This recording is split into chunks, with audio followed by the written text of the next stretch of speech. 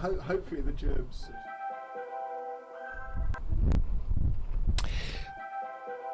Most welcome to join us here at the Uptonsteel camp. To start today, Nikesh Ragani from BBC Radio Sport and all sorts of other places as well. Matt Coles, I beg his pardon, from BBC Radio Kent will be with us shortly, and we'll also be hearing from time to time from young Ollie Smith, who's helping us out on commentary over the next, well, hopefully 3 days.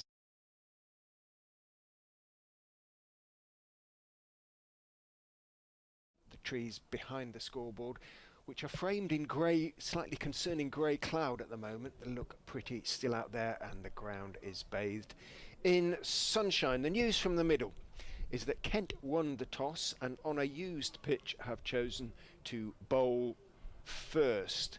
They are playing 5 teenagers, which is always good to see, including a young man called Corey Flintoff, who's making his first class debut, and yes, he is the second son, I believe, of a former England all-rounder. He's 19.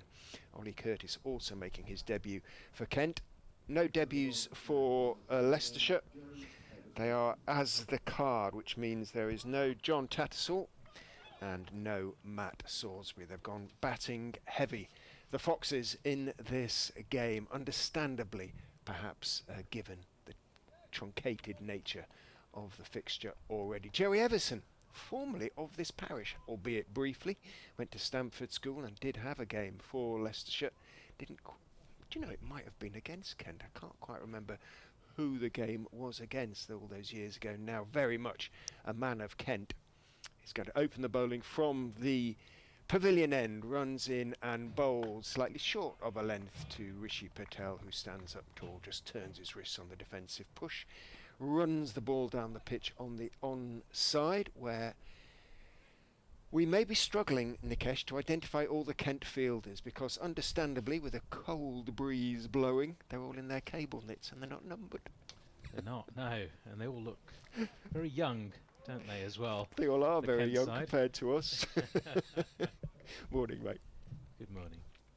Everson, 33 on his back, turns, bowls, a little bit of an outswinger, Patel is leaning forward, blocking it out towards backward point. We can identify Jerry, well, A, because we know him of old, and B, because he's taken his sweater off and he's got number 33 on his back. He's got 3 slips, all clapping their hands encouragingly.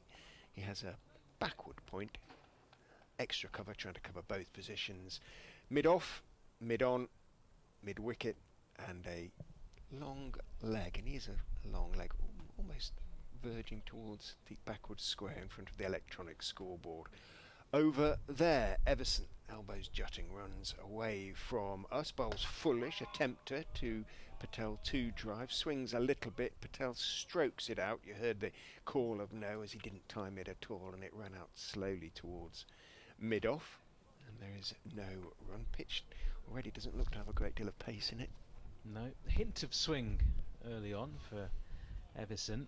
I mean, I'm glad we've got cricket here today, but I would have been interested to see, had the covers been taken off yesterday, might have been some spectacle. Everson is in, bowls, and off the mark is Patel with a thickish, controlled outside edge. He will say he was in complete control, but it was nicely bowled by Everson. Again, that little bit of shape that Nikesh was talking about to Patel, but he did play it well. He was able to sort of adjust and wait and guide as much as edge it down through the vacant gully to the 3rd man boundary for 4. Yeah, I think he'll say he was in control of that. I mean, just back to yesterday, obviously strong winds. It wouldn't have been ideal for the players to be playing in those conditions, but might have been interesting for us from up here in the commentary box to see how the bowlers would have managed to try and control the ball, and would have seen exaggerated swing, of course. Well, seeing that little bit of swing, Kent have now posted a gully as Everson is in, bowls a little bit short and worked away off the back foot carefully by Patel. Backward point falls across to his left and does get a hand to it, slows the ball down sufficiently for the aforementioned gully to run back and field and keep Patel 2-1. It seemed to take an age to arrive there really for Patel. It doesn't look as though there is much pace in the pitch at all as yet. Needs a little bit of exposure. It was exposed for much of yesterday, wasn't it? But to the wind, Yeah, so the to strip speak. was, but Yeah. it was just the rest of the square, wasn't it? And the bowlers' run-ups which were covered up. And there was a bit of sun around, but there is a fair amount of grass looking down on the pitch from here. In goes Everson and bowls to Budinger. That one doesn't really get up. Swings back into the left-hander a little bit, and he defends it off the back foot again with that little turn of the wrist, pushing the ball out to mid-on. So there looked to be a little bit of swing, but not much else there for Jerry Everson in that first over, following which Leicestershire are 5 without loss. And I love the electronic scoreboard here at bottom right-hand corner. Leicestershire lead by 5 runs. They always put that up in the first innings. So a good solid start, I think, for Rishi Patel in that over. He faced the majority of it. He looked quite good last time out. He's had a really mixed season, Rishi, and has struggled at times, but he batted quite nicely towards the end of the last game at home against Gloucestershire last week, and just showing signs perhaps of a return to form. Famous last words. Right, it's going to be Michael Cohen then from the Bennett end to get us underway. We're bowling to Rishi Patel, 3 slips in place.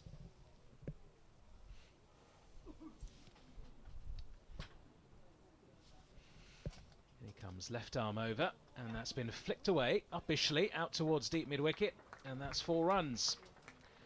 Just straying in line there. Cohen into the pads of Patel, who, although he played it aerially, was in control of that and hit it pretty sweetly away for 4. Second boundary for Patel. Leicestershire 9 without loss. The umpire just borrowing Sol Budinger's bat to tap the stumps in a little bit more at the non-striker's end. Redo the bails. I wonder if they've got the heavy bails on. The breeze not quite as pronounced as it was yesterday, but still a little bit blustery out there. Cohen in once more, corrects his line, it's edged and it's past the 3rd slip and away for 4 more. There's a much better delivery there from Cohen. Patel tempted to have a poke at it, and he gets away with 1. 13 without loss. Yeah, if that edge in the Everson over was control, that was certainly less so, wasn't it? It was something of a poke from Rishi Patel, but perhaps his luck's changed as well as his form, and he's gotten away with 1. Profited, in fact. Very short boundaries here either side as well, which would suggest Leicestershire may want to get on with it, get the full batting bonus points if possible. Long way to go, of course. In comes Cohen, and that's another beauty past the outside edge. A little bit of away movement from the right-hander. Perhaps just going across with the angle, but Patel unsure and gets away with another one. So after a loose-ish first delivery into the pads of Patel, Cohen's come back well here. Last couple of deliveries, an edge and a play and a miss.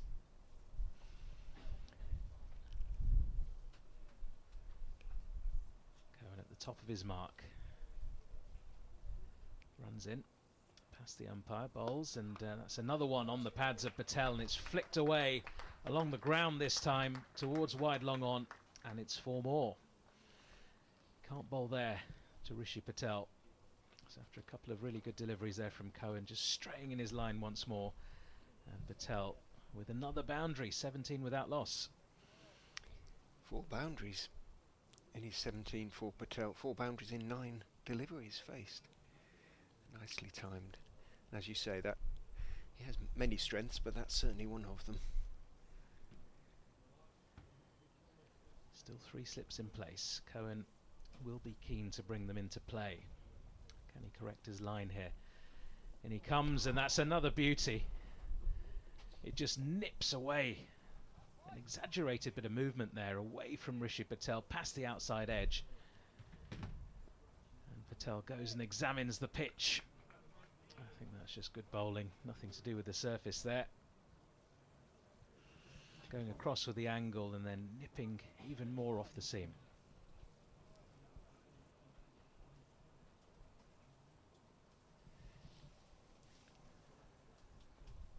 Maybe a little bit wider than Patel will be comfortable playing at usually. Next ball is straighter and defended into the onside by Patel. So end of the over. Another successful one for Leicestershire. A couple of boundaries off it. 3 boundaries in fact. 17 without loss. Patel has all 17 from just 11 balls. Budinger none from 1 at the moment. I think Richard, I've not been on for long. Don't take it personally. Nikesh is going to have a little break, just so Matt can say good morning to all the listeners down in the Garden of England, all the Kent supporters, the exiles out of Kent and all around as well. In the meantime, Jerry Everson will obviously continue from the pavilion end. In he comes and bowls the in-swinger to Budinger, who leans forward, turns it out to mid-wicket. There is a mid-wicket, of course. Very smart, the Kent players in their cable knits and dark blue Kent caps. The exception of 1 or 2 of the more experienced Kent players. There aren't many in this side. 5 teenagers, as Matt will tell us about. But the skipper's cap is nicely faded. In goes Everson and bowls a little bit short down the leg side, just sort of gestured at slightly dangerously by Budinger. It's taken by Finch, falling away to his right behind the stumps. And he didn't get the edge. Budinger wanders forward and pats very suspiciously, prods very suspiciously at the pitch. Patel joins him at that particular spot.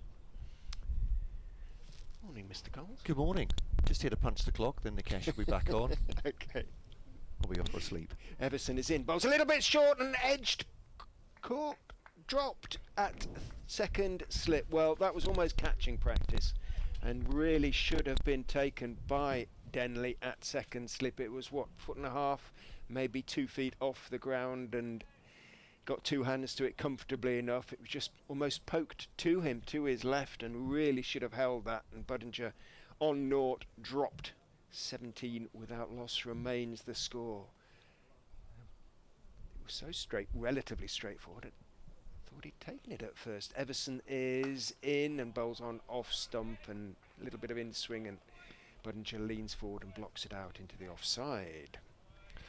Yeah, as you say, going to Jaden Denley's left, but it's a good height, isn't it? He's got both hands to it, and he looks very disappointed as well. He's a sharp fielder, normally, what we see in Jaden Denley. He made his debut a couple of years ago, precocious age of 17, but yeah, he'll know he should have taken that one. And Joey Everson, not exactly steam coming out of the ears, will be frustrated.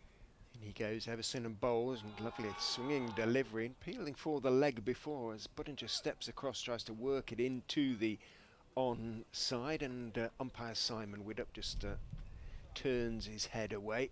The other umpire is Hassan Adnan. He's standing at square leg for the first half of the game. Mr. Widdop, former Yorkshire cricketer, standing at the pavilion end. Everson will be rightly disappointed. In he goes and bowls, and Budinger flashes outside off stump, went down on one. It was quite an elegant flash, but he missed it by quite a long way, reaching outside. That is the way he plays, and he's struggling a little bit at the moment. 0 off 7, 17 without loss, so a maiden over, and it should have been a wicket maiden. Yeah, absolutely. Drop at second slip. Ben Dawkins at first for Kent. And the previous game, actually, the 2 debutants were at third and fourth slip against Lancashire, so we have no way of backing this up or knowing, to be honest, unless there's somebody with an extraordinary statistical database somewhere, if that's the youngest slip cordon ever in county cricket, but it must be close. 19 and a half, the eldest of the 4. Corey Flintoff is added to the 2 slips now. 3 teenagers. As Cohen bowls, it's another great delivery from Michael Cohen. He's working a bit of pace and some movement off the pitch as well. The left arm quick. Made his debut in Championship cricket for Kent in the previous game against Lancashire. The former Derbyshire man missed the whole of last season and a good deal of this season as well with a stress fracture of the back. So has waited a long time to make his Kent debut and had to wait further still for his first wicket for Kent as well. But yeah, Yeah, bowling from the Bennett end here. Comes left arm over the wicket to Rishi Patel, who leaves that one outside the off stump through the wicket. Looks like there's some movement. There's a bit of movement off the pitch and something in the air, certainly for Joey Everson, who does swing the ball. But I think it's fair to say the bad balls have been punished by Rishi Patel as well, and a couple of edges adding to the 17 that he's got so far out of 17 for none. 424 runs in the championship this season at 30, 1 century, 350s for Rishi Patel. As Cohen now bowls to him, reaching forward. It's a big shout for LBW from Cohen. He was more or less alone in that. I think Harry Finch might have joined in a bit later, but he liked the delivery. He certainly beat the batter as he was trying to work that through mid-wicket, I think, again. Slightly full delivery. Pitched outside leg. That may have been why it got stifled so early, I guess, but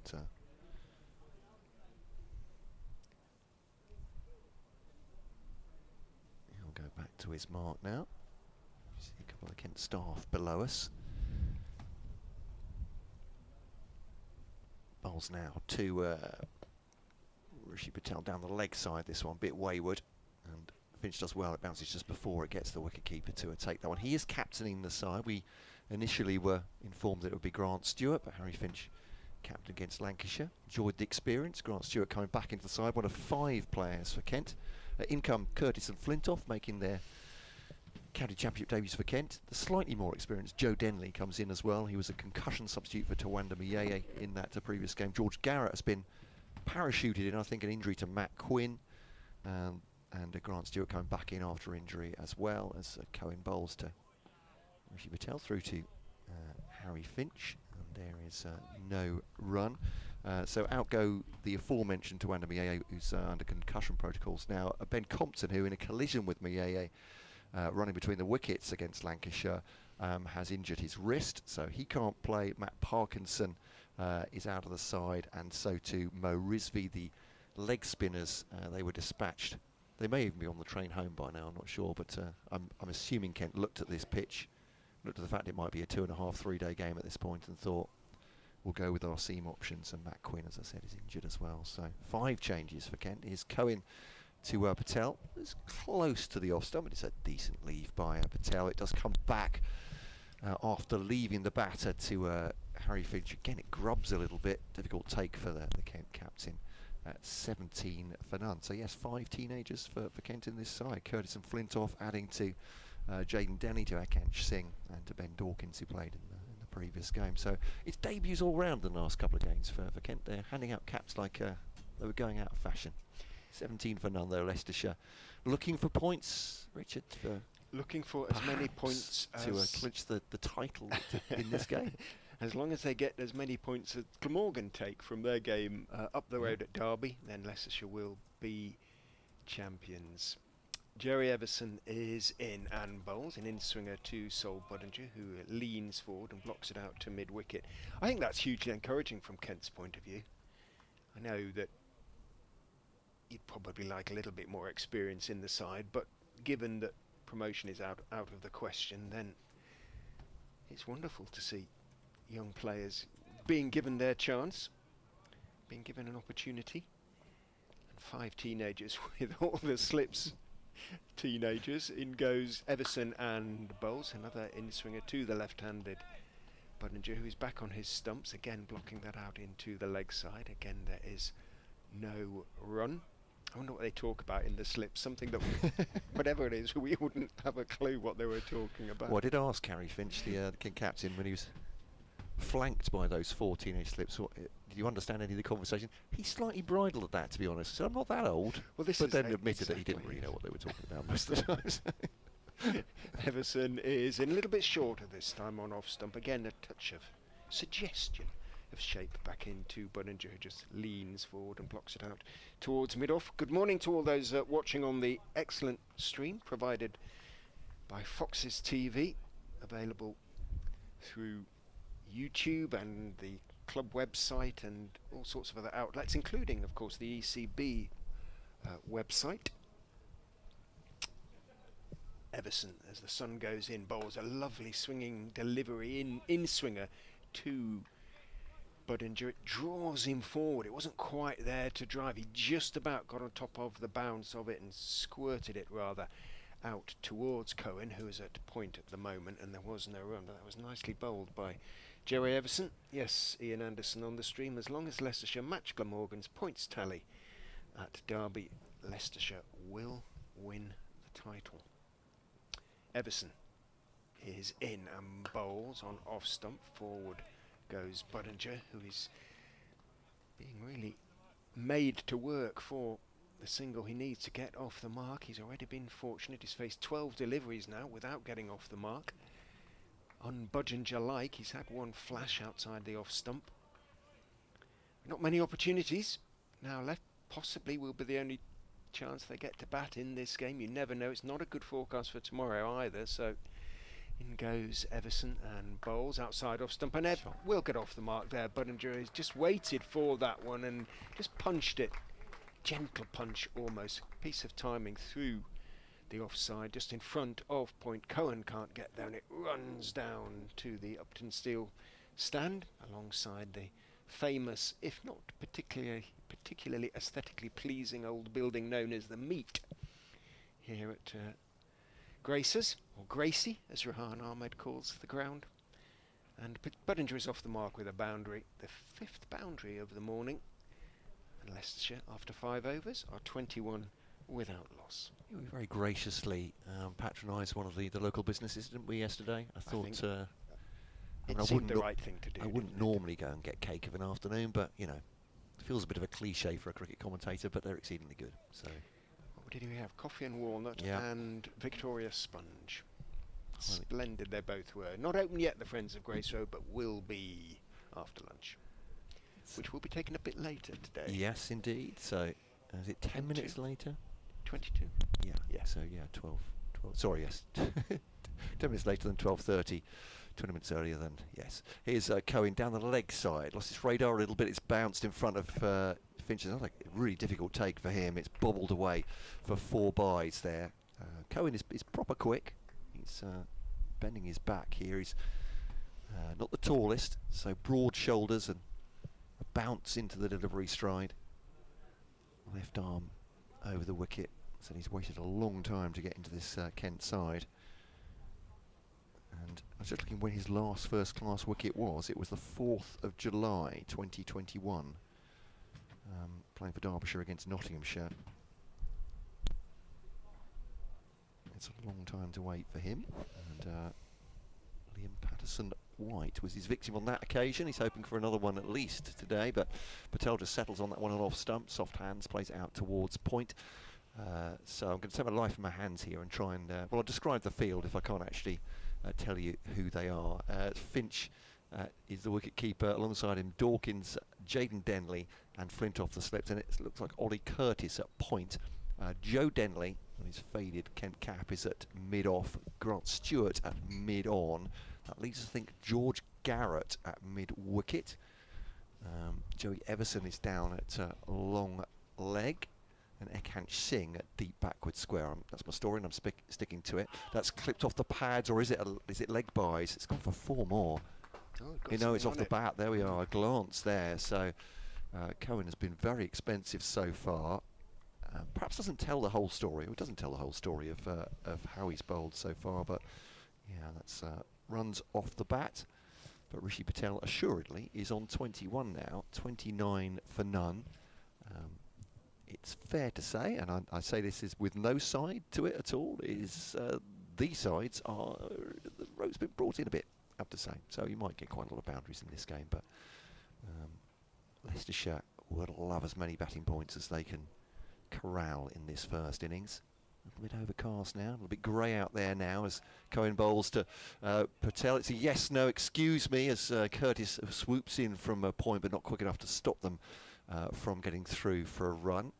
Rishi Patel not entirely sure he wanted to run there, but Saul Budinger was backing up spiritedly, and they've taken a single. 30 for none they are in the 6th over of the piece so far. Kent winning the toss and electing to bowl first. Yes, when we arrived yesterday morning, the ropes were actually in even further than they are now. It was extraordinary sight, really, and there were one or two, shall we say, eyebrows raised among the Kent players. They have been taken out a little bit, but it is a much smaller outfield than would normally be the case here at the Uptonsteel County Ground, Grace Road. Might be another reason why Kent decided to have no frontline spinner in their attack. That's Cohen now. Bowls to Budinger. Pushing forward. It's guided to extra cover. Grant Stewart picks that one up. Leicestershire not playing a frontline spinner because they do not have a frontline spinner, essentially. I mean, they may not have played that person anyway, but with respect to Rishi Patel, whose off-spin is of the occasional, really, variety. And to Louis Kimber, likewise, they don't really have somebody you could definitely call a frontline spinner. Next season they most definitely will. At least for 3-4 months, I think, is it? Cohen to Budinger on the up there. He's driven that through the covers. It's a lovely shot. A little bit of width from Cohen as well. And perhaps just dropping a fraction short. I think that's a bit unfair probably, but yeah, certainly the width given there. Budinger's on it like a flash. And that's driven it through the covers. 34 for none. Patel has 22. Budinger on to 8 now. And, Cohen's 3 overs so far have cost him 21, and a couple of by and leg by boundaries too so far. 7 boundaries, I think that is now, isn't it? 5 Yeah. for Patel, and Budinger has 2 heavy grey cloud. It's a little bit sort of broken up. There's some lighter, whiter stuff, and the odd little flash of blue here and there, but it's rather sombre morning here in the East Midlands. Everson, unlucky not to have a wicket to his name already, is in to Patel, who's walking forward, clipping it off his legs, or did he? It's gone down to the boundary. Yes, he did. Harry Finch couldn't get across to his left in time, and Patel continues to proceed almost completely in boundaries. He's moved on to 26 now. That's his 6th boundary, and Leicestershire on to 38 without loss. I'm tempted to say we're just outside the power play now at this rate of scoring, but 38 for none. Going a bit. But yeah, the other opportunity, being glass half full about Kent's injury situation, is Joey Everson getting to open the bowling, which he did against Lancashire, and which I think is a great move, particularly in these conditions, because he does swing the ball around. Should suit him. In he goes, bowls, a fuller delivery to Patel. It's drifting towards his legs. Patel clips it away, but controls it out towards mid-on, where, is it Mr. Denley? Or is that Mr. Stewart? It's Stewart. It's Grant Stewart, sorry, yeah. looking as he turns his head to me. They must feel like the 2 oldest men around at the moment, bless them, especially Joe. And he picked up, actually, I mean, he picked up in a fairly stately fashion there, didn't he? And went through the gestures of throwing the ball at the stumps, but Patel had comfortably made his ground by the time the ball passed it. He moves on to 27, 39 without loss. There will be occasional updates. Matt will disappear from time to time, and I'll do them for BBC Radio Leicester. In goes Everson, and down the wicket goes Budinger. Throws his bat at it, gets a thick inside edge. Could have gone absolutely anywhere. Head in the air. It ran down towards deep backward square. Long leg came into field, but that was airy in the extreme. Yeah, it really was. You say he's given the charge to Everson there, and yeah. I mean, it would be very unlucky to drag on from that point of view, but as you say, not exactly where he intended, I don't think. He moves on to 9. Has been lucky to do. Everson is into Patel. That's a little bit short, a little bit wide. Patel steps forward, but then leaves his bat raised. The gully is still in, so the 3 slips and a gully. He's not a teenager, I don't think. No, I think that is Ollie Curtis, actually. I think it is. Oh, it is? It's the So 4. Yeah, this is the quartet I was talking Have we got about. all 4 yeah. teenagers? That's extraordinary. Anybody listening that's over a certain age at this point, I'd imagine he's feeling even older as we talk about this. But yeah, youthful quartet. Indeed. In goes Everson and bowls just outside off stump, looking for the outswing to Rishi Patel, who played it back down, more or less at his feet, back down the pitch on the offside, and then rehearsed the punch away through the offside. I think he was anticipating a little bit more swing than there actually was. Adjusted, played it solidly enough. 27 off 25 to him. Everson, solidly built young man, is in and bowls a nice straight delivery, and Patel, having blocked it on the front foot with a slightly bent front knee, then with his right knee almost sinks to the ground. Holds the pose in rather impressive style. Matt's going to pop next door now to update the listeners down in Kent as to the progress of their side, having won the toss, Kent, and chosen to bowl first. They would have hoped for a breakthrough perhaps by now, and indeed should have had one. Sol Budinger on naught was, you have to say, badly dropped by Jayden Denley at second slip off the bowling of Jerry Everson. 2 hands to his left. Wasn't travelling particularly quickly, just one of those that he wasn't able to hang on to. Mikey Cohen is going to resume. Here comes an update for BBC Radio Leicester, or shortly anyway. In goes Cohen and bowls to Budinger onto his leg, helped around the corner, down to long leg, and one is taken. Budinger into double figures onto 10 off 17, 41 without loss, 7.1 overs now. Midnight Train to Georgia comes into our earphones.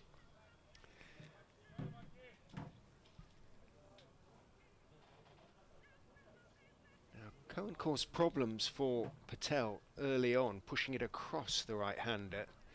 Wasn't entirely sure, didn't look entirely sure where his off stump was as Cohen is in, bowls to him. It's on the legs though, and he flicks it away off his legs down towards deep backward square, stroke wide long leg. A good sort of scrambling stop down there by deep backward square means that Patel has to settle for a couple. Very nearly picked up his 8th boundary of the innings. 7 fours to him already. 29 off 27. 43 without loss.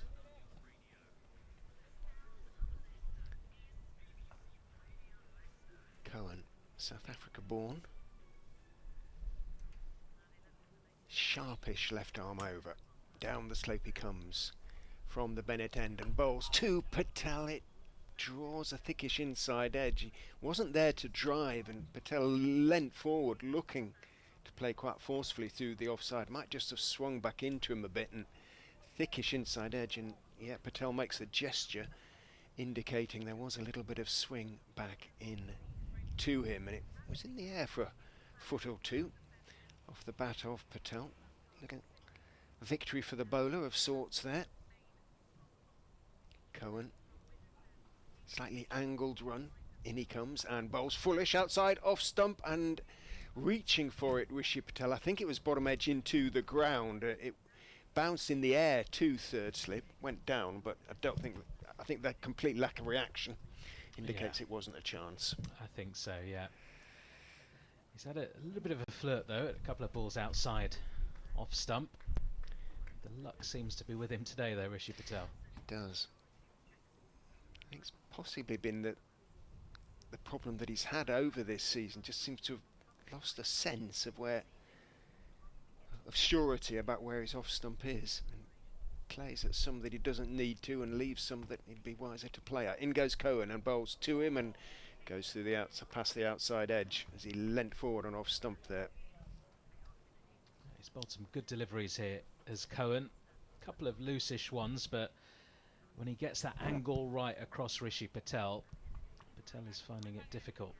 A few plays and misses, couple of edges. If you look at the scorecard though, Richard, if you're just following online and you see 43 without loss, 7.5 overs, you think Leicestershire are off to an absolute flyer, but it's not quite been the case here. There's been some good bowling from Kent as well as some loose deliveries in there too. It has. That's the line for Cohen. To Patel. Turns.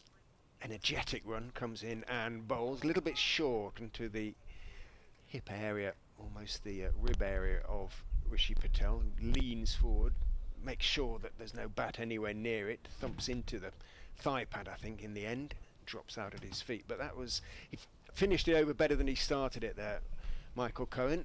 4 overs, none for 24. Mixed bag from him, but enough to encourage him, you would have thought. 43 without loss off 8. We're going to get this update in between the overs, hopefully. Everson has a chat to Denley. Not much is said. Here comes the update.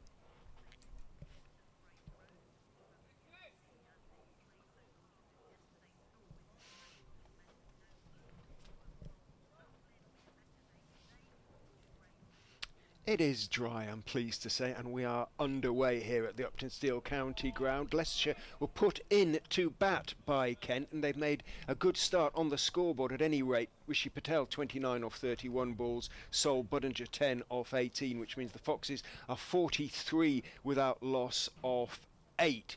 The overall picture is that the Foxes need to take as many points from this game as Glamorgan, who are in second in the table, take from their match up the road at Derby. If they do that, they will be crowned champions at the end of the game. And they've made a good start. They're 43 without loss.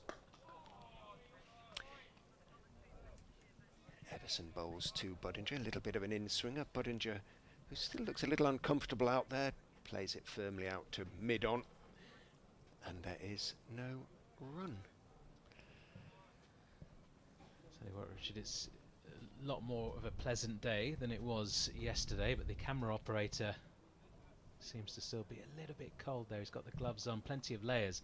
He's actually wearing a ski mask today as well. I've seen him in goes Everson and bowls another in-swinger, and Budinger is, I think, advancing almost outside his crease and then playing the forward defensive, because, as I say, not too much pace in the pitch for Everson. A little bit of swing, but negated by Budinger. Yes, I've seen him wrapped up in all sorts, but it just be standing still. It is a coolish breeze. We're lucky in here. We can, although we've got windows open, we can put heaters on and what have you, and we're out of the wind. Everson is in a little bit short, and that's there to hit away, and Budinger obliges in some style. Swing of the bat. Nothing too violent, but times it beautifully over mid-wicket for 6.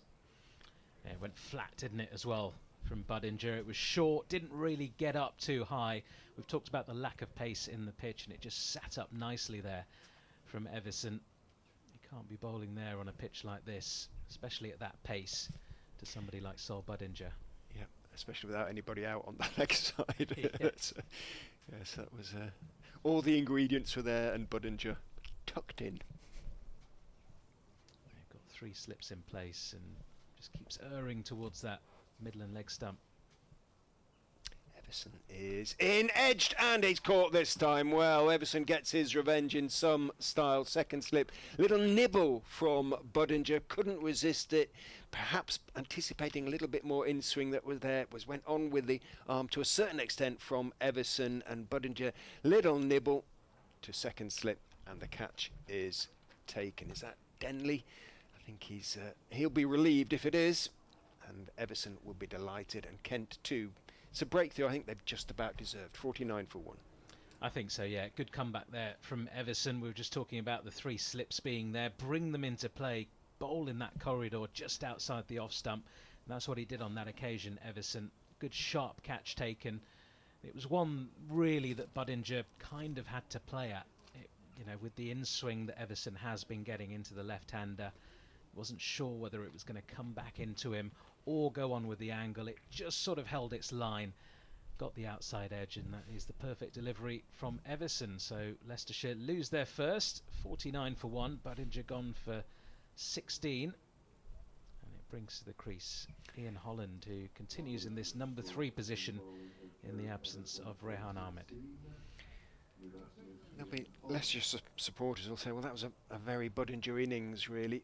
1 or 2 glorious shots when you think this guy could take on the world, and a certain degree of uncertainty as well, and 1 or 2 shots that really shouldn't have played. As you say, that was a decent delivery from Everson. Budinger wasn't trying to do anything outlandish to it, wasn't trying to cream it away through the offside or anything. You might look at the replay and think I possibly could have left it, but with Everson swinging it in, or trying to swing it in to the left-hander from over the wicket. Probably will feel he had to play. Nurdled it straight to second slip.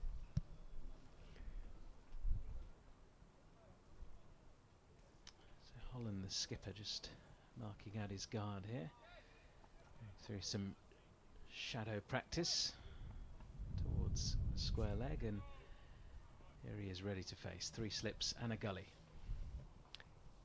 Everson is in, squares up Holland a little bit, who does like to play off the back foot, ended up pushing it out into the offside a little uncertainly. End of Everson's over, a successful one for Jerry Everson. 5 overs now, 1 for 21 for him. Leicestershire 49 for 1 off 9. There you go, you got a view of the ski goggles there, Richard, on the camera operator. It's a serious bit of kit, that. I imagine the wind up there brings tears to the old eyes if he hasn't got Probably does. I think got a lot the of eyes us needed them protected. yesterday, didn't we? Just walking around the ground. Yes. It was very blustery indeed. So Leicestershire 49 for 1 then. Very good start. And well, we joked about it, didn't we, Richard? I was with you from days 1 to 3 last week about, you know, Leicestershire still not quite over the line, and it's still got that feeling about it, hasn't it? Because they've been top of the Division 2 table all season. If they don't now win the title, I mean, it's still a successful season, of course it is, but there'll be that hint of disappointment in not being able to secure top spot. Definitely. So there's still plenty to play for here for Leicestershire. Should say, it wasn't Jaden Denley, it was Corey Flintoff. He's made his first impact on first-class cricket. George Garrett, change of bowling from the Bennett end into Rishi Patel. Short of a length delivery, just defended by Patel into the offside. No run. Garrett right arm over.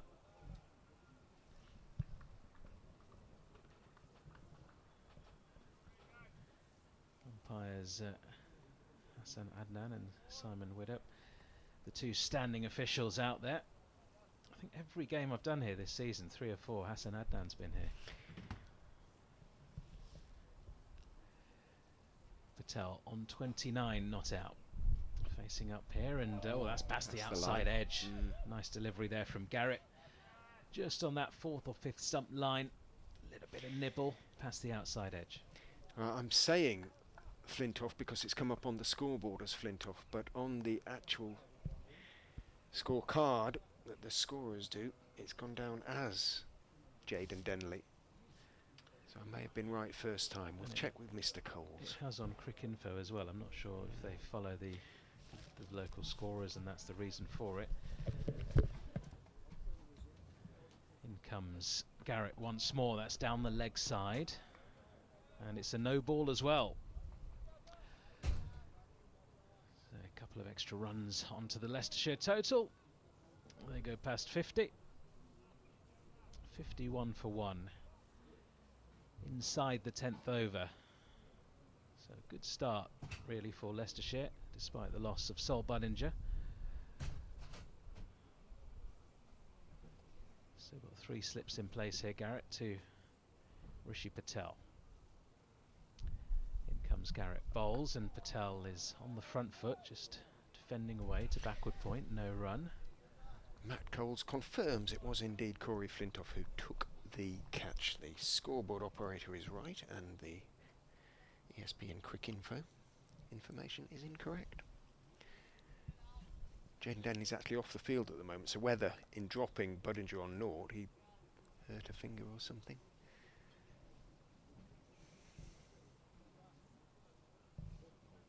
Well, it's quite exciting when you see a Flintoff on a scorecard, isn't it? In comes Garrett once more. That's a low full toss, and that's been well played by Rishi Patel. Controlled on drive, just with a flick of the wrists to get it straighter than that mid-on fielder, and away for 4. It's one of those where as a batter your eyes light up. You can sometimes be caught off guard trying to swing across the line, but Patel was in full control of that lovely shot. Yes, many a village cricket wicket have I taken with full toss. You want them high-ish. You know, just sort of just so they get underneath them. Just under waist height. Yeah, exactly that. Straight up into the air it usually goes.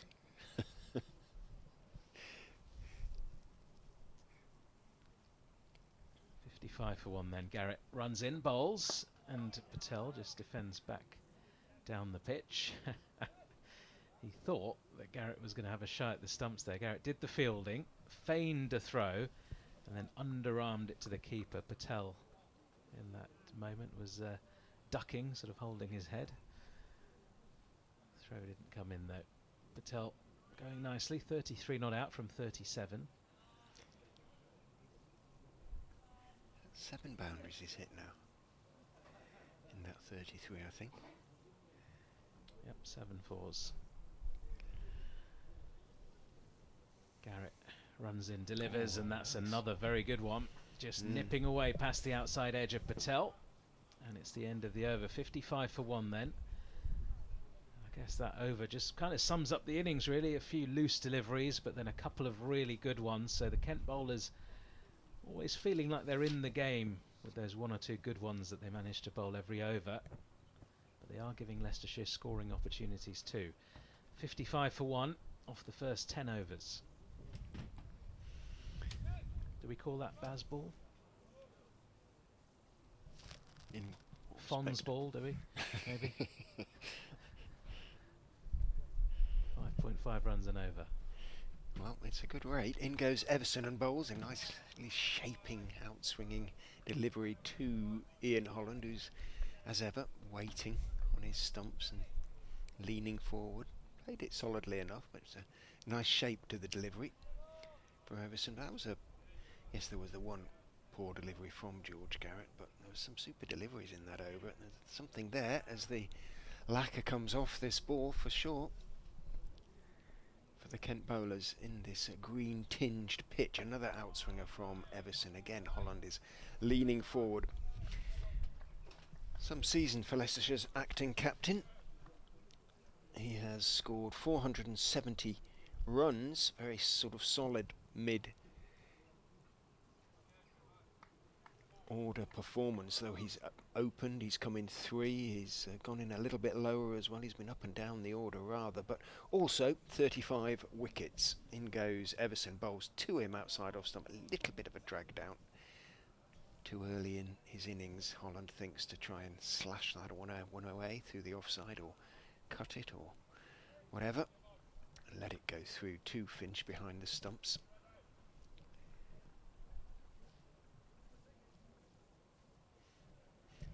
Quick Info has now changed their scorecard as well. Definitely was Corey Flintoff who took the catch. In goes Everson, bowls down the leg side, and well, just drifted onto leg stump again. The shape was starting to come back towards middle, but it was just a little bit too leg side. Just got the direction a fraction wrong, and Holland gratefully clipped it on its way down to fine leg.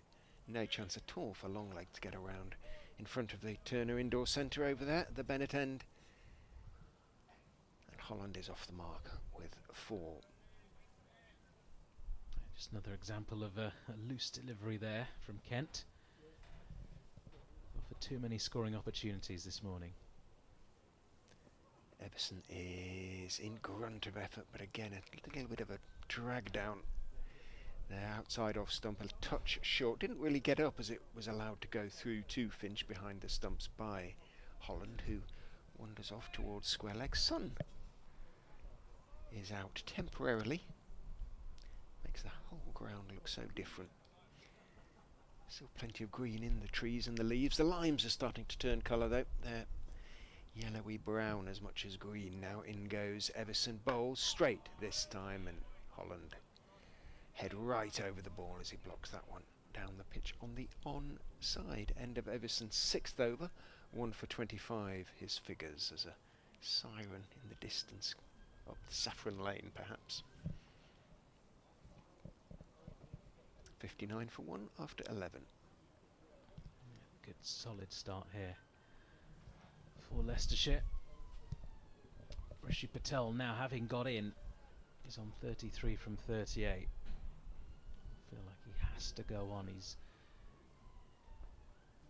as you say, had a mixed season this year. He's had a bit of luck today and he needs to cash in, make the most of this. He's going to be facing up here to George Garrett again. I think there's just some sawdust going to be placed down on the landing footmarks.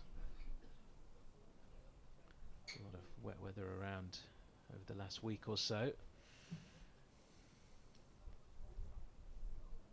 we go, the sawdust has been placed down and Garrett is ready to go.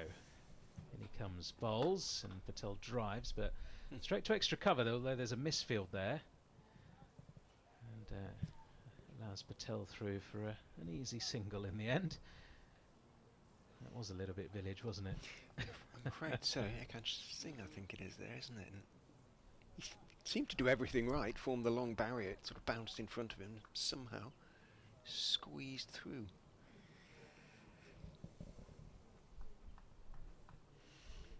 The long barrier, there's that little gap, isn't there, in between the two legs. Looked like it just went through there. Maybe a bit of awkward bounce.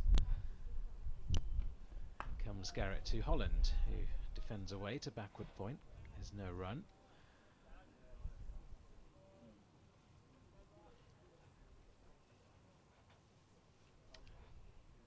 It's a very good recruitment by Leicestershire towards the back end of the season. And it's got to be said, actually, Richard, over the last 3 years, really, the odd player coming in, and you know there were big players who, of course, left, the likes of Ackerman and Parkinson, of course, leaving for Durham, and big holes to fill. But they've really managed to do that over the last couple of seasons, Leicestershire, and that's why they find themselves top of the table as Holland defends the next ball back down the track. Claude Henderson, of course, Director of Cricket here now. Alfonso Thomas, James Taylor, part of the coaching staff. Claude Henderson still looks the same, Richard, as when he coached me at Ratcliffe College a long time ago, when he was still playing, still a first-class cricketer. Played for South Africa after that. He's not changed a single bit. In comes Garrett over the wicket. Bowls very full. It's driven by Holland, just wide of mid-off, and they sneak through for a quick single. Throw comes in at the non-striker's end, but I think even had it hit, Holland would have been safely home just. Got his heart beating a bit faster though. Yeah, to overrun the crease quite a long way. Had to get the afterburners on. Joe Denley having the throw from mid-off.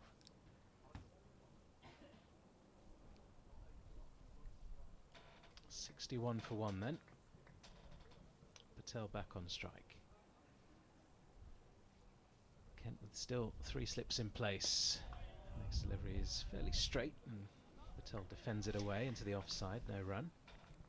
I'd agree with you. I mean, Keshav Maharaj looks to be a really exciting signing if Leicestershire can get some turn into the pitches here, which may not be that easy for the first couple of months of the season, but I'm sure they'll work hard on that. Ben Green is obviously proven himself. He's going to be coming full-time as from next year. He's been essentially full-time this year until these last 3 games. Garrett into Patel. Another hard length delivery, which is defended away towards backward point. End of the over, 61 for one. Maharaj can bat as well. He's proven that at international level, and certainly at this level you'd expect him to score some valuable runs down the order too. Although Leicestershire not short of an all-rounder or two. No. His recruitment does presumably mean that Logan van Beek won't be coming back next season. He's had a super year really for the Foxes, Logan. So it'll be a change in emphasis, if you like. John Tattersall's been brought in from Yorkshire. That's an interesting signing. 1 or 2 heads sort of scratched about that one in particular. Change of bowling. Everson is coming off after 6 overs, 1 for 25. Grant Stewart is going to have a bowl from the pavilion end. 3 slips now. Doesn't have a gully as he is in. A little bit short, but it does swing, and I think Holland brought the bat back inside the line from the back foot there because it was short of a good length. But there was a pronounced swing there for Grant Stewart. Went through to Finch behind the stumps. Good start there from Stewart. Just tempting Holland to play at that one. In he goes and bowls. That's a nice length, nicer length, just a fraction fuller perhaps. Holland leant forward, and pretty sure he did play at that one as it swung past his outside edge at a lively-ish pace. He's not got a long run up here, but No, but it's decent pace. Absolutely. There's something there for these sort of medium fast seamers, definitely. And he goes and bowls, neatly turned, well, not actually too neatly turned off his legs by Holland. I thought he was just going to help that one down towards fine leg. It probably got a little bit more of an inside edge on it than he wanted to, and it looped rather out towards backward square long leg, comes into field, and Holland takes one. But just to sort of play devil's advocate a little bit, yes, there'll be concern among Kent supporters about the extent of the obviously the injury crisis, but they've been able to play 5 teenagers in this game, and that's promising. In goes Stewart and bowls. That is leg stump, and that is turned away by Rishi Patel in some style to square leg for yet another boundary for Patel, his 8th. He's faced 42 deliveries and he's on 38 runs, and members and supporters always do like to see young players being given their opportunity, and are Leicestershire doing enough of that?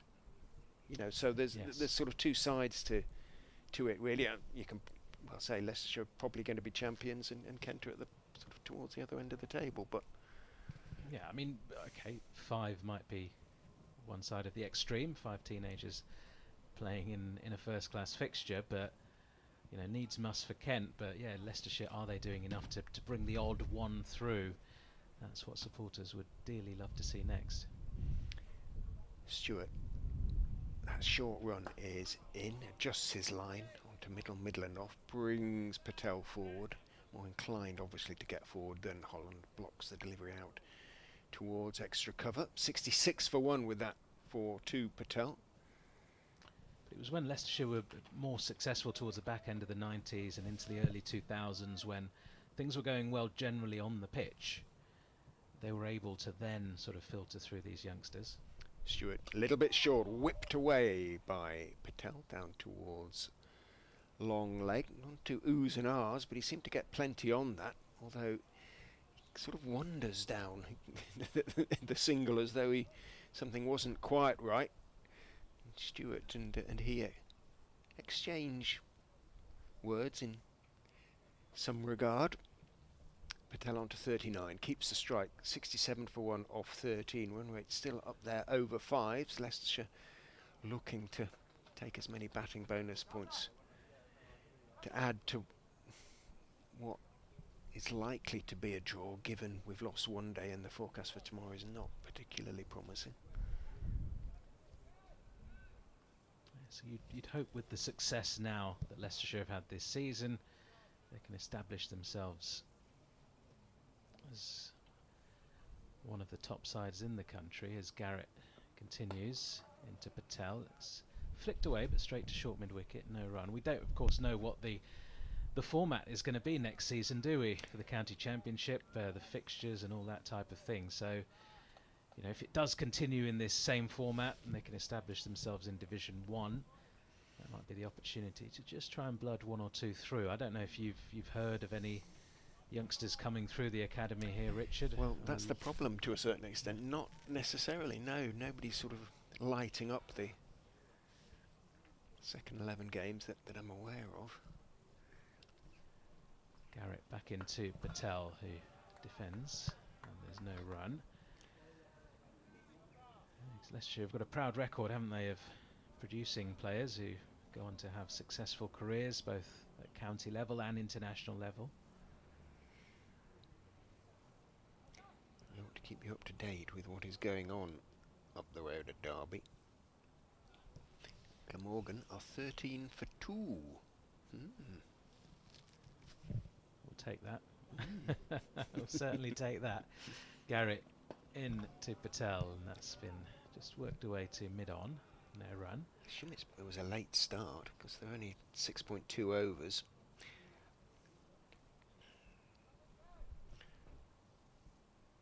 It's a tribe who's scored a lot of runs of late. for 7.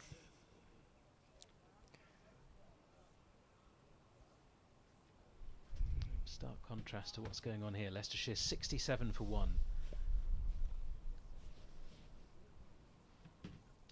Garrett in, and that's been punched off the back foot by Patel to backward point. There's no run. And it's a no ball. Another one. He's bowled a couple now as George Garrett.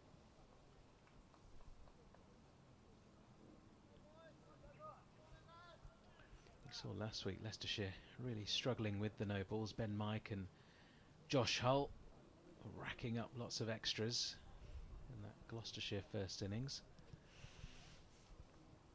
Garrett tries once more, and it's full on the pads, but only worked away as far as mid-on by Patel. He's played a couple of nice flicks so far this morning. That previous one off the bowling of Stewart had a bit of Rehan Ahmed flair about it, didn't it? It did. 5 centuries for Rehan this season. You take Shan Masood out of the... He's top of both the batting and the bowling averages is Rehan. It's been a super season for the young man. Garrett bowls, and Patel is forward in defence. Looking more solid with every delivery he faces out there. 39 from 50. The old commentator's curse. Oh, we don't believe in that, do we, Richard? I don't know, to be honest. Logically and in every other way, of course it doesn't exist, but it just sometimes feels like it does. Ian Holland at the other end, 6 from 13. Garrett bowls, and Patel flicks the next ball off his hip. Quick single taken to square leg, and it's pretty comfortable in the end. So, end of the over. Patel retains the strike. Leicestershire 70 for 1 off the first 14 overs. Partnership building nicely as well, 21 runs. Elsewhere in the second division, they haven't started at Old Trafford. They haven't been able to start. Lancashire against Middlesex, so match yet to get underway there. Underway at Bristol, Gloucestershire, Northamptonshire. Northants 35 without loss. Leicestershire finish their season there next week. And Glamorgan, as I say, now 15 for 2 as it gets this darker.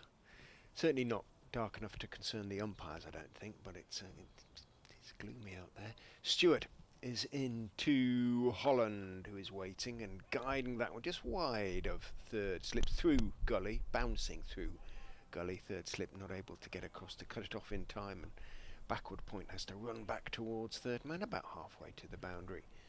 And Holland picks up a single, moves on to 71 for 1.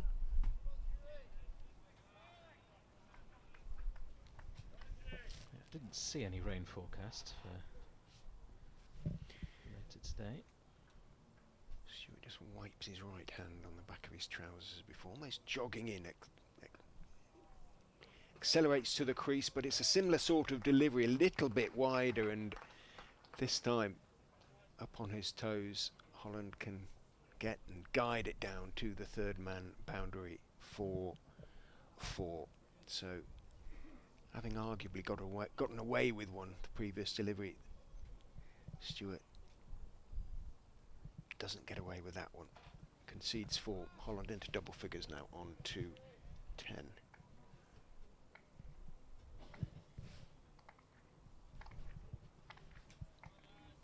$75 for 1. The teenagers behind the stumps in the slips give Stewart a good round of encouraging applause as he bowls much fuller and straighter to Holland, who defends a touch late, but probably it's just the way he plays. He does play from the crease, and probably quite often the bowler, certainly early on in the innings, will feel that they'd almost snuck one through, but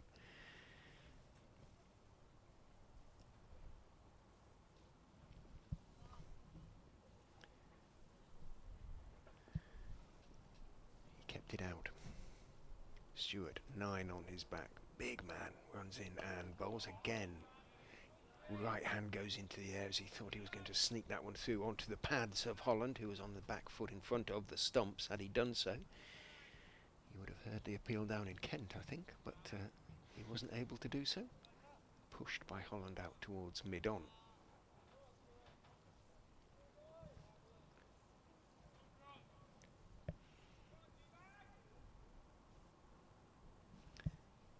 Stewart in again, back foot.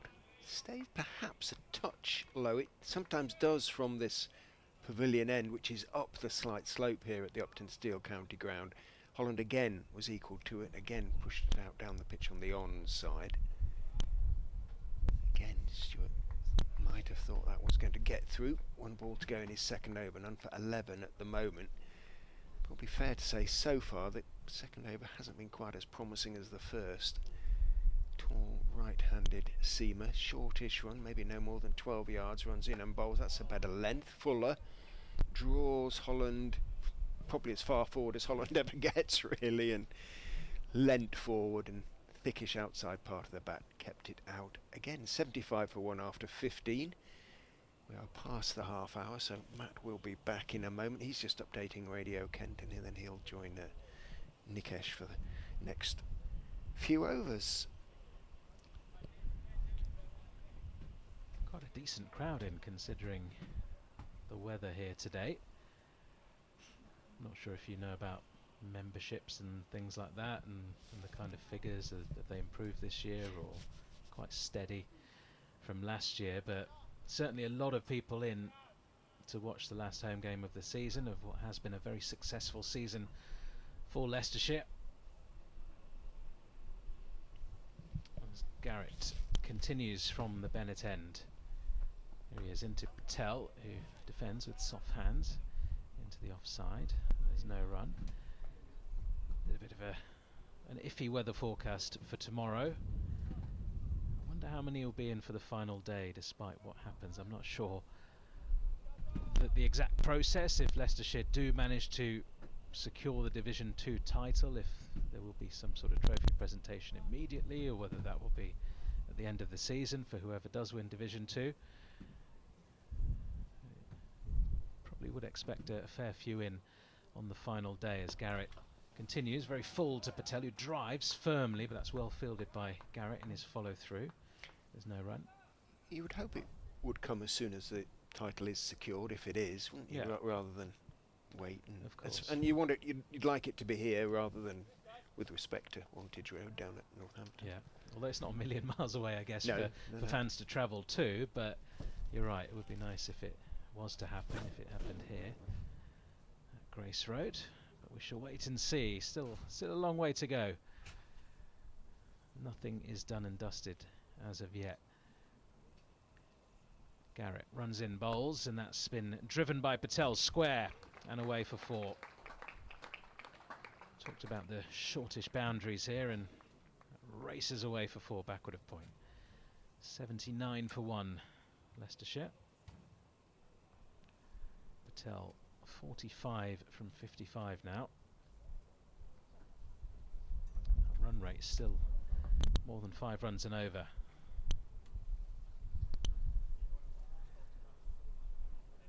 Ian Holland just going down and having a few words with Patel after that shot. An extended conversation. In comes Garrett once more, and that's a better length. Just holding back his length a touch, but it's another no ball. 3 of them for George Garrett so far, as Matt joins me once again on commentary. Hello.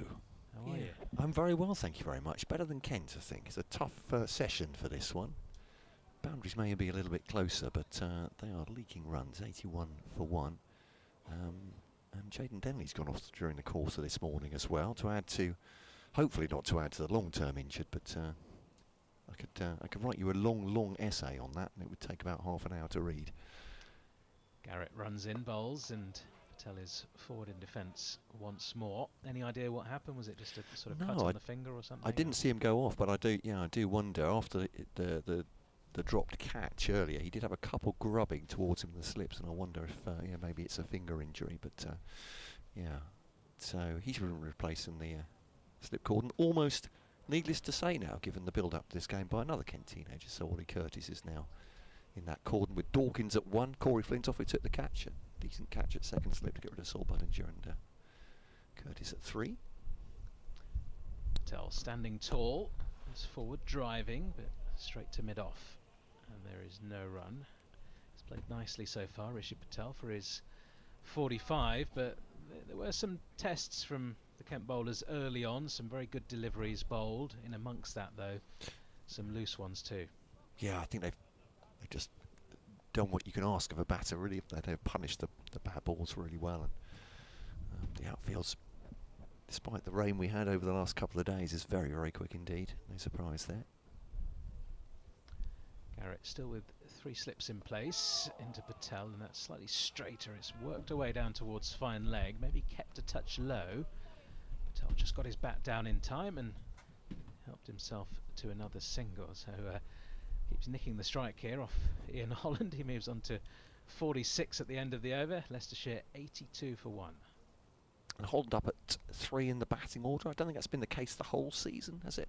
No, Rehan Ahmed has been at number 3 and very successful at number 3. Last couple of matches, though, Ian Holland has stepped up.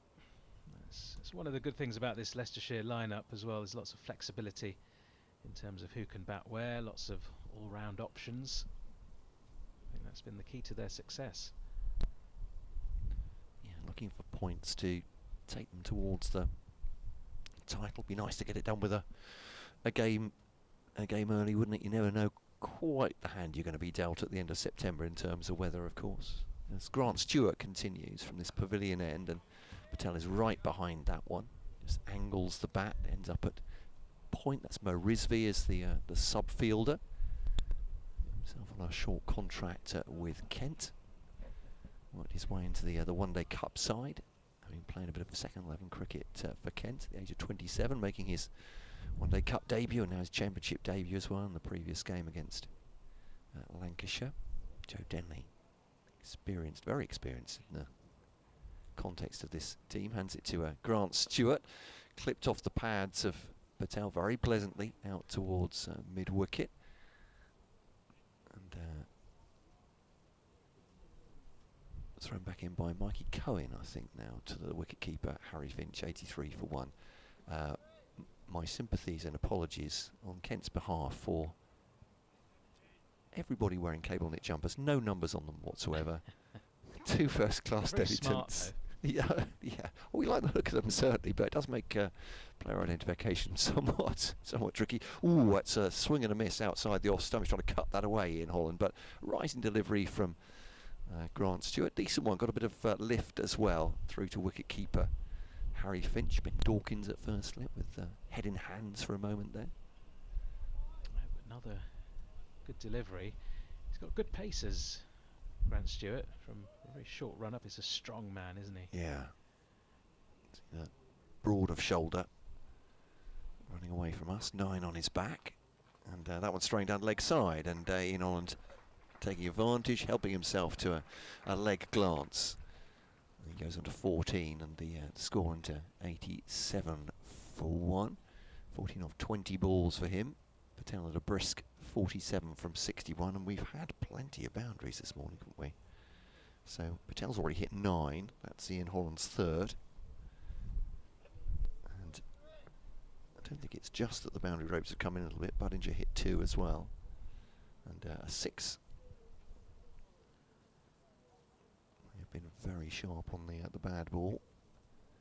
Dealt with it well. Some breaking through the clouds. It's mostly overcast, or has been mostly overcast this morning. Someone moving behind the bowler's arm.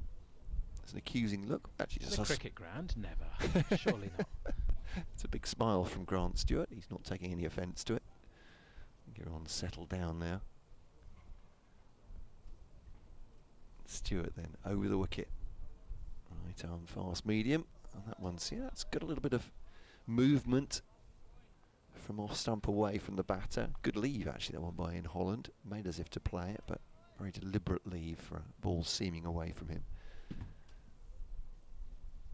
Last time I looked, Glamorgan were 2 down, I think, against Derbyshire early in that game, which is good news for Leicestershire fans, I guess. Yeah, 13 for 2 last time we checked. That's it. Stewart bowls to Holland.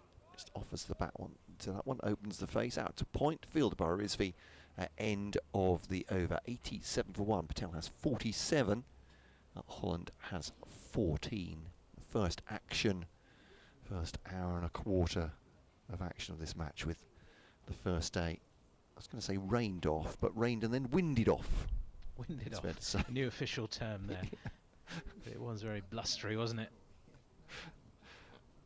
50 miles an hour gusts of wind, so the cover's unable to come off. There was a bit of rain around, wasn't there, as well, now and again, but it was the wind that meant that no play was possible at all. So Glamorgan 29 for 2 now in the 11th over at Derby. Other scores to bring you: Northants 50 for 2, batting first against Gloucestershire. At Bristol, no play still possible between Middlesex and Lancashire. Somerset 35 for 2 against Hampshire, but match delayed due to rain. Let's see another change. Yeah, it's bowling Mikey Cohen from the coming Bennett back end. on. Yeah, Cohen back on. And Patel leaving that first ball through to the keeper. Elsewhere in Division 1, Nottinghamshire against Surrey. That big match down at the Oval, of course. Potential title decider. Surrey in their innings, their first innings, in reply to Notts' 231, are 103 for 2, trailing by 128 runs. Surrey, of course, very difficult to beat at the Oval. Not many sides have done it over the last few years. Patel faces up to Cohen once more, and that's a lovely straight drive. Glorious shot for 4. Just slightly over pitching there was Cohen, and that's a great way to bring up half century for Rishi Patel. 51 from 62. We talked about his struggles, I guess, this season, the inconsistency that he has shown. He had a little bit of luck earlier on, and he seems to be cashing in now. 51 from 63. Yeah, lovely shot. Kent having trouble putting these Leicestershire batters under any kind of pressure. Maybe just over pitching a little bit, Cohen, but it's such a lovely shot from Patel. 4 more to him. His 10th boundary. Cohen in once more, and that's a better delivery, just moving away from Patel, who I think just played inside the line of the ball there. He'll tell you he left that one well alone. Still a little bit in there in that pitch for the bowlers. Just a hint of movement off the seam, it looked like, from Cohen. Yeah, so 40 out of Patel's 51 runs coming in boundaries today.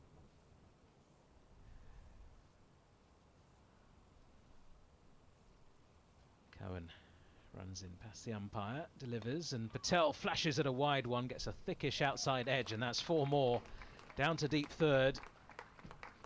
He's been fortunate on a couple of occasions, and I think we can say that was a little bit fortunate too. Just had a wild slash at it.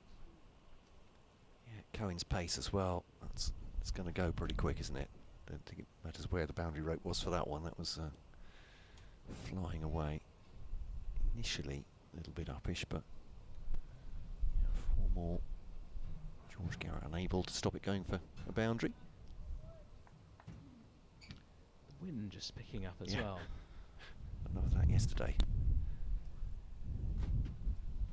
Cohen in. Oh, that's a short delivery, edged, and it's away down to the boundary for 4 more. That one climbed off a length, didn't it?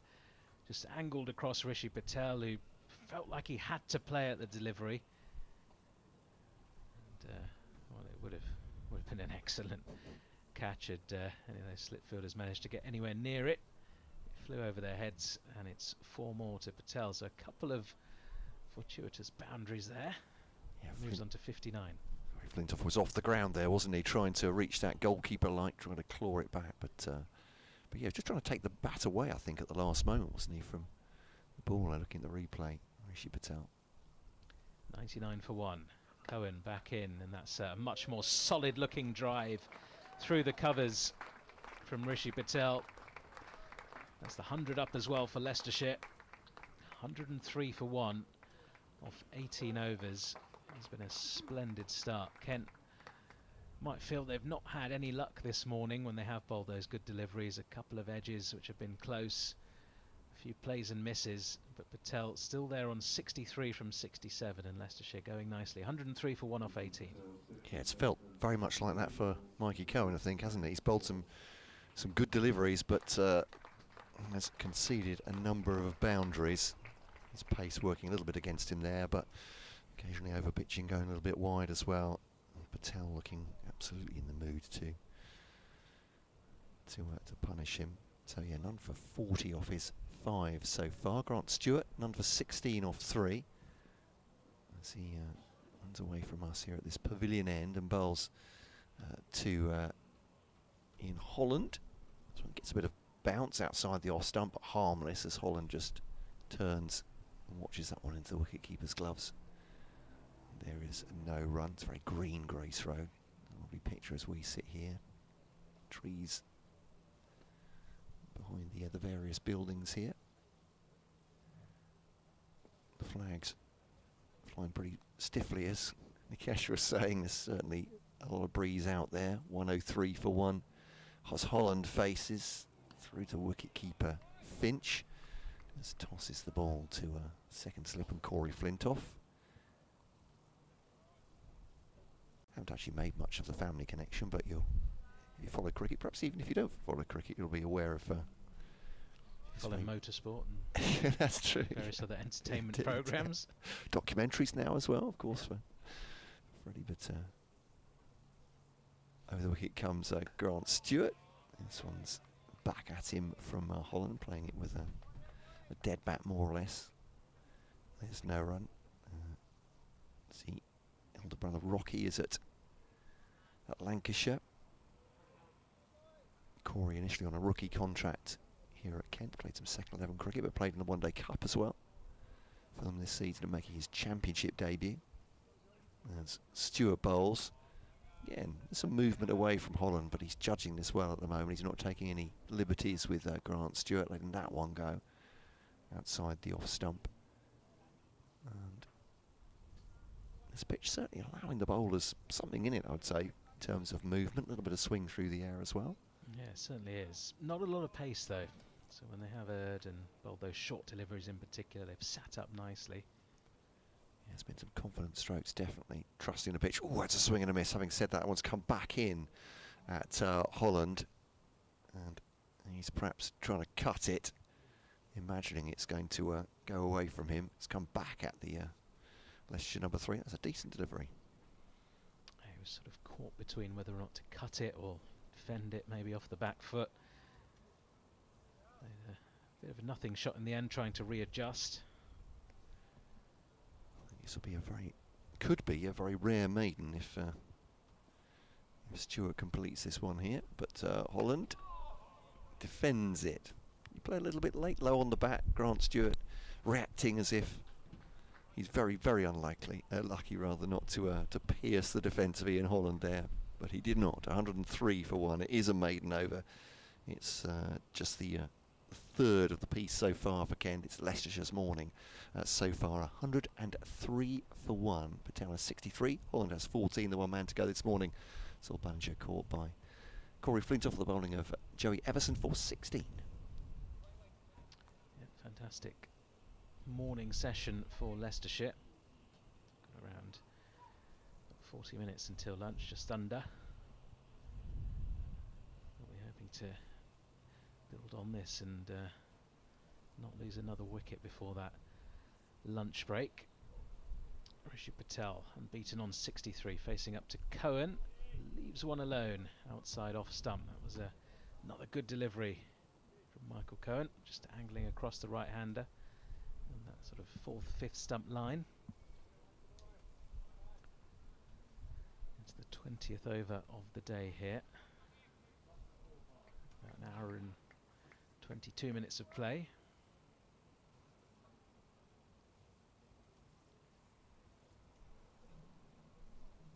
Over 8, pretty good here from Kent. Cohen runs in. bowls, and Patel again leaves one alone. That ball dies before it reaches the hands of Finch behind the stumps. Gets it on the half volley. Just another sign of the lack of pace in this pitch. That might prove to be a little bit of a problem on days 3 and 4, should we have much play tomorrow given the forecast.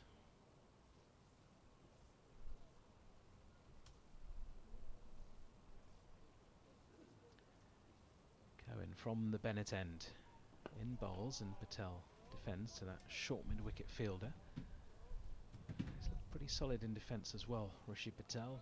He's had a few flashy shots which have flown off the edge of the bat, some really nice strokes in and amongst those as well. 63 from 70. In Holland at the other end, just playing second fiddle, 14 from 28. That run rate still 5.3 runs and over as things stand.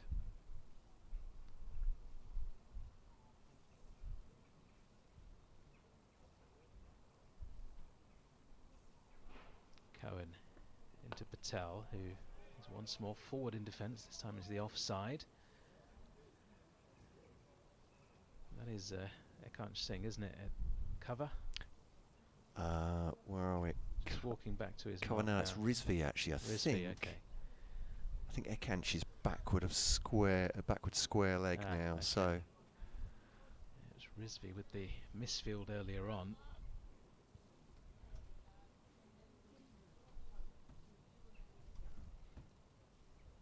It's like the good old days, isn't it? Without shirt numbers. yeah, it is. Yeah. It's a real test.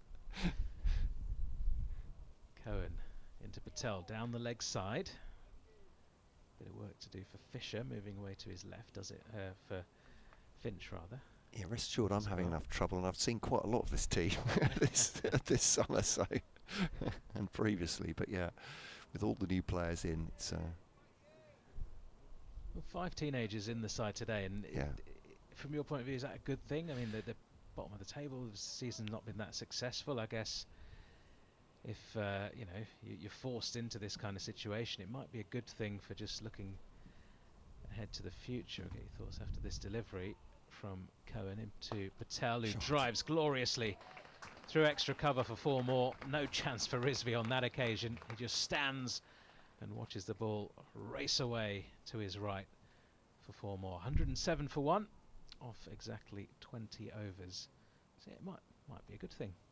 Yeah, I mean, Kent would undoubtedly, with all due respect to the 11 they got out here, be more competitive with the with the full 11 they had. But yeah, it does give opportunities, and Ben Dawkins, Ekant Singh, Jayden Denley, all England under 19 internationals. So this can do no harm at all for their development.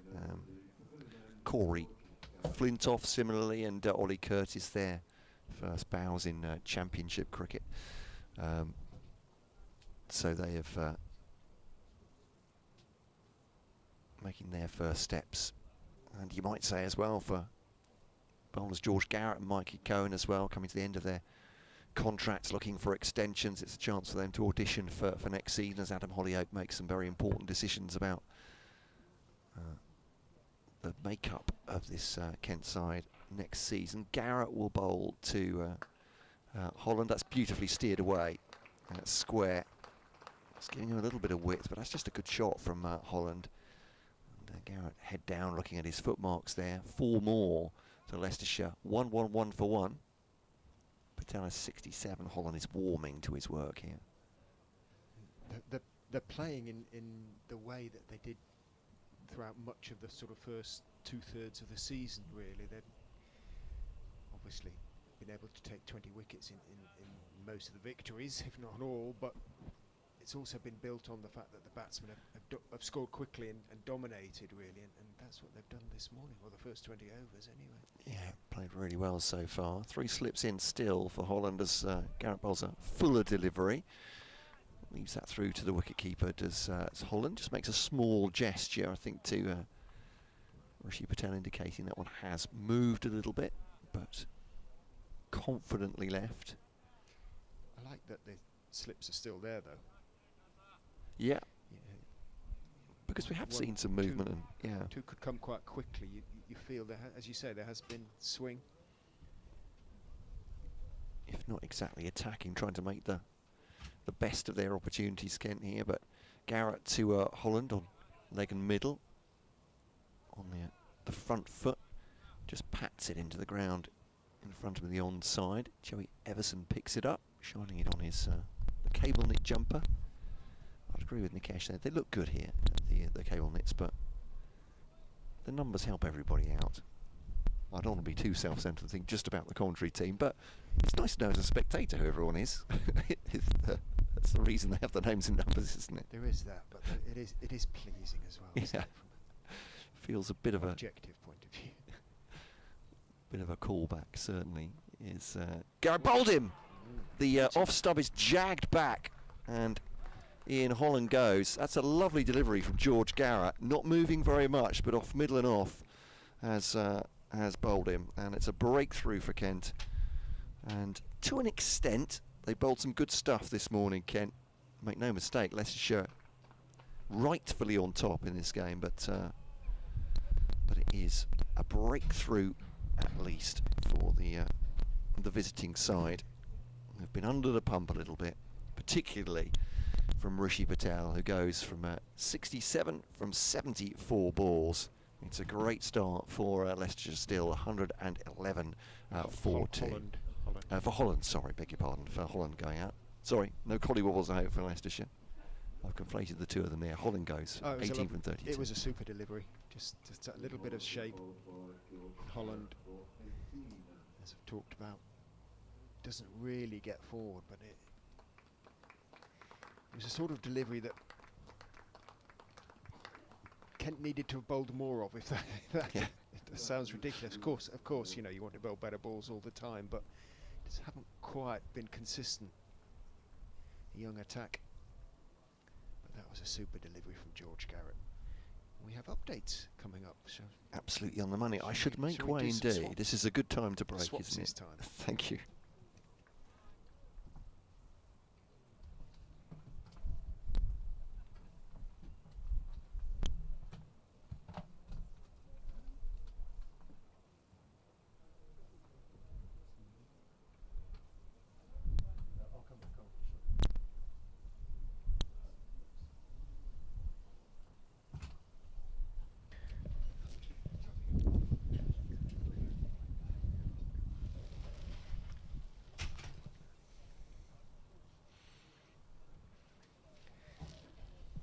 Remember, lunch slightly delayed today because we're playing, or hopefully playing, an extra 8 overs, so 104 overs if conditions permit. So we think lunch will be at 22 or possibly 1:45. We'll see. Anyway, a little bit later than originally planned. Matt Parkinson, with a big grin on his face, leaves the field with the drinks. And George Garrett comes in to Lewis Hill. Bowls outside off stump, a little bit too wide.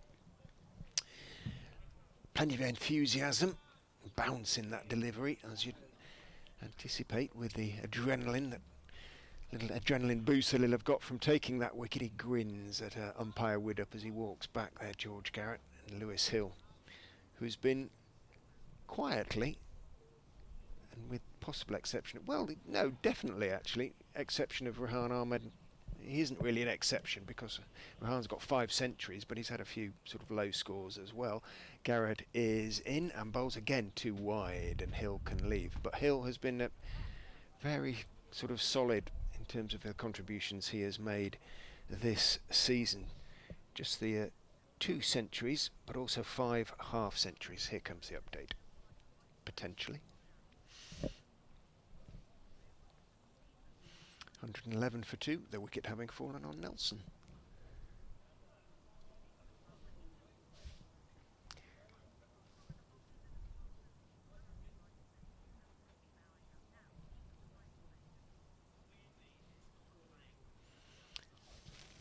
Getting a little bit of Chris Wright in our earphones at the moment. Chris Wright having announced his retirement at the end of the season, aged 40. Mikey Cohen is going to continue from the Bennett end,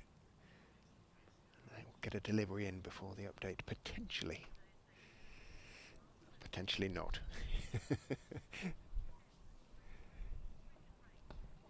111 but for 2 now. The acting captain Ian Holland has just been bowled by George Garrett for 18 hard-working runs, but that is not a bad score. The runs have come quite quickly for the Foxes. 5.3 is the run rate at the moment, and the man mainly responsible is Rishi Patel. He's on 69 off 74 balls, and he hit 10 boundaries in going to 50 off 60. 3 important runs for the Foxes, as I say. They do need to match what Glamorgan get in terms of the points returned from this game. Glamorgan playing up the road at Derby at the moment, and they are struggling a little bit. So at the moment, things looking good for Leicestershire. They're 113 for 2. And having just praised Rishi Patel there, he rather reached for a wide-ish delivery from Cohen, looking perhaps to nurdle it down to third man, and could easily have edged that to Harry Finch behind the stumps. Fortunate perhaps not to do so. 113 for 2. Cohen, longish run, walks into it, comes in from the Bennett end, over the wicket and bowls to Patel, swings back but pitched outside leg stump. Cohen turned in plaintive really appeal to umpire Hassan Adnan. Umpire Adnan already walking away, ready to signal the leg by, and does so signal it, having bounced out into the offside. Harry Finch sort of joined in the appeal, but with the air of a man who knew that it was always likely, if not certain, to be answered in the negative. And alongside me for the first time today, and first time obviously in the game, is Oliver Shook-Smith, joining us for this game. Well wrapped up. He's been sitting outside very bravely. Hope you found somewhere cosy. Still getting himself sorted out. Here we go. Morning. Afternoon now. Afternoon, yeah. Cohen, that angled run, energetic, into the crease, bowls to Hill, who's walking down into the defensive press, pushing it out towards straightish mid-off. And again, there is no run. What's the feeling down among the in the bleachers?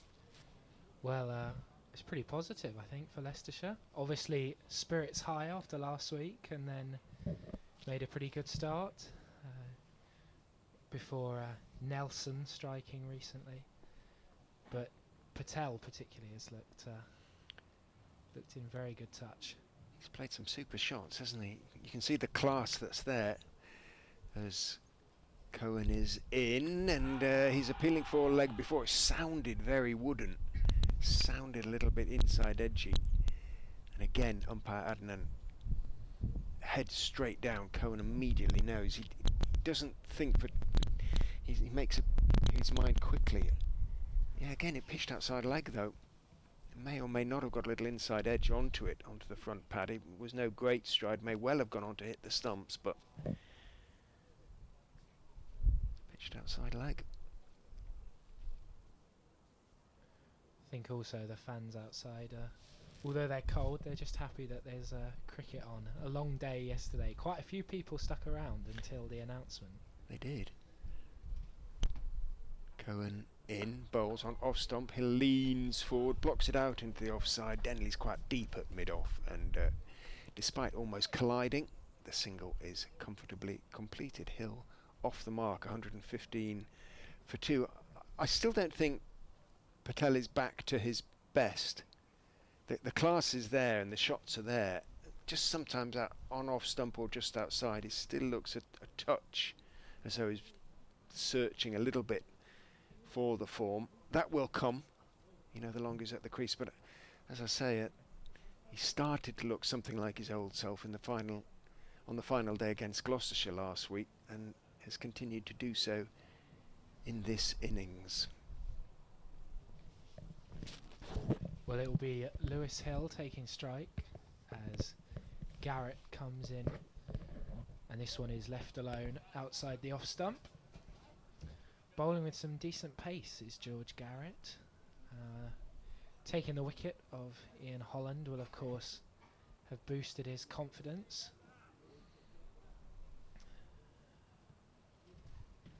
Still quite a stiff breeze today, nothing compared to the conditions yesterday, but it's by no means warm outside, which is making it quite difficult to identify a lot of the Kent players in their long sleeve jumpers. But Garrett bounding in as draws Hill forward, slightly off the splice of the bat, outfielded just behind point.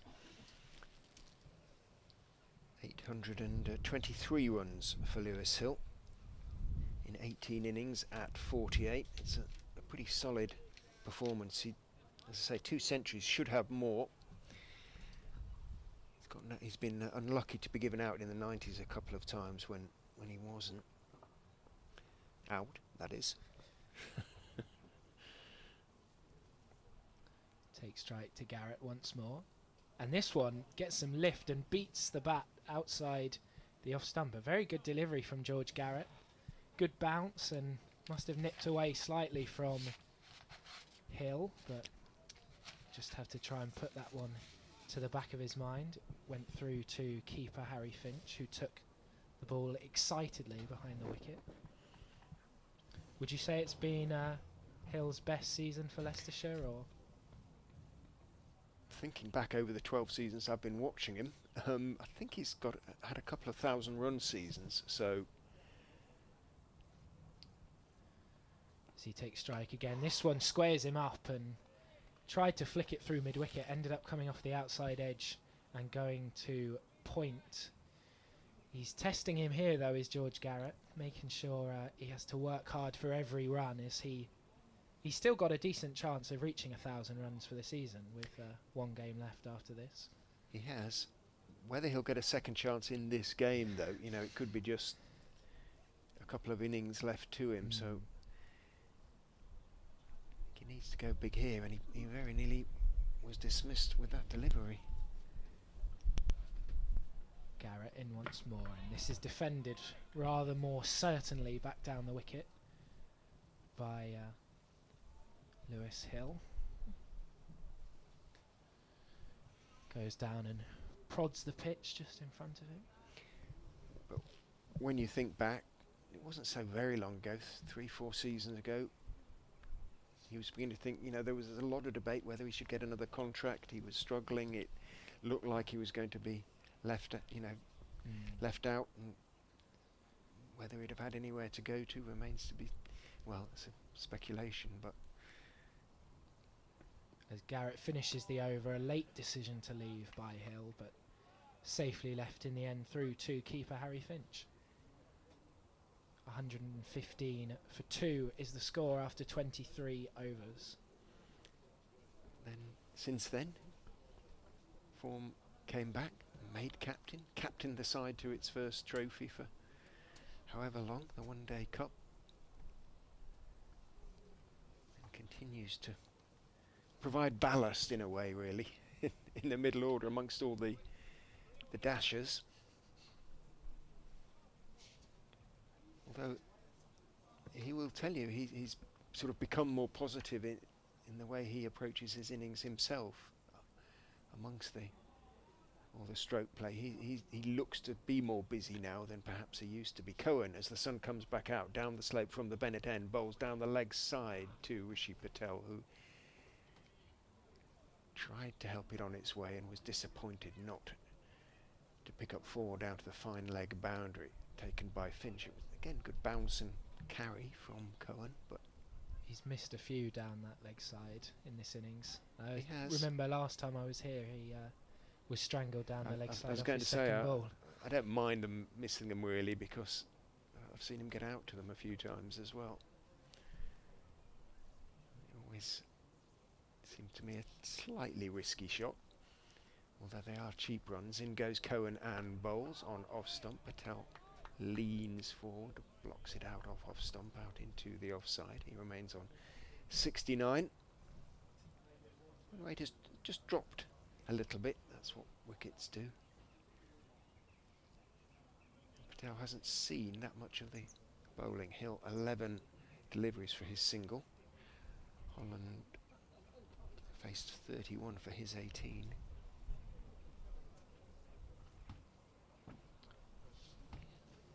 "14 boundaries Patel has hit in that 69.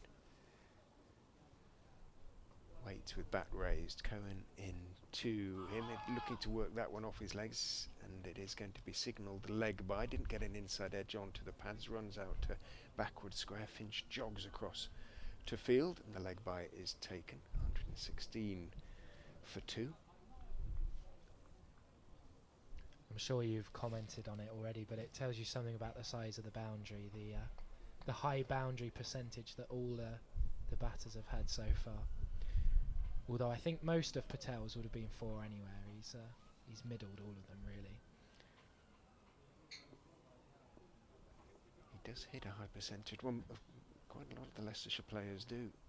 So they have been positive for the most part with the bat this season. Cohen is in to Hill outside off stump. Little sort of jump across from Lewis Hill as he watches that one carefully through into the gloves of Finch. Lets it go through.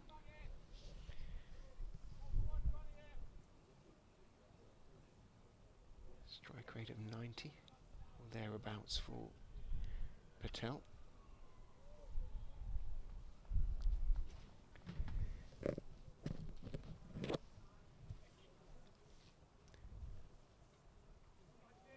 Cohen just playing his second game, championship game of the season that is, sends his square leg out to deep backward square.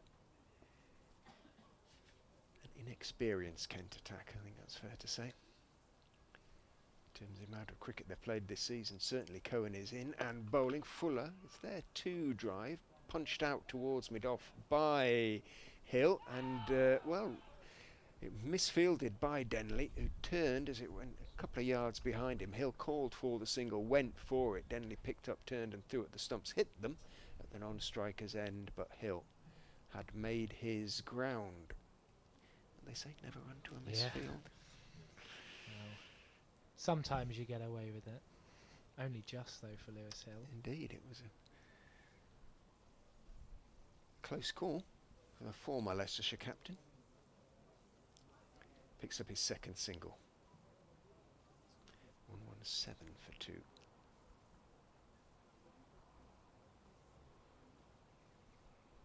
Cohen, quite a long walk before he gets into his run-up.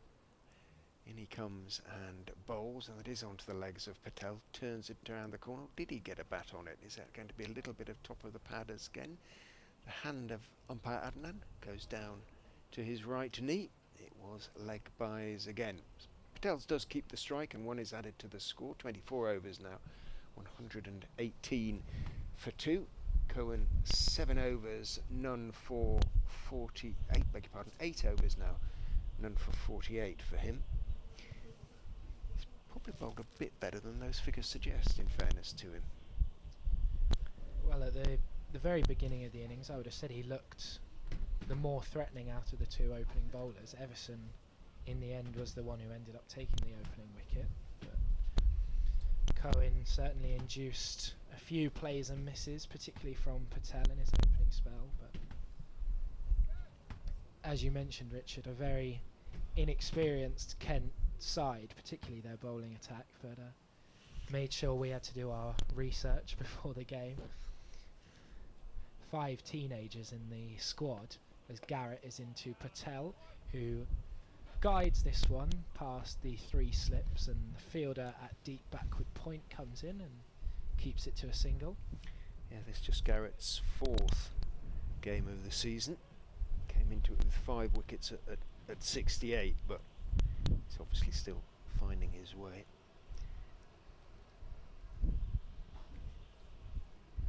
And Mikey Cohen's been injured, has had big injury problems for much of the time. Good to see him fit and bowling again. I think he's out of contract at the end of the season. Whether he'll get another one, he'll be working hard to convince. Garrett in once more as Hill is forward in defence. Well, they've got Keith Dudgeon back next year, haven't they, Kent, I think? Have they? So I'm not sure whether he's around for the whole year. If so, they might not need Cohen. Similar sort of both South African left arm opening bowlers.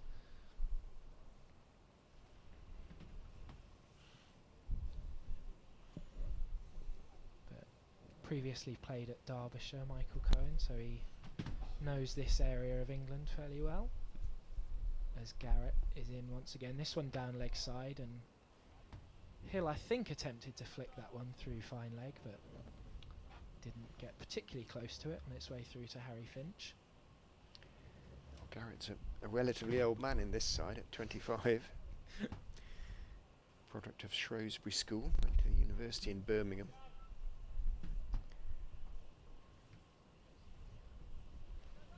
Likes to read, apparently. Well, good on him. He'll bowl to Lewis Hill, who drives this one. Perfect extra cover drive from Lewis Hill, over pitched, and Hill climbed all over that for 4 runs. Yeah. Absolute hard volley, wasn't it? The ball you want when you're struggling a bit on 2 off 15 balls.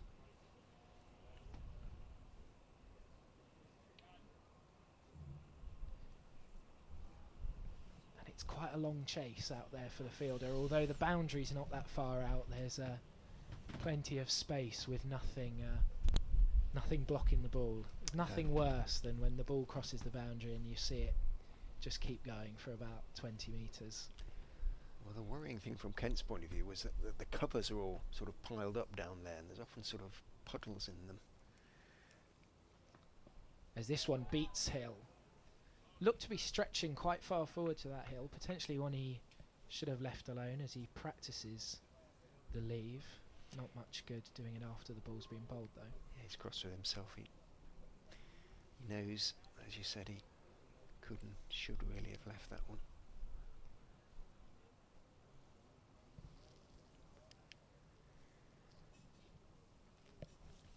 Garrett bowling well though, 1 for 27. He's got off his 6 overs and 5 balls. The odd loosener, as there has been from all the Kent bowlers so far this morning. So he'll finish off the over with Hill on his toes, punching out into the offside for no run. The score is 123 for 2. Well, Glamorgan recovering from their troubled start up the road at Derby. They're 51 for 2 now from 20, more or less. But it's obviously hard going there at Derby. The scoring rate isn't particularly exciting, and the bonus points could make all the difference. None of this Bazball nonsense out at Derby.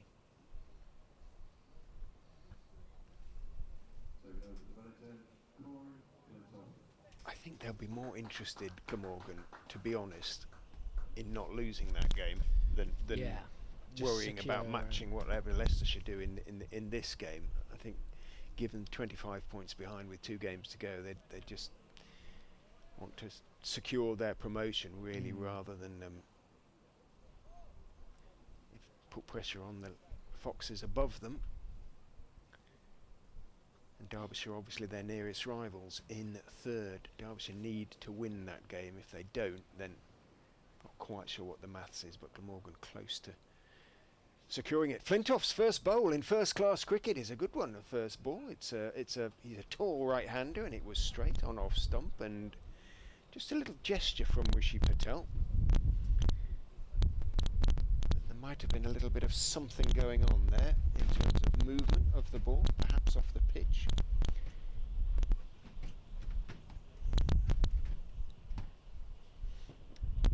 The run-up certainly doesn't resemble that of his dad. It's quite a sedate affair. He's taller, I would say. In he goes and bowls. That's straight, squares up Patel a little bit. Thickish outside part of the bat. Ball runs out into the covers, and there's no run. So he's a medium-paced, tall right-handed seaman looking for a little bit of seam movement. Doesn't have the pace or aggression perhaps of his dad. Not many people do, in fairness. He was something else on his day. In goes Corey Flintoff and bowls, and that's just outside off stump. Patel can lean forward into the fuller delivery and steer it out through point towards deep backward point, who comes in from the boundary to field, and one is taken. Patel on to 71.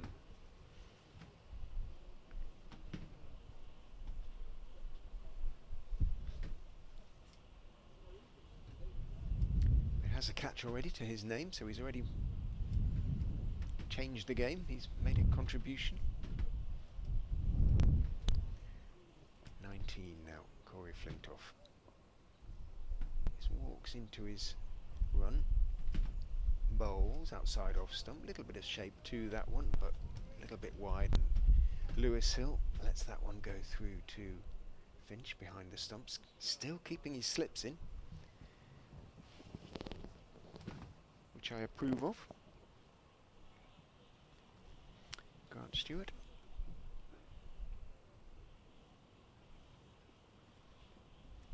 Pretty much had 3 slips throughout. Maybe a few overs from this end, they've been just the 2. As Flintoff is in, bowls, turned off his legs by Lewis Hill. Nurdled around the corner, down towards deep backwards square. Well, they could have had 4 slips catches this morning, could Kent. Though one of them was questionable whether it was a drop or not, wasn't it? Potentially a bump bowl, but 2... The lack of reaction made us think up here it was a bottom edge into the ground. If you can mean the one off Patel. Yeah. He'd reached for it a little bit, yeah. Flintoff is in, forward is Patel, back up the pitch goes the ball. Flintoff sort of half stops the ball in his follow through. Pretty decent first over from the young man. Conceded just the 2 runs from it. And nothing much wrong with any of the deliveries, really. Looks like we're going to have a double change with Joey Everson having a word with the stand-in captain Harry Finch. Interesting, Grant Stewart was listed as the captain on Kent's match preview on the website, but they said today that Harry Finch is captain and he seems to be the one calling the shots, despite the fact that Grant Stewart is playing, so I wonder whether that was a mistake on the Kent website or a last-minute change of heart from the coaching team. Yeah, maybe they're thinking of the future. Well, the 2 of them shared the captaincy during the one-day cup. Not quite sure whether that meant they both captained half the games or whether they were sort of co-captains on the field. But I don't think I've ever seen co-captains. Will be Everson into Hill, who defends off the back foot. Well, what if one wants to do something and the other doesn't? You know, that just doesn't work, does it? You really. The England rugby team did it for a bit, but obviously the roles of a captain in a rugby match are completely different to. It's about encouragement rather than decisions, isn't it? But mostly.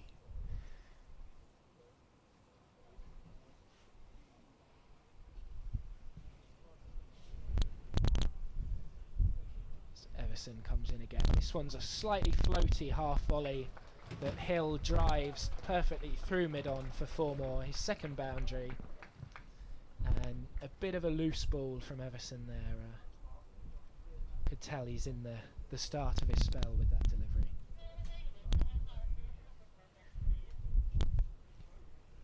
Did pick up the wicket of Sol Budinger earlier this morning, having had him dropped. Straightforward chance by Jaden Denley at second slip. He may have injured himself in the process. As this one is pushed out into the offside by Lewis Hill. Did eventually get Budinger at second slip. Flintoff taking the catch. 49 for 1 at that stage. Kent will certainly be hoping that Jaden Denley's not injured. Be the fourth potential opening batsman in this squad out through injury if he were. Everson, this one beats the outside edge. A very good delivery from Everson. Stifled appeal almost from the slips, who almost thought the ball was so good it had to have done something, but it was in the end just a play and miss. Kent's top order already looking rather depleted with Jaden Denley, Ben Dawkins and Ekansh Singh. So if Denley's injured, then it's even worse, as this one again beats the outside edge. Swinging away from Lewis Hill, who tried to play a drive but was not really in any of the right shape. I think his back foot came off the floor as he walked into it, didn't he, almost? He sort of almost gave Everson the charge, and it all got a little bit ugly as far as Hill was concerned. Lucky. Rishi Patel goes down and has presumably a calming word with him. We'll see what he does to this delivery. Again, he walks down the wicket, and this one is down leg side on its way through to the keeper. But clearly Everson's got the ball doing something, and Hill trying to negate that by moving down the wicket, but it hasn't gone to plan so far. Yeah, the swing. Again, it is something Hill has tried to do much of the season. He's used his feet to get forward as much as he can. It's almost become in danger of becoming almost a little bit of a trigger movement for him in a way. It can get him into trouble sometimes, but it does mean he has been more positive. 11 off 26. Patel maybe thinking about lunch, which is, we think, 15 minutes away. Corey Flintoff, slightly angled run, is in, bowls to him, a little bit short, and punched away very nicely off the back foot to the boundary for 4. No chance for the man on the point boundary to get across. It is short over there. Not quite as we've been saying, as short as the boundaries were when we came in yesterday morning, but it is still a markedly short boundary compared to what it is sometimes here at the Uptonsteel County Ground. Not much more, 55, something like that, out there to the offside when the bowling is from the Bennett end. Good 15 yards inside the advertising hoardings. Flintoff is in, Fuller, Patel is forward, dropping it out toward, just forward of point. There is no point, he's out on the boundary, it's just slightly backward of it, which means that extra cover has to run down to field, and does Rizvi, I think it is, the acting 12th man. Do you think with the amount of rain, they perhaps thought the outfield wasn't going to be so quick and therefore brought the boundaries in? It might have been a factor.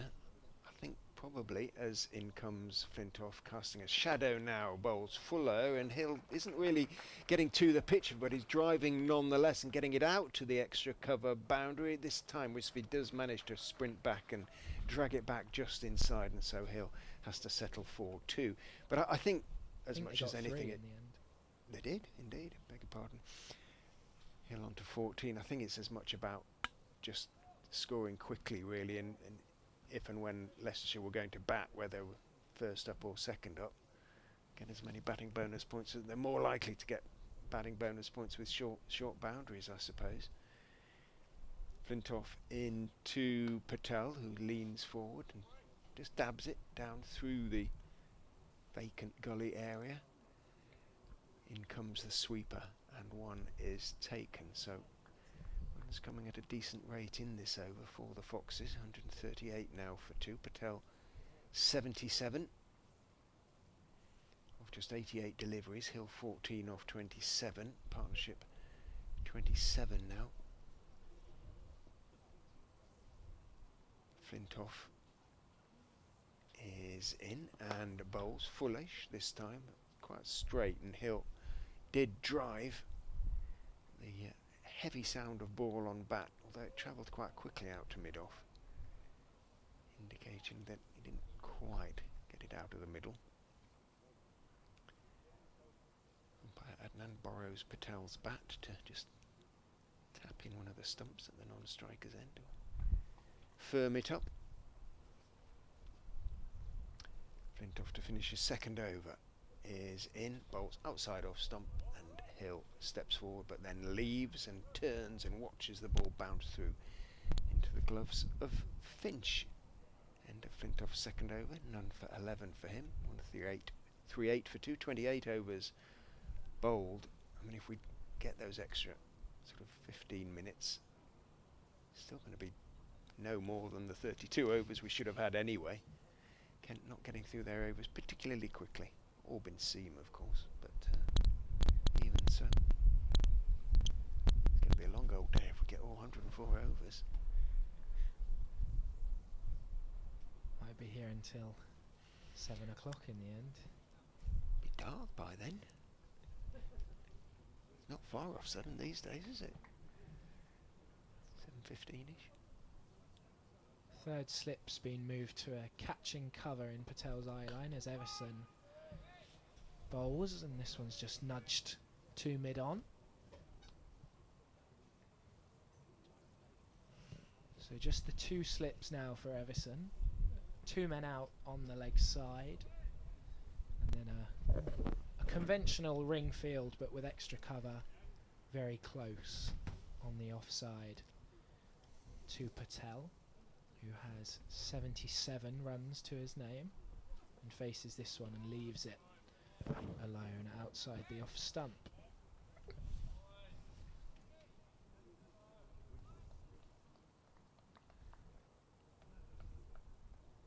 The umpire comes forward and takes a look at the footmarks. There has been a bit of sawdust put down at the other end, certainly. I'm not sure about from this end, but everything's fine, and Everson will come in once again.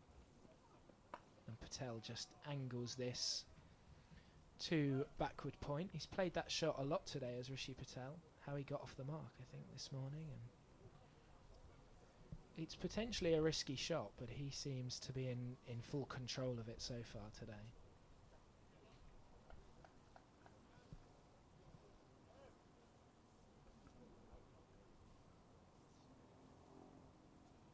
As Everson sets off.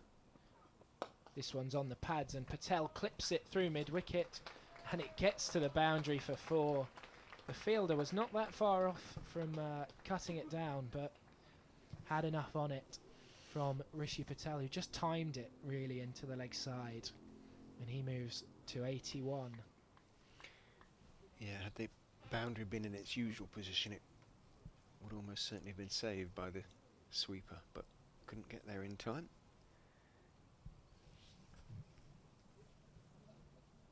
Is that 15 boundaries for Patel? 16? Just check. Well, he'll face Everson again and leave this one alone outside the off stump. Shortest run up of all the Kent bowlers so far, Joey Everson. Yeah, 16 boundaries for Patel, so 64 of his 81 runs. it's a high percentage, isn't it? Coming boundaries. And yet they haven't been really risky shots necessarily. They've all been proper cricket shots, as this one beats the outside edge as Patel holds the defensive pose for a few seconds after it passes him. But again, Everson finding something. This ball 29 overs old, but still doing things for Joey Everson. Yeah, lovely swing.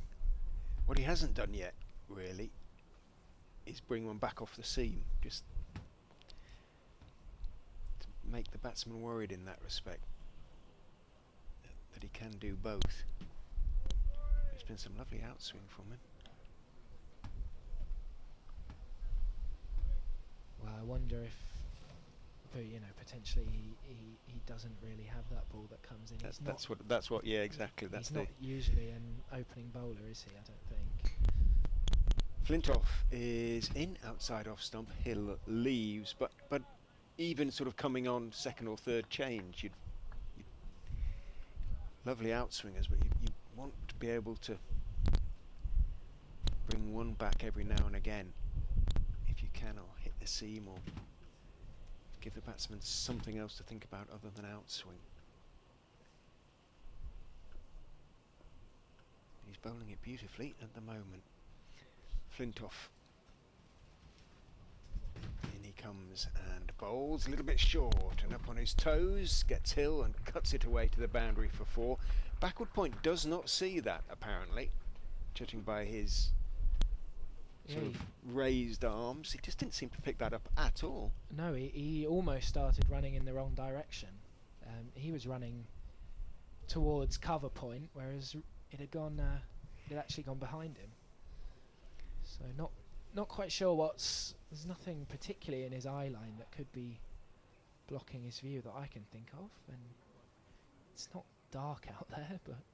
And Mark Cosgrove, who was here for a few years and captained the side for a couple of those years, always used to say it wasn't a great seeing ground. Mind you, that was when he started dropping them in the slips and then went out to mid-off or mid-on in the end. He was so cross with himself.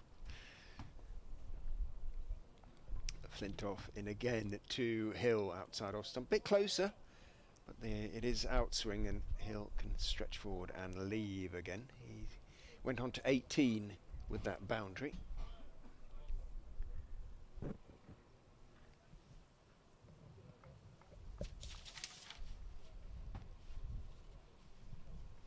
Approaching 850 runs now for the season, but he really will want to go on in this game. Flintoff in to him, beats him, squares him up, a little bit of outswing, and Hill is absolutely done. The movement continues to be there. They are good, although it's coolish, and the breeze is fresh, as my mum used to say, i.e. cold. Conditions clearly helping the swing, because it's swinging from both ends.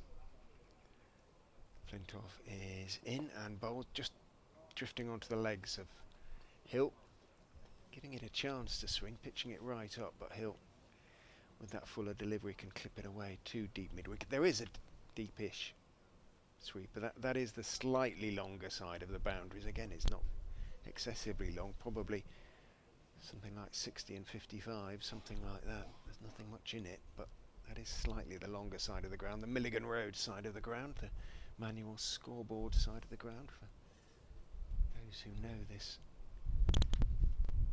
first-class county ground.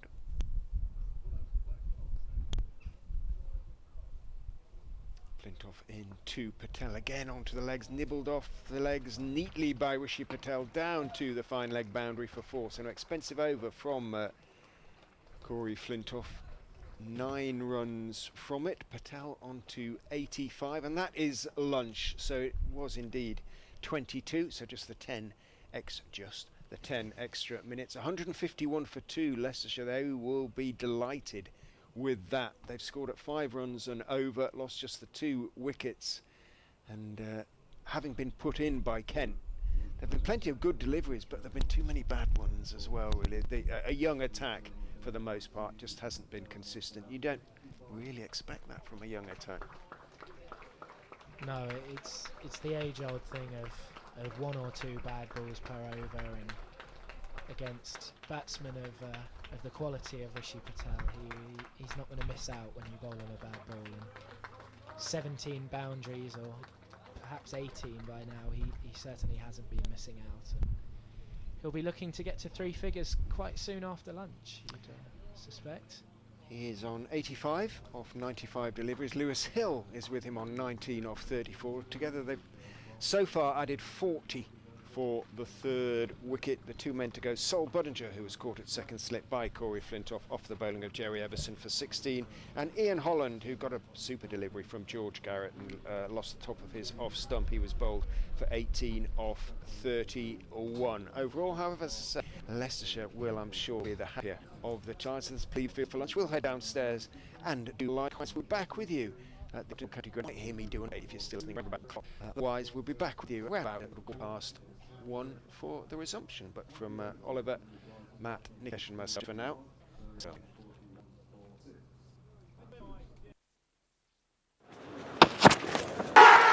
movement, late movement from a wicket and bar an early wicket. Rishi Patel just feeling for the ball outside off stump and feathering it through to the wicketkeeper.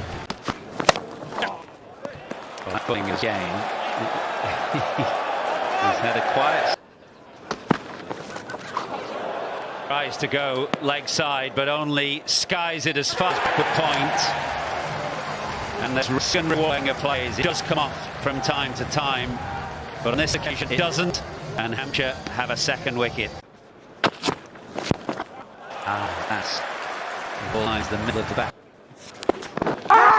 Yeah, I think it's carried. Catch. Close, yes. Up goes the finger. And the Foxes in all kinds of trouble here. They're 4 down now. Barker has 3. Pitching outside off, impacts in line, wickets hitting. Go back on field to James. Good on-field decision. Oh, there's glove there. It was glove. The Fox onesies came in handy. And that is the shot of the shot. Drives this one slightly over tossed and then just gets hammered on the ground by Kimber. Time looking for the drive again, and number 5 come through the youth system. Have to hurry, have to hurry. Have a look. Yeah, just going to have a look. Okay, just roll that through.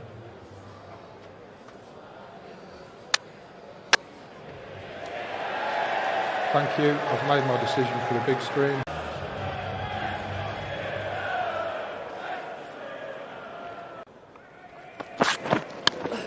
Oh, that's a big edge. Nice shot, nice stroke.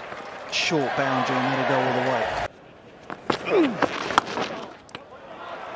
That's very nicely played by Harry Swindles. Really well played. No slip, understandably. There's the...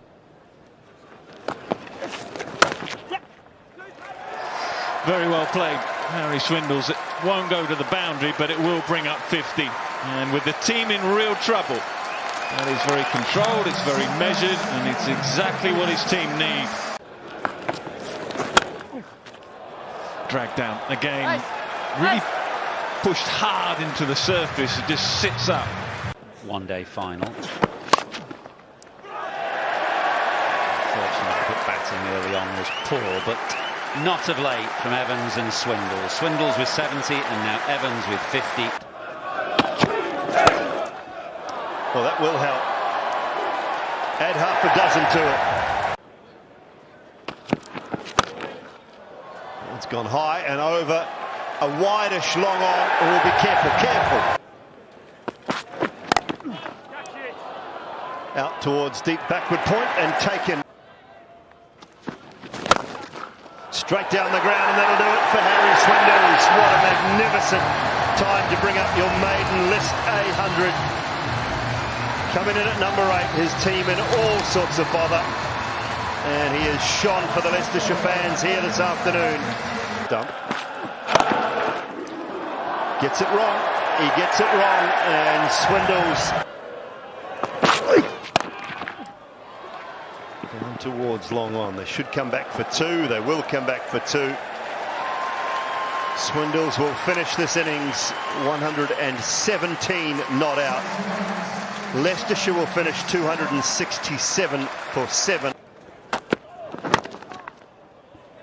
Again, beautifully tucked off the pads by Gubbins, and that will go all the way for 4. And that one will go away as well. Beat the infield here, and invariably you get 4. Shot. High quality from Middleton.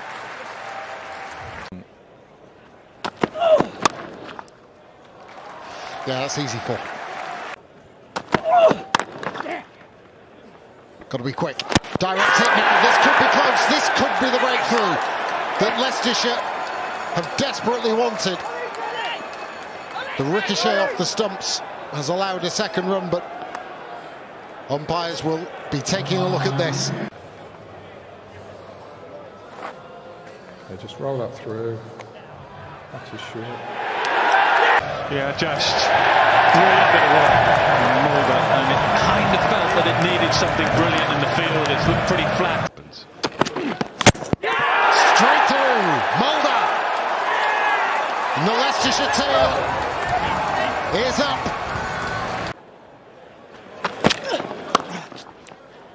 That's well cut away. Quite close to the body. Lovely shot. Don't bother running for that. Little bit of width and the angle. Might change now. It does. Original decision is out. Pitching in line, impact in line, wickets missing. Go back to Graham on field. Graham, I have to get you to change your decision to not out. You're on screen now, signal not out. Well, advances down the wicket, gets that one away over. Can't get that one though, and it will race away behind point and beat the fielder. Width and hit hard behind point. It's that away with the reverse sweep, and it'll be 4. And then you get a nice drive that goes past and all the way down to the boundary for 4. Oh, gone. Good catch, smart catch, because he was close there.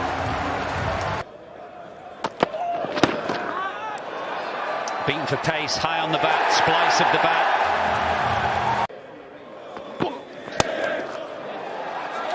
that's pretty authoritative.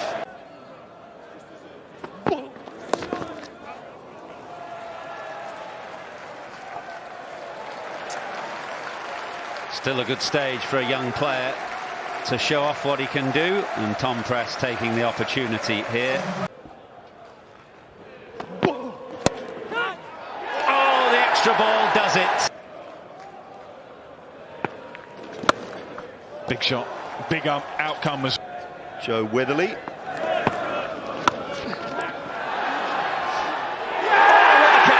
What a catch! Oh, that is quite superb.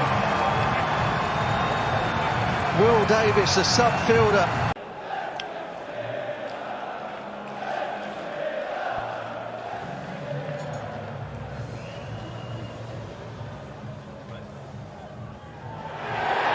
Yeah, ball's carried. Gets wide, and that's the one he couldn't afford to bowl. Oh, brilliant. Extremely cheeky. And goes again, the man's interested, and the man has taken it. Oh. Magnificent. Absolutely magnificent from Liam Dawson. Oh. In the air, and taken! He's done it! He has done it, Josh Hull! Oh. He does! Hull is the hero! That is absolutely incredible! Leicestershire win by 2 runs. Colin Ackerman in his final game for Leicestershire in one-day cricket.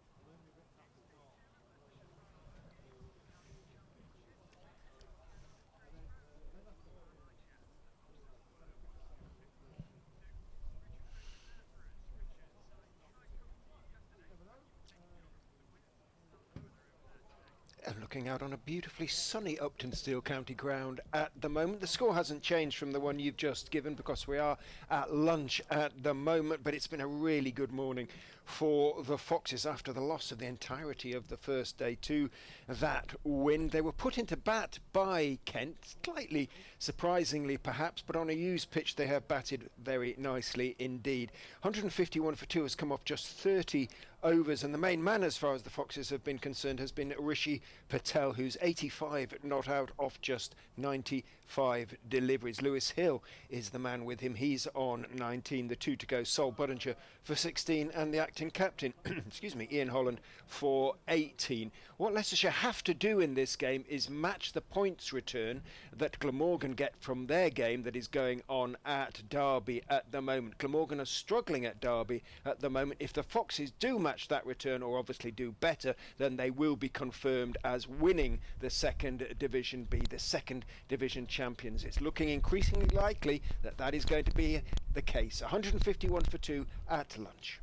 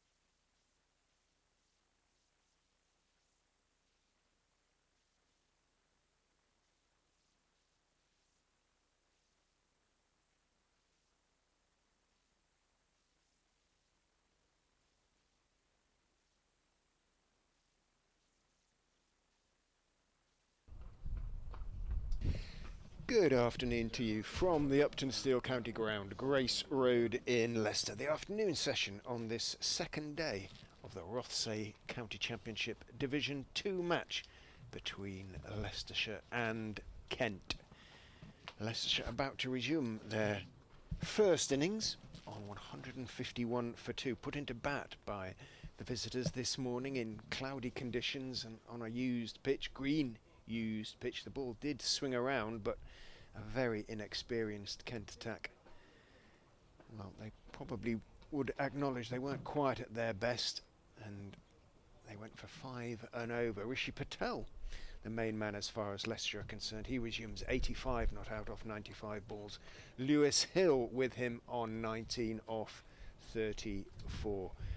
Richard Wright from BBC Radio Leicester and Nikesh Ragani from BBC Sport, your starting commentators this afternoon. Matt Colt from BBC Radio Kent will be with us shortly after his 2 o'clock update, and Oliver Shooksmith as well will be around at various times. But, well, we were speculating, Nikesh, that we could get all the 104 overs we're scheduled to play here, because if anything the weather looks slightly better now than it did earlier this morning. Yeah, bright sunshine at the moment. It's a little bit nippy out there, but when the sun does make an appearance, it's fairly pleasant. You probably still wouldn't want to be sat in the stands without being properly wrapped up. It's quite nice down at the bottom in front of the pavilion when the sun comes out, because you're out of the wind and lovely. But Kent will be hoping to bowl with slightly more consistency than they managed this morning. Jerry Everson did bowl nicely at times, 8 overs, 1 maiden, 1 for 33. I keep referring to him as a former Leicestershire player, which is strictly speaking true.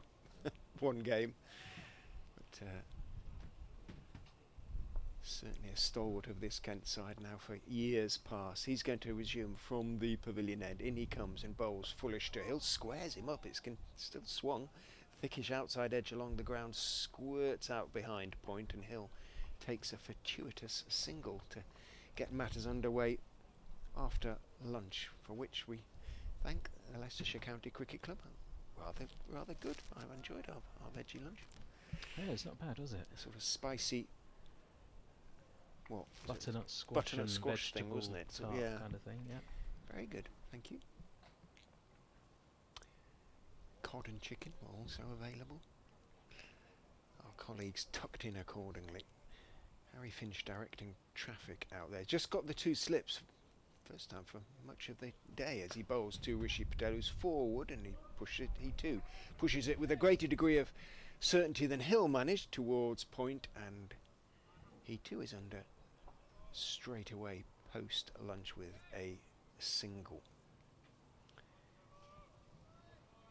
Nice little partnership building here as well. 42 it's worth now between Patel and Hill.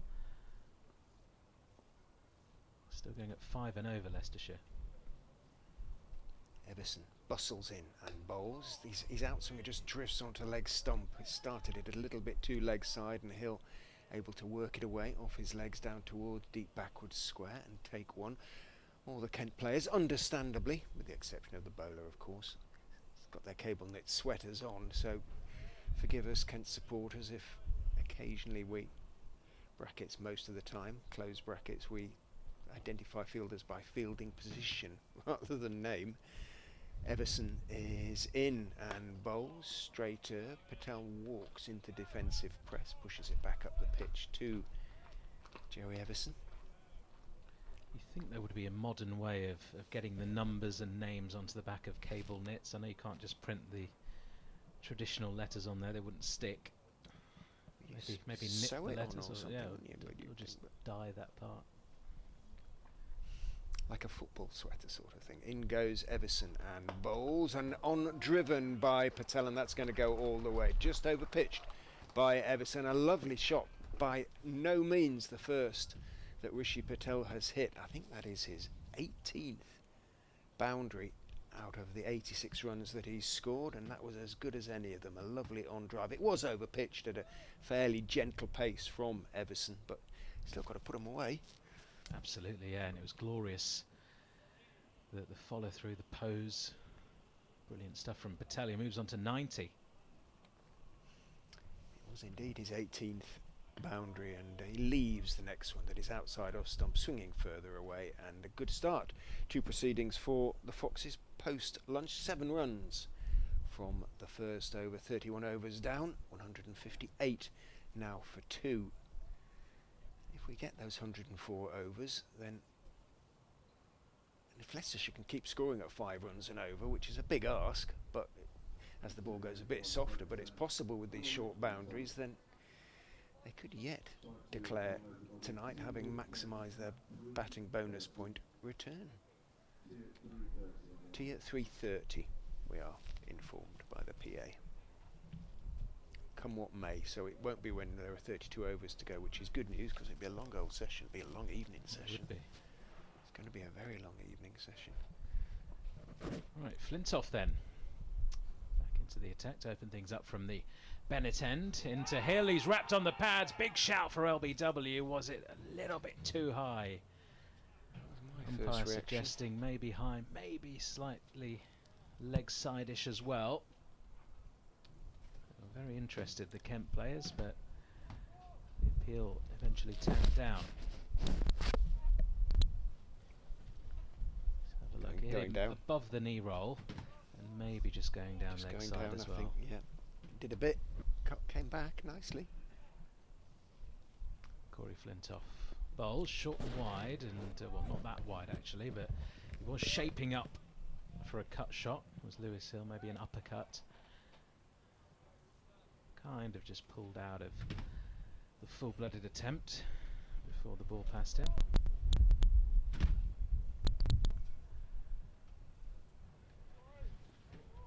Got decent pace and carry, Corey Flintoff. A little bit expensive, 20 runs from his first 3 overs, but here he is again. Finds a thick outside edge off the bat of Lewis. Ball heads away backward of point. It's fielded, but Patel is safely through to the striker's end with a single.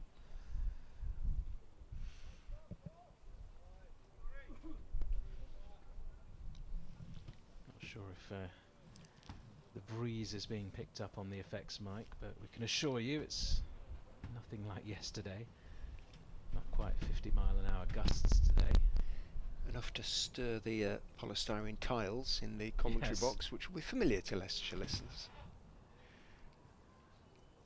Flintoff in again to Patel this time, who leaves alone outside off stump. Good testing line and length there from Flintoff, who's still got 2 slips in place. The ball now into its 32nd over, so won't be as much assistance for the seamers.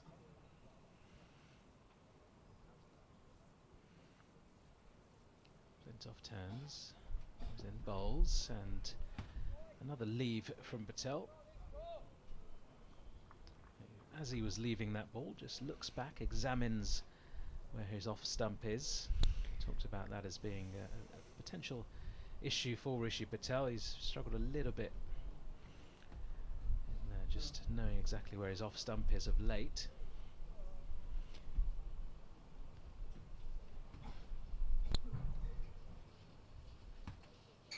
Flintoff once more to Patel. Another leave just outside off. That one a little bit too wide to interest the batter. End of the over, 159 for 2. Patel still unbeaten on 90. Lewis Hill 22. So he scored 19 and 42 not out, did Rishi Patel against Gloucestershire in the previous match. It was that 42 not out that I thought for the first time beginning to look a bit like his old self. And that impression has been reinforced by the way he's played in this innings. It isn't quite there, but 90 off 102 and 18 boundaries to his name, most of which have come out of the middle. Suggests he's continuing to get there. He's watching at the moment as Everson is into Hill, who's walking down the pitch, and as a result not quite getting to the pitch of the ball, but not far off, and pushing it away out towards wideish mid-wicket. Then he has to move to his right to field, and one is taken. His 51st run in this innings, Rishi Patel, was his 3,000th in first-class cricket, but kind of isn't a massive landmark, you wouldn't feel, for him at this stage. Everson is in, bowls to him. He's walking forward and stroking the ball on the walk back towards Everson. Again, there was a nice shape to the delivery. Everson continuing to get a little bit of outswing to the right hand as the sun reflecting off his red hair at the moment.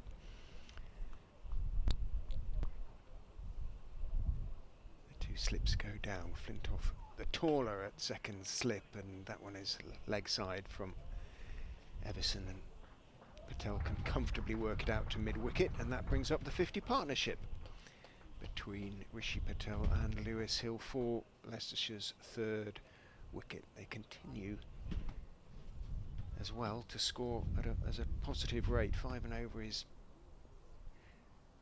probably what they scored at for most of the first half of the season, to be honest. In goes Everson and bowls outside off stump, driven away by Hill. Short extra, dived across to his right, might just have bounced through his fingers as it bounced past him, but couldn't stop it, couldn't slow the ball down, and all mid-off can do is turn and jog back to the long off, or the wide-ish long off boundary, deep extra cover boundary,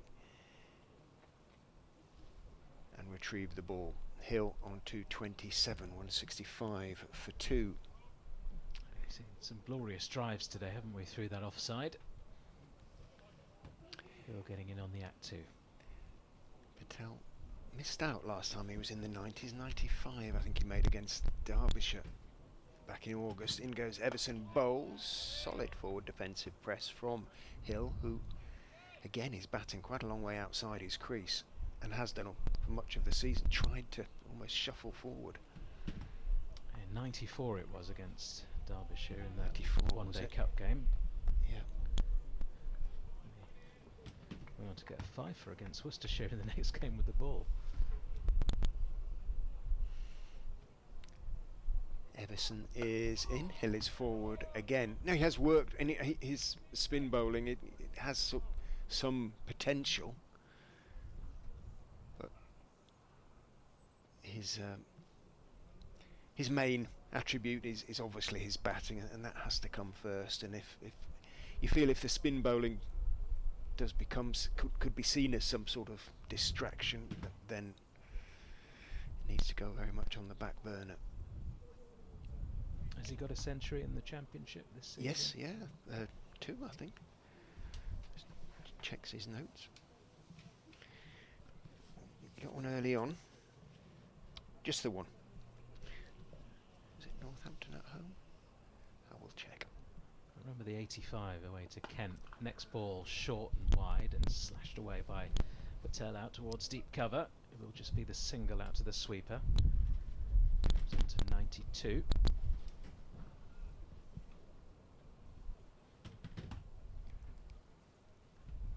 Enjoys batting against Kent, clearly. 85 down there.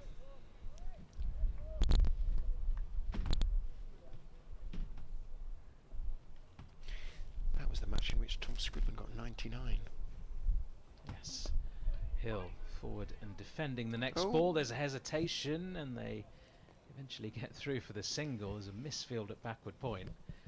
Rishi Patel was running through from the non-striker's end, and Hill sort of started again, and in the end made his ground safely. The last thing Leicestershire would need in this situation would be a run out, going so well, scoring at 5 and over, 167 for 2. Patel back on strike on 92. In comes Flintoff, and Patel leaves alone outside off stump.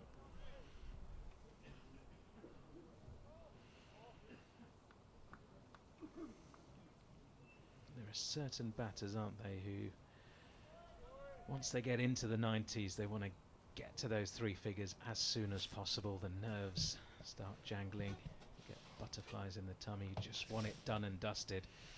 There are others who show an incredible amount of patience when there's some good bowling that they're faced with. Patel again leaves alone just outside off stump. At the moment Patel showing good patience. He's not trying to rush this. Flintoff asking all the right questions, keeping it in good areas just outside off stump. A little bit of nip away from the right-hander. Patel says no, I'll just wait until you bowl me a bad delivery and then I'll cash in. Flintoff in, and that is down the leg side, but Patel doesn't manage to get anything on it. It's an attempted flick down to fine leg, and then he practices the scoop, which I'm not sure would be sensible in this situation. Northants at home, it was 5th match of the season. He made 100 off 181 balls. Obviously, he came back in after breaking his thumb, taking a slip, or trying to take a slip catch at Cardiff in the first game. Patel defends the next ball into the offside. There's no run. And that gave Rehan Ahmed the opportunity, didn't it, to bat up at the top of the order, open the innings, had some success there, and then spent the best part of the season at number 3. End of the over, 167 for 2. Went on to make 105 before going a leg before wicket to Sales. Jumbo Junior.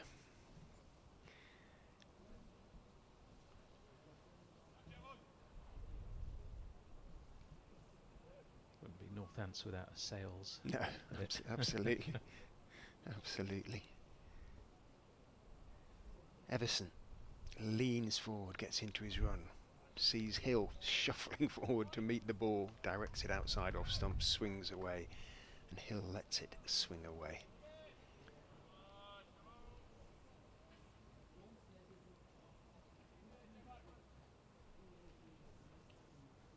Still bright sunshine out there, but you can see from the flags that there is still a fairly stiff breeze blowing from right to left. Everson bowls straight, Hill covers up, plays it back down the pitch to the Kent all-rounder. Yes, the trees behind the electronic scoreboard still swaying a little bit, the tops thereof.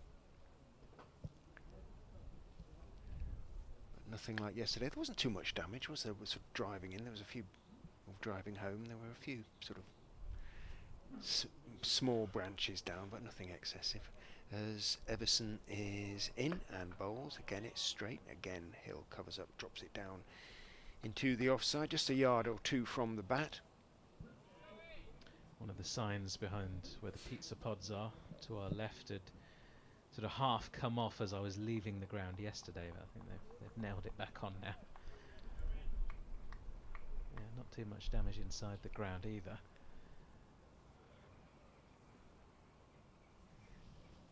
Epson bowls, just drifts again, a little bit too leg side, and Hill can clip it away, wait for it, clip it away down towards deep backward square, and take one. Rehearses the shot, moves on to 29, 168 for 2. Don't think family are here for this one. They're often here, so they'll be watching and listening with bated breath as Everson is in to Patel down the leg side. Oh, he missed out a little bit there. Tried to get it down to deep backward square. The man out is at mid-wicket for Patel because he plays that shot so nicely through mid-wicket. So he is well in front of square, obviously, at deep mid-wicket. And there is a long leg in front of the floodlight pylon. As Everson is in, and that is exactly what he needed to do. He's helped it down to fine leg for 4 and moves on to 96. Rishi Patel with his 19th boundary. Astonishingly high percentage of the runs coming in boundaries. Somebody with better maths than I looks to his left indication to see if he can work it out, can work that one out. I know that he's got a very good strike rate in the high 80s. What's that? Well, 76 out of 96 in boundaries, is that right? 19, 38, 76, yeah. Sounds like about sort of 85%, something like that. Well, hopefully he gets another boundary. It's exactly 100, and then we can. Then even we can work it out. Work out the percentage of that. New over, Flintoff to Hill, full delivery, driven gently to short extra cover, very short extra cover in there. Who does the fielding? There's no run. Patel looking calm and collected at the moment at the non-striker's end, leaning on his back casually.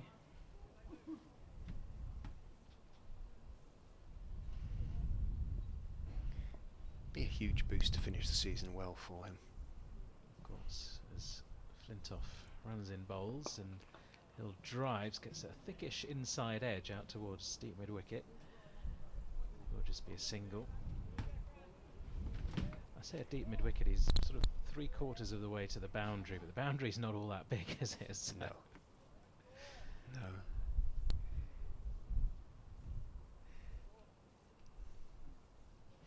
There isn't one for the throw. In club no, terms, is there? certainly not.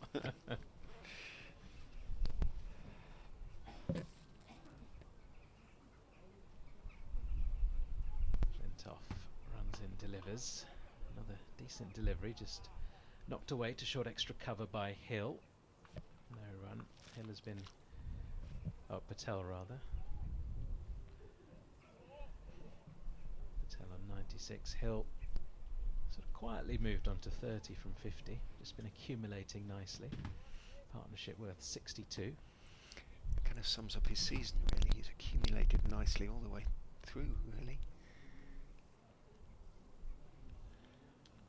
Patel 4 away from 100. Faces up and tries to pierce the gap on the offside there between extra cover and mid-off. Gets it off a toe end and there's no run. It's kind of there to be hit, that one, wasn't it? A little bit wider from Flintoff, not quite a half volley. His eyes lit up a bit, didn't he? Crouched a bit as he tried to crash it away through the offside, just didn't time it.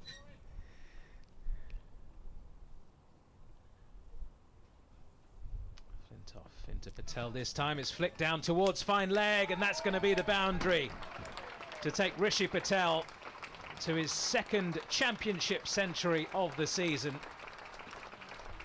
You can see what it means to him. He takes his helmet off, salutes the crowd, and then goes and gives Lewis Hill a big hug. That's pats on the back from his partner too. That is a quite brilliant innings from Rishi Patel. 20 boundaries in it, 100 of exactly 114 balls. That was very nice of him. 80%. There you go. In comes Flintoff to Patel again, who's forward in defence. And immediately you can see he was looking fairly relaxed anyway in the 90s, but just the way he sort of hopped after he played that defensive shot, got that extra adrenaline pumping through his veins now, having reached the 3 figures. Outstanding stuff from Rishi Patel, who over the last 2 or 3 years has been a very important player for Leicestershire at the top of the order. He has. And 2 seasons ago he got talked about in the international picture and was called up to an England sort of Lions development camp, if you like, and you know, he was certainly in the conversation, if you like, the Lions conversation, deservedly so. He struggled a little bit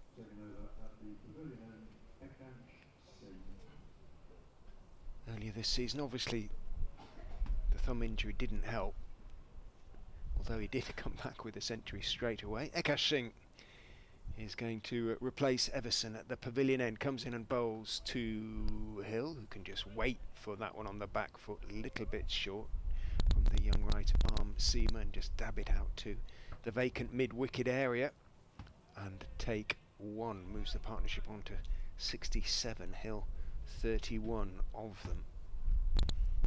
Just the 36 overs and 1 delivery into the innings.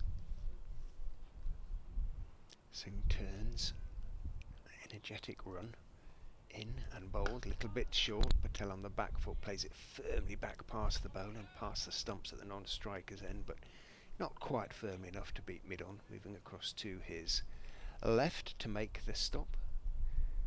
Stewart and Denley have a chat. They meet behind the stumps. The two old men of the side, really. Yes. Yes. Singh. Elastic bandage on his bowling hand, on his bowling arm, goes in and bowls to Patel, who can stay on the back foot. He's just short of a good length at the moment, not bringing the batsman forward and play it out into the fairly vacant leg side. Has to move to his right to field from mid-on, and consequently another single. Patel onto 101. 7th first-class century for Rishi Patel. Singh is in. That's a better length in terms of giving the ball a chance to swing. It didn't really swing too much. Hill stepped forward, but essentially defended it out to mid-off. Played it very firmly, but didn't follow through. Didn't try and drive it away. 7th first-class century and first of the season, and second, I beg his pardon, of the season.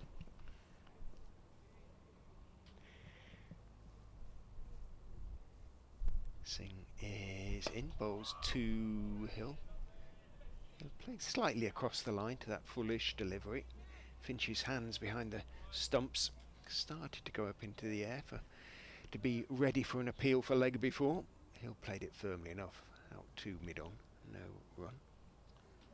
His first since turning 27 years of age. He's getting to that stage now of his career where you're entering those prime years as a batter, so he'll hope to cash in over the next couple of years. Singh bowls fullish outside off stump. That is there to be driven, possibly a little bit too wide almost. Hill had to reach for it a bit and consequently didn't really time it. Ran it straight out to shortish extra cover, and there was no run. Looks down at the bottom of his bat as he wanders down to have a chat to Rishi Patel. How do you reckon he'll get on against First Division bowling? I think he's got the technique for it. I mean, there was that slight issue we talked about earlier, wasn't it? Just on and around off stump. It's a little bit like, I guess, Virat Kohli for those who watch a lot of Test cricket. You know, that issue that he had towards the back end of his career, just flashing at deliveries which he probably didn't need to quite play at. But apart from that, I think he's solid enough. Rishi Patel, he's got good foundations, good defence, play attractive shots. As Corey Flintoff begins a new over, and that's driven but straight to mid-on by Patel, who's looking ever more confident now after reaching those 3 figures. Not that he looked nervous in the 90s, but you just see he's loosened up a touch. It'll be a good test for a lot of these Leicestershire players, though. Interesting to see how Rehan Ahmed gets on, particularly with the bat against better opposition in Division 1. Flintoff into Patel. That's a lovely flick off the legs, but straight to the fielder there at deep mid-wicket, sweeping. There is a single. The opinion of some that the pitches tend to be a little bit better as well. Whether that's true or not, because they're all by and large international grounds, I don't know. But if that is the case, then the likes of Rehan and Rishi Patel might thrive. He says, hopefully. Fingers crossed. Flintoff into Hill, slightly short, and Hill's up on his toes trying to guide that one away down towards deep third. It goes past the top edge and through to the keeper for no run. Yeah, although if you do look at some of the pitches, Richard, that they play in the Championship, they're way on the edge of the square. None of those pitches are used necessarily for international cricket. I don't know if you've seen any images of the Old Trafford pitch that's being used for this round of Championship matches. Doesn't look anything like the international ones, unfortunately. Flintoff in again, another shortish delivery, outside off, left alone this time by Hill. Just to bring you up to date with what's going on at Derby, Glamorgan have lost another wicket. They're 84 for 4 off 31.3. Going nowhere. Oh dear. Sure, a lot of people in watching here at Grace Road will be happy with that scoreline. Flintoff bowls, that's full to Hill. It's an inside edge, which which makes its way down towards fine leg. Hill a little bit late on that one, but helps himself to a single. 181 for 2. Good afternoon to Richard Jones, who's watching, he says, slightly further away than the usual roaster, and he reminds me how to pronounce it, as in toaster, in Staffordshire, as he's holidaying in Skiathos, where there is clear blue sky and plenty of heat. Flint off into Patel, who knocks the ball away in front of point. It's a single. There's nice sunshine here. Yeah, we have the sun. Not enough heat. No, Not if you're as out of much the wind, blue it's not sky. bad. It's not bad. But great century, says Richard, and it has been. Of the 20 boundaries that Rishi Patel has hit, I can't think of too many streaky ones, that's for sure. There were a couple, weren't there? A couple through that slip region, but by and large, it's been a very controlled innings by Patel, and an entertaining one as well. 103 from 120 balls. Foxy Phil, we got our Rishi back. He sings, we got our Rishi back.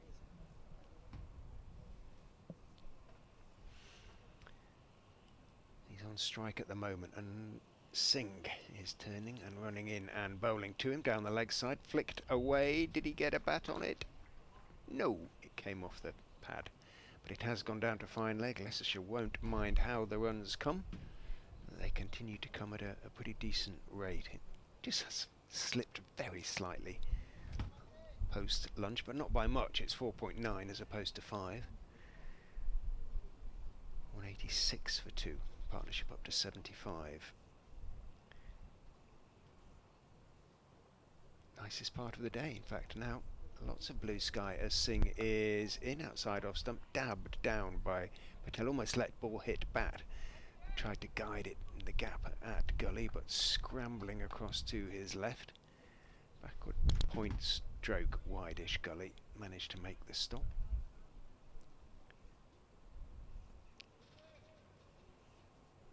But Leicestershire are getting themselves in a very good position here.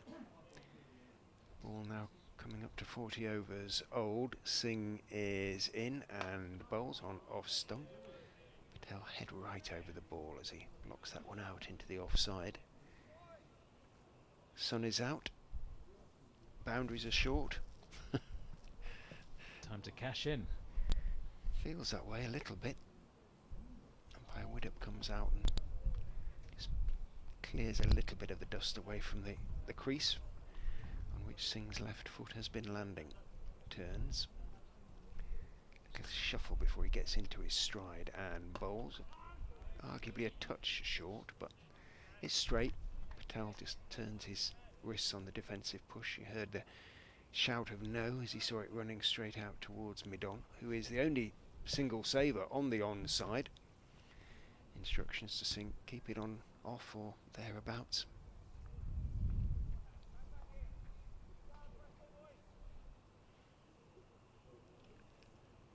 Singh turns, runs in and bowls. He does keep it on off and draws Rishi Patel forward in defence, pushing it out into the covers. No run. Skiathos. No idea in which, whether it's the Aegean or the Ionian, or you a regular in Skiathos? No. Gosh, no. I can't say I am. Me either. Sounds nice though. It does, doesn't it? Singh is in, bowls, over pitches it slightly, clipped by Patel calmly out to deep mid-wicket.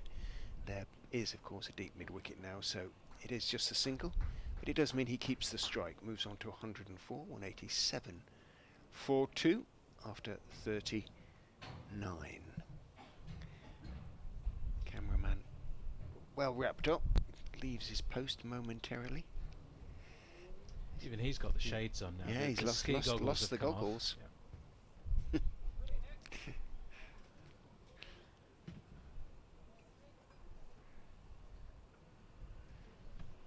It's going to be Corey Flintoff once more from the Bennett end.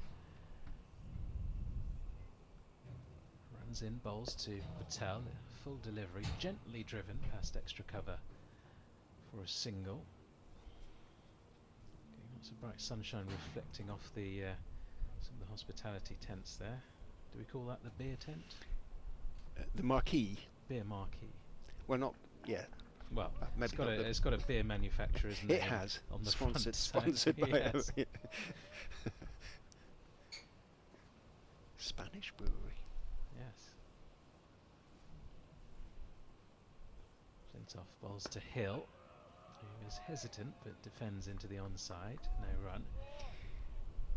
It could be a long afternoon for this these young Kent seamers, and Finch is going to have to do a fair amount of rotation, I suspect. 188 for 2. Partnership now 77 between Hill and Patel. Hill with 32 of them. It is Hill facing up here to Flintoff. Full delivery on the pads, flicked away out towards steep mid wicket. Another single taken. 64 overs technically remain in the day after this.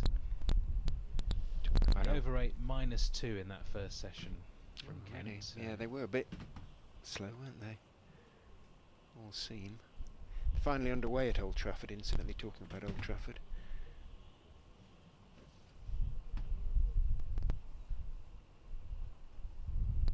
Flintoff bowls to Patel, full ball, driven away, past extra cover, and that's going to race for 4 as well. Out towards the little tractor and the covers there. Another glorious shot there from Rishi Patel, not quite off the middle of the bat, but he got more than enough of it. 193 for 2. Let's have a look what's going on in it's nice to keep an eye on Division 1 now, Richard, isn't it? Seeing where we're going to be next year. It's not something I'm used to. Surrey all out for about, 173 really. In reply to Notts' 231. They were going really well as well in that one. All out for 173, so a brilliant comeback by Notts as Flintoff is into Patel. Another nice looking drive, this time to the cover sweeper, so it will just be a single. Who's got, got the wickets fallen from? Well, they were all shared round. Lyndon James with 3, Josh Tongue 3, and a couple each for Hutton and Pennington. So did really well. They were 101 for 1. Sorry. Wow. At one stage, Collapsed. and then slumped to 173 all out. So trailed by 58 runs in that potential title decider. Flintoff in, and that's short and wide, and got what it deserved from Lewis Hill. Nice cut shot. He was up on his toes and slashes it away for 4. Yeah, Flintoff sort of kicks at the air in annoyance with himself. Whoa, the Friends of Grace Road are now open for business, and we can confirm that they have a smashing array of cakes. Gave them some custom yesterday. I can certainly confirm coffee and walnut. There are some brownies in there. Victoria sponge. Coffee and walnut sounds nice. Yeah, it was good. Something with blueberries, I seem to recall. Raspberries as well. All sorts of cakes, should you fancy them, down at Friends of Grace Road on the ground floor of the meet. Cash Singh will continue. 2 overs just for 3 for the young right armer. Who turns, runs up the slope and bowls down the leg side. Got away with that one. Speared it down the leg side, and Patel head down. He's cross with himself for not getting anything on that. Helping it down to either the deep square or perhaps the fine leg boundaries for 4.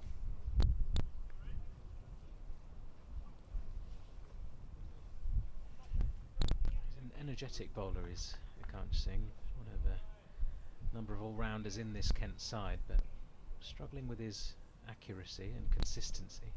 And he goes and bowls again down the leg side, and again Patel misses out. Singh raises his eyes to the heavens as he comes out of his follow-through. And once again umpire Widdop walks forward and just remarks the crease slightly. don't think he's bowled a no ball yet. There were one or two earlier on this morning, but not many. There's a big problem for Leicestershire last time out. Singh is in a little bit worse. And he bowls a no ball.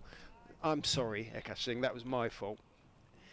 But it's a better ball. it was a It's straighter overstepped. ball, for sure. It wasn't speared down the leg side, but in striving to keep it straight, he just overstepped. And that brings up the Leicestershire 200. 200 for 2 after 40.2 overs, so that rate is back at 5s pretty much. Patel 110 weights as Singh is in and bowls on off stump this time, just outside. Patel leans forward. It was a fullish delivery and just calmly pushes it through the vacant point area. Takes the single. Moves on to Nelson, on which Leicestershire did lose their second wicket earlier this morning in Holland.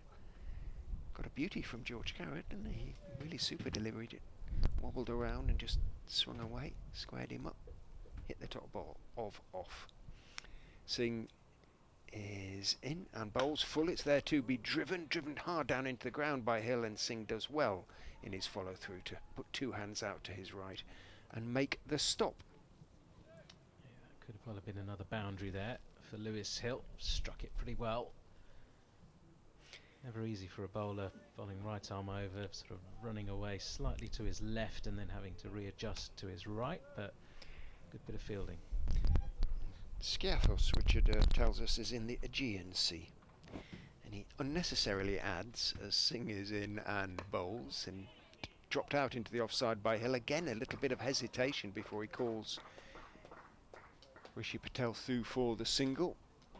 The shy at the stumps, the underarm shy at the stumps misses, and Patel, judging by the lack of excitement from the Kent players, had probably made his ground anyway. But Richard just adds that it's 29 degrees in Skiathos at the moment. We're not jealous at all. No.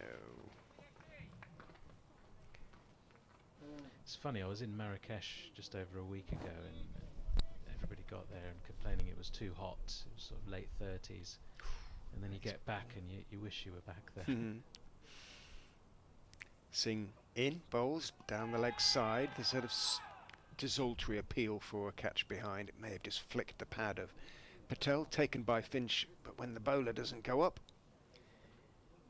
chances of an appeal from the wicketkeeper being answered in the affirmative are slim indeed. 202 for 2 after 41. Top of the hour, so Matt will be with us in a couple of minutes' time when he's done his update. Having a good time next door, putting his feet up. Not sure if he's helped himself to a cake yet from Friends of Grace Road. Organising the BBC Radio Kent's non-league coverage for the weekend, he said, which he described as being like herding cats.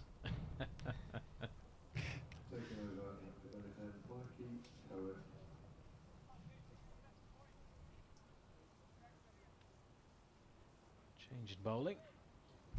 Matty Cohen replace Corey Flintoff from the Bennett end.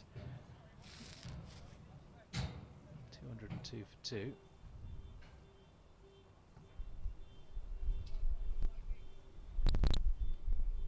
Lewis Hill on strike on 38 not out.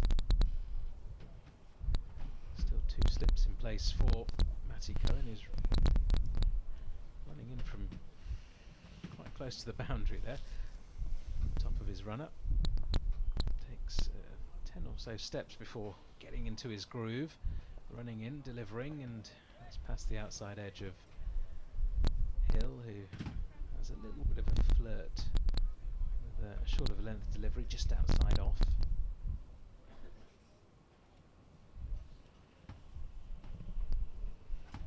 Quite a few supporters in the shade over at the Bennett end. Probably not the place you want to be on a day like today. When you're in the sun, it's not so bad. When you're in the shade, I'm guessing it's pretty nippy out there.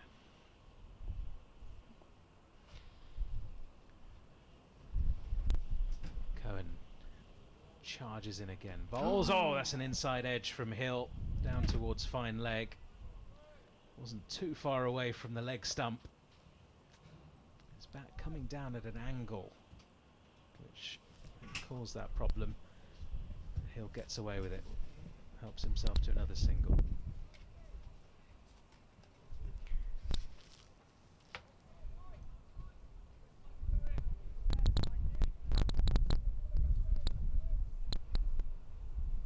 Richard off for a well-deserved break. And Ollie is back with us. Let him get himself sorted first alongside me as Cohen runs in, bowls to Patel, who drives just wide of mid-off, steals a quick single. It's good running that time, good early call. Good response from Lewis Hill too. Seen a couple of instances where Hill has been hesitant, both when he's on strike and also backing up from the non-striker's end, but they seemed in perfect harmony that time. Patel on to 112.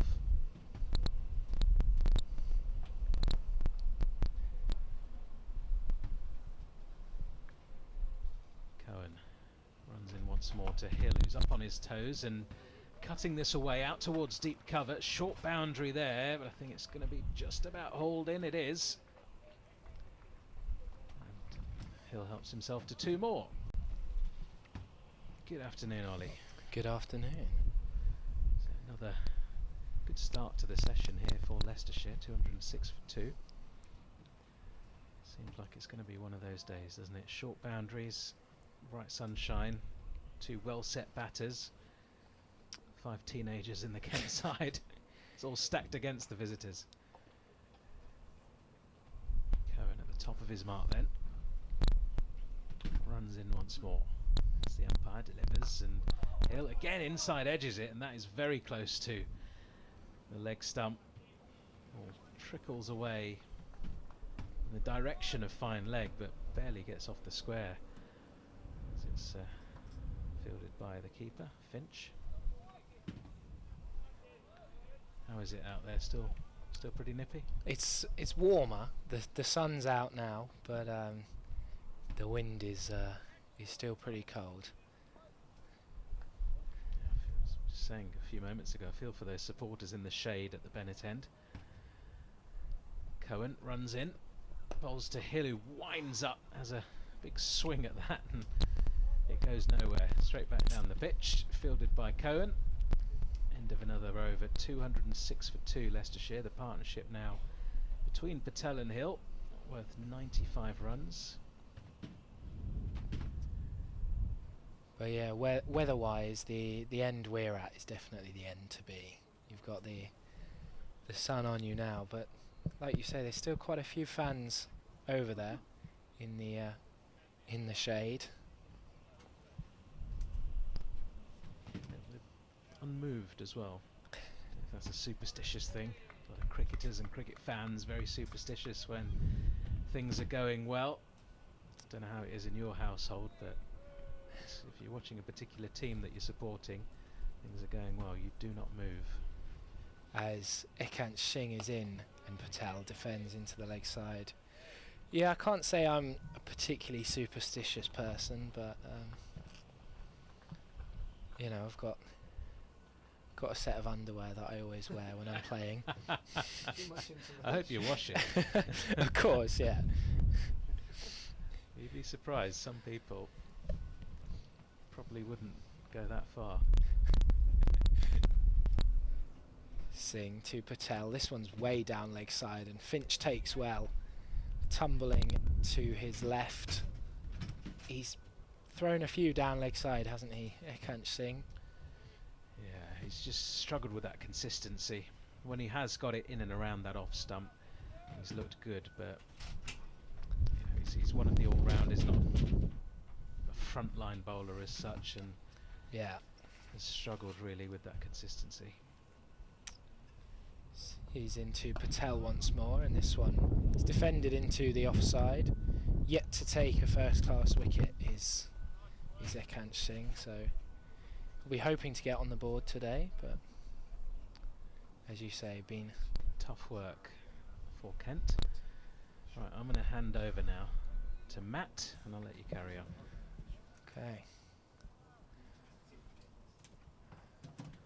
Singh will turn at the end of his run-up to begin once again to Patel on 112, who guides this one to backward point. He's got 2 slips, has Singh, 2 men out on the leg side, an offside sweeper, and then point, extra cover, mid-off and mid-on.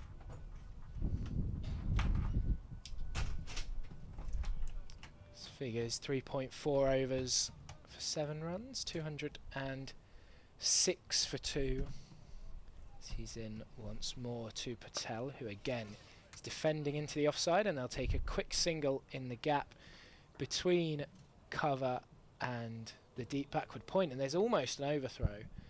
There's I think it's Cohen out there at fine leg, had to cover a lot of ground to collect the throw after Harry Finch missed it, and then he fumbled it, almost went over the boundary for 4, but in the end the boundary's so short that they didn't have time to complete a second run amongst all of that, so it is just a single. Afternoon. Is it Oliver or Ollie? I don't mind too much. You don't mind, that's fine. I don't want to nickname you. Singh finishes the over, and this is an edge that doesn't carry to first slip. It's hit his hands and then onto his shin, and he's down in pain. And they'll be hoping it's just one of those ones that hits you on the shin and stings for a bit, because they cannot deal with another injury right now, can Kent?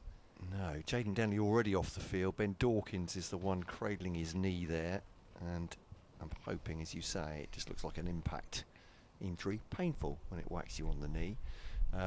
He's having the physio on. They are actually. The physio is coming on, so Corey Flintoff is helpfully or unhelpfully just literally pulling Ben Dawkins' legs out. I'm not quite sure if he's medically qualified to do that, but so we'll find out. But I gather Jaden Denley, by the way, who's been off the field since early this morning, is unwell rather than any injury. So I think he's back at the hotel now, from all accounts. So wish him well. But yeah, Kent's injury list. Well, how long have we got this afternoon? We've probably only got another 4 hours, so I don't have time to go into it. 207 for 2, break in play here. But 5 teenagers in, it is great opportunities for these players. Having said that, it's a pretty sobering score on the board, isn't it? 207 for 2 at this point. Well, it's a very difficult situation to be thrown into right at the end of a tough season against top of the league, who are sort of probably playing the best they have been for 20 years, Leicestershire. And reminds me, as a Sussex man myself, of the team Sussex were putting out sort of 5 or 6 years ago, which had 4 or 5 teenagers in. But yeah, not a situation, not the ideal situation to be given your first class debut, for example. They'll remember it. I'm sure the handover of caps they'll remember, at least Ollie Curtis and Corey Flintoff today. But yeah, a quick learning process to be said. Just keeping an eye on Ben Dawkins, who's taken some help from the physio. How's he moving? Well, he's limping quite palpably at the moment. Not good. He's expected to open the batting for Kent as well. I was just quickly having a whispered conversation with Richard Ray at the back of the box, and I said, well, you think, should they get there? It looks almost inevitable at this point. Leicestershire, will they drop anchor at 450? He said, I think pretty much, because they want to go then try and get bowling bonus points, won't they, as soon as they've, if they get to the magic 5 batting bonus points. 113 for Rishi Patel and 41 for Lewis Hill. I don't want to go too much on about, I suppose, Kent's injury woes and the young team, because Leicester have batted really well. Kent haven't bowled tremendously well. I think they perhaps haven't had that much luck with a bit of movement on the pitch, but they've punished every wide ball, every poor ball, particularly Rishi Patel. I think they look like batters well in form today, and they are. Well, I won't say Division 2 champions elect, because Leicester supporters will be cursing me for trying to commentators curse them, or should it happen. But 207 for 2. Ben Dawkins is, well, he's standing hands on knees at slip at the moment. He's still limping, but there we go. Cohen to bowl from the it's the Bennett end, is that right? The far end. So they come through for a single into the offside. I'll get used to it. I know this is the pavilion end. I'm pretty safe with that. But yeah, single taken into the offside off Cohen, who's been expensive. He's one of those that might think, he deserved a bit of luck. I'm not sure that's ever the case, but he's had a couple of drags past the stumps and a couple of edge low into the slips, but I'm sure there'll be experienced bowlers out there saying you make your own luck and all that stuff. 2 slips in behind Lewis Hill's 41 so far. The Leicestershire skipper just nudging that into the onside, and there is no run as that's fielded by Corey Flintoff. Sorry, it's Ian Holland is the skipper, isn't he? Beg your pardon. Patel 114, Hill 41. To come, Shan Masood and Stevie Eskinazi, Ollie Cox, Louis Kimber, Van Beek, Chris Wright, Josh Hull. Should they be needed, but I was thinking at lunch, the 150 or so for 2 at 30 overs. I was thinking that's a reasonable platform in a one-day game, isn't it? Outside the off stump at the left, it's full outside the off stump by Hill and not needed. But you've seen a bit of Leicestershire this season as well. And, I mean, it might sound like a really easy question, but what have you made of them as a unit? Why are they are they winning this Division 2? Do you think? I mean, I think it's what you said. They've been a solid unit. You know, they've had made a list the other day. I think they've had 12 different players have scored 50+ scores this year, including, of course, Rayan Ahmed with 5 centuries has been the standout of them. As Cohen bowls to Hill, just drops the bat on that one, deflects it to backward point. Risby Fields, no run. But they're a team it's not necessarily a team full of superstars. When you look down the team list, of course, now they've got Shan Masood, who probably is a global name, but otherwise the other 10 are sort of, they'd be known by county cricket fans, but not necessarily known much further than that. And they've just worked together as a unit. When you look at their top run scorers, the 3 top run scorers are all fairly close together, which isn't the case with Kent, for example. No, that's true. Ben Compton has outstripped everybody at the Spitfire ground. Bouncer from Cohen. It's fairly regulation duck underneath that by Hill. Got pretty low and the ball didn't. Through the wicketkeeper, and there's no run. But yeah, just looking at the stats now, I can see your point. There's good accumulation of runs by a number of batters in the top order. Yeah, which means that, you know, when one batter doesn't perform, you can probably trust that one of the top 6 is going to. For example, today they bat pretty strongly down to number 9 with Logan Van Beek, who's top scorer in the 80s this year. Cohen to Hill and the leg side. I think that might have come off bats. Oh no, the umpire is signalling early that should be leg buys. Ekansh Singh has, I think, danced with the rope, as it were, as he picked that up. He was about to go over the rope and just tossed it up in the air onto the ground. That's fine. He wasn't looking for a catch to save it from going for 4. Very close indeed. 209 for 2. Good footwork. Definitely would have been checked by the third umpire. You think but that was I think he probably was. He probably was fine. He did it in such a sort of like a regulation way, like it was anything spectacular. That playing jump rope there for a second. So 209 for 2. End of the over. It'll be Ekansh himself to continue the bowling. Cohen, as I said, expensive. None for 53 off 10 overs. Yet to get his first Kent wicket as well. His debut came last week against Lancashire. But yeah, and wicket taking. See, Ian Holland had a great start to the season, didn't he? And he's still I think their leading wicket taker.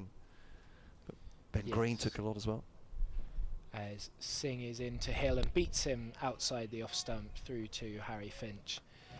Yeah, again with the wickets, it's Ian Holland with 35, Logan Van Beek with 33, and Ben Green with 31. Again, it's 3 pretty close together, and they have secured Ben Green for next year, which will be good news for all Leicestershire fans. Of course, on loan from Somerset, who have recalled him for these last few games, which is why he's not playing today. So is he on loan again next season, or is he Is he As Leicestershire? far as I'm aware, he's fully signed Gotcha, next yeah. year. Good signing. As Singh is into Hill, who turns this to the sweeper on the leg side for a single. Yeah, he pretty much played all the county championship for Leicestershire, but then Somerset played him for the white ball. So last time I was here with Richard, we were talking about if it will soon become a thing that you could get a red ball contract with one club Yeah. and a white ball with another. But no, Ben Green fully with Leicestershire next year. Has himself a blast winners medal, of course, from the weekend. Singh into Patel again, it's down leg side, and Patel shows interest in it, but I think ultimately decided to leave it. If there's such thing, did they get winners medals? I've no idea. You'd I'm think sure there'd they be some do. sort of keepsake, wouldn't you, for winning the blast, you'd imagine, but yeah. Well, if they do, we'll have one from last year That's as well. true. Not be short of trophies. Or no, they lost the final. Oh, no, last it year, was but won the year before. Gloucestershire wasn't it? last year, wasn't it? Of course, yeah, the side of Derby in the final, yeah. Always, though, well, in the last few years have been there or thereabouts, haven't they? As this one's clipped into the leg side and caught by Grant Stewart at mid-on. A very soft dismissal for Rishi Patel, who falls for 114. Richard, just outside next to us, has his hands on his head, just trying to turn an innocuous delivery on leg stump to square leg, and was early on it and a leading edge to mid-on. And Ekant Singh has his first wicket in first-class cricket. He does Perhaps indeed, yeah. not how he imagined, but a huge wicket for Kent. Rishi Patel gone for 114. As you can hear the applause he's getting from the Leicestershire faithful. A very good innings from the opener. Comes to an end, 21 boundaries. It is his second 100 of the season, but it comes to what you feel is perhaps a premature ending, as he looked completely comfortable out there and would have been wanting to really kick on. Yeah, it looked up, didn't it, invitingly for Grant Stewart. No real doubt about the catch. You say a hint of a leading edge as he tried to work that into the onside, but yeah, he's done a lot of damage for his side. He's certainly set them a decent platform here. Shan Masood comes in at 5. Absolutely no respite for these Kent bowlers then, who've toiled to little effect in the game so far. But yeah, as you say, congratulations to Ekant Singh. We're getting used to firsts in the last few weeks, has to be for Kent. So Mikey Cohen's without a first-class wicket as yet, and for Kent anyway, and hasn't taken one for a good 4 years. But yeah, what a knock that was by Rishi Patel, setting the tone pretty much from the first ball of the innings and going on to make that century. And it, you know, he may well have propelled them, given them the platform to clinch this Division 2 title. Morgan weren't exactly ripping up any trees against Derbyshire last time I looked. No, they were 6 down, I think. So yeah, 105 for 6 I think is the latest we got, so they're not getting near a batting bonus point at the moment, which will be fantastic news for Leicestershire, with all but one game is pretty much a 3-day game as well, isn't it? So these bonus points are vitally important in chase for titles. And the next man in, Shan Masood, not the guy you want at 210 for 3, but he'll face his first ball here, turns it into the leg side to a short mid-wicket on the bounce. Yeah, Ollie Curtis at short mid-wicket now. It's Dawkins and Flintoff at slip. There's a backward point. Cover mid-on, mid-off. There's 2 men on the drive at mid-wicket. A little bit of a trap for Shan Masood. I'm sure he's faced more intimidating and worse, but they've obviously done their homework on him, and a fine leg as well. Singh is into him again, and he defends into the offside. 100 last week in first-class debut for Leicestershire, Shan Masood, who's played for quite a few counties in this area. Yorkshire and Derbyshire recently, doing a tour of the Midlands / north of England. Not a bad man to just drop in to see you over the line for a promotion and maybe a title as well. Yeah, 12,000 first-class runs at an average of near enough 40. You're saying he's got a promising future in the game, is that what you're saying at this point? He could make something of himself. It's change of ends now. The Bennett end, it's Mikey Cohen continuing, bending his back through to wicket-keeper Finch. I said I think it would be a little bit unfair to Leicestershire to say he's deserved wickets, but he's applied himself pretty well. Unfortunately, the bad balls have disappeared to the boundary very quickly off him as well. Perhaps his pace doesn't help him in that respect, but I think it's a combination of the first session of the two of Leicestershire have been batted really well, and Kemp hasn't bowled at their best really. This isn't their strongest bowling lineup, but 210 for 3. It's imposing against any attack.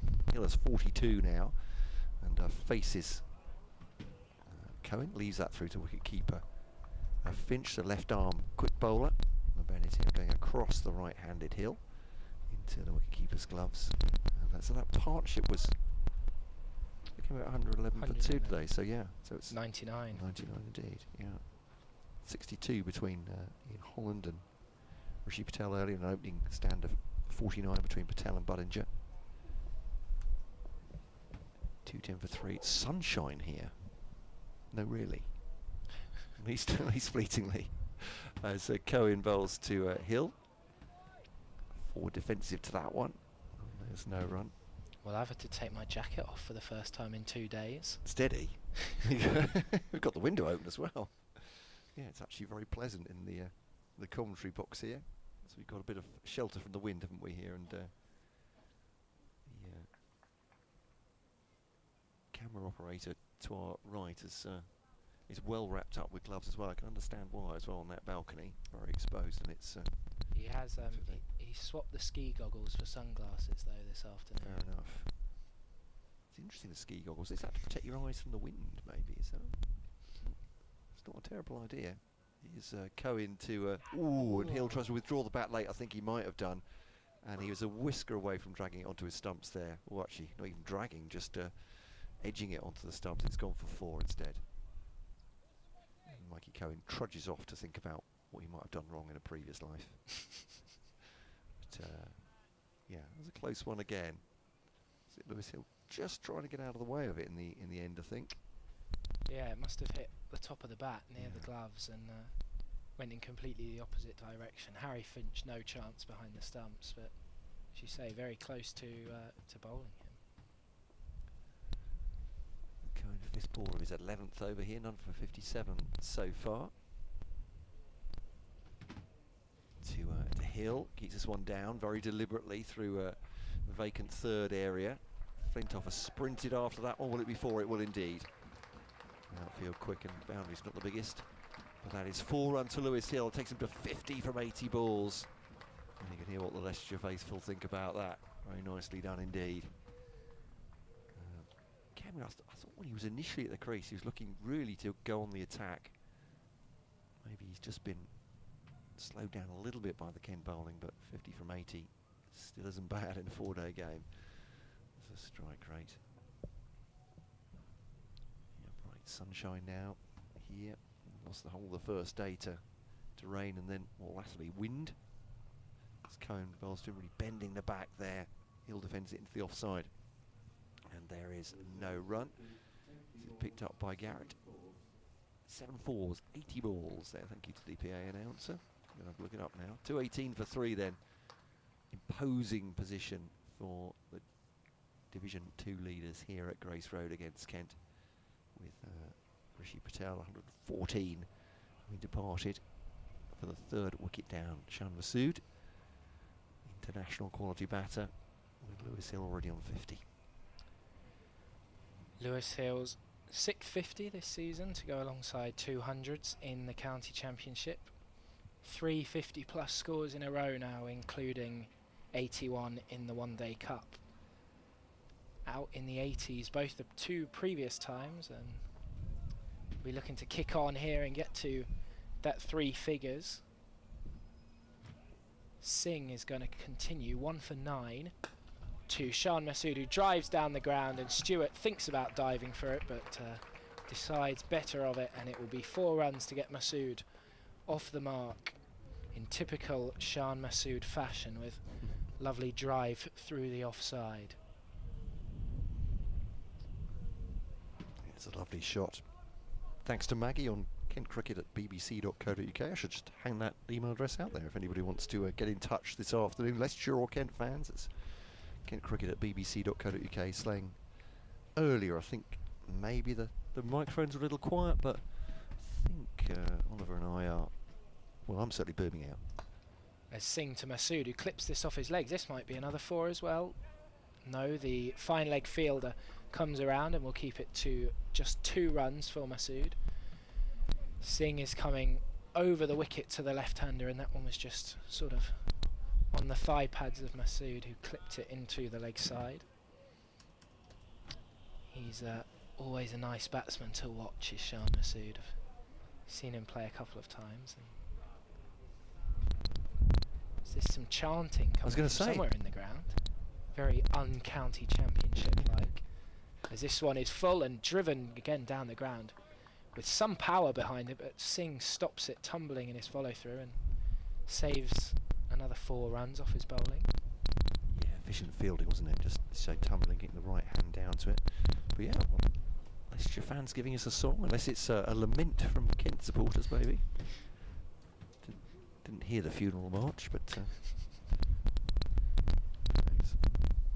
why wouldn't you be in good voice if you're a Leicestershire fan this season?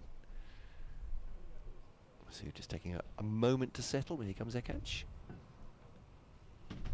Still 2 catching on the leg side as this one's turned away in front of them. Another chase for the fine leg fielder, and good running means it will be 2 again for Masood. A similar delivery to the one he clipped earlier in the over, despite the fact that he's changed the angle and is now coming round the wicket. I think our communications kit has got itself a cosy. There we go. That's keeping the sun off it. Do suffer, don't they? That's about the only thing that you can... These units have been using for 30, 40 years, I think, at the BBC. And this one is a no ball, but defended to mid-on by Shan Masood. Richard and I haven't, obviously, because we're far too young, but they've been in operation for that long, but pretty much built like tanks. But the only thing I've seen stop one is the direct sunlight. We had have at Kent, or we used to have before it went missing. I'm a bit suspicious about it, but a big cardboard photo of former Kent head coach and player Matt Walker, and but I think one of the opposition commentators has taken a shine to it and taken it away. But important, keep the sun off it. This one's driven again through mid-off by Masood. Another delightful stroke. Stewart this time does dive but can't stop it, and it races to the boundary for 4. A loose over this from Ekach Singh, already 14 runs from it.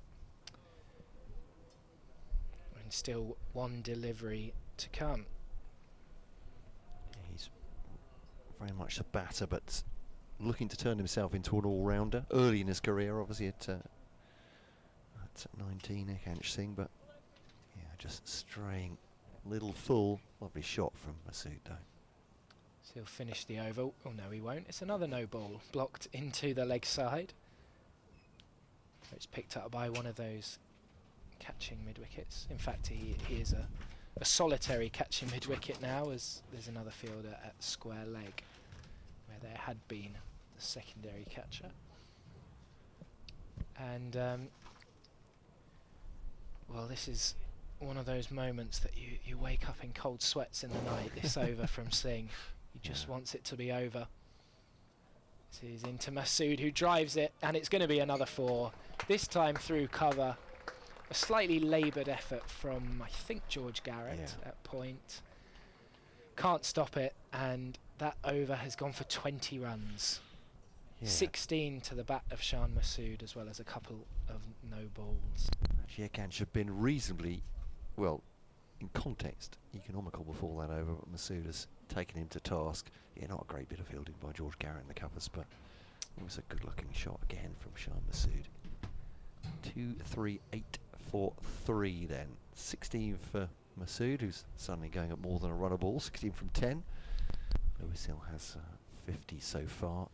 Leicestershire's leading run scorer coming into this game. He may well emerge from it much the same. So Cohen to continue. Singh is 1 for 29 off his 6 now. Cohen none for 61 off 11 in total.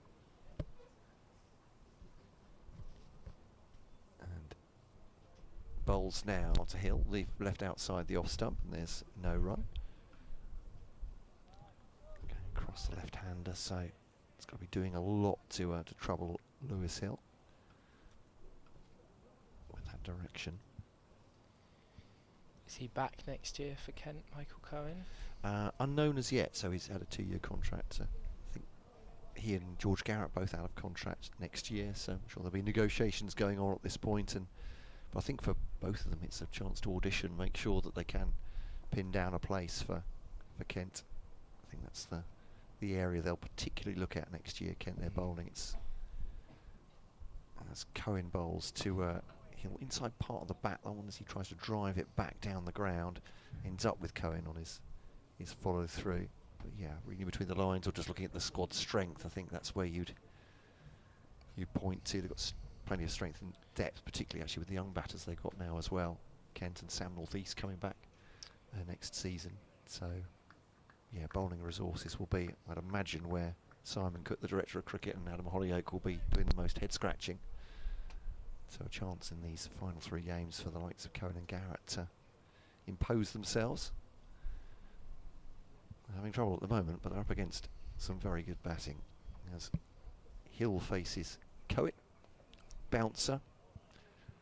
Again, that's not really doing anything. It's not frightening Lewis Hill, who's basically pretty much flexing the knees from the moment that's left the hand. And through to the wicketkeeper, no run. 2, 3, 8 for 3. On the face of it, Mikey Cohen was brought into the side, into the squad after leaving Derbyshire as a point of difference, as they say. Left arm quick. There's not many of them around, and if you can get into rhythm, it could be mighty destructive. But a back stress fracture has kept him out of the game for a season and a half. He's now trying to get back into something like his best as Cohen bowls to Hill, driven away. It's foolish, and it's a lovely shot as well.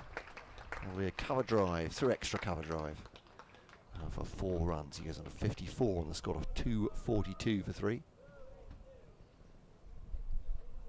It's might just been the one supporter singing at that point, but I think it was in praise of the batter out there at the moment, Lewis Hill.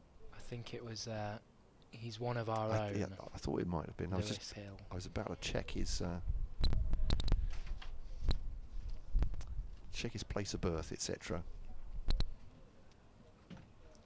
There's observation on the BBC live text that Michael Cohen's run up is closer to the boundary than the stumps where it begins at the moment.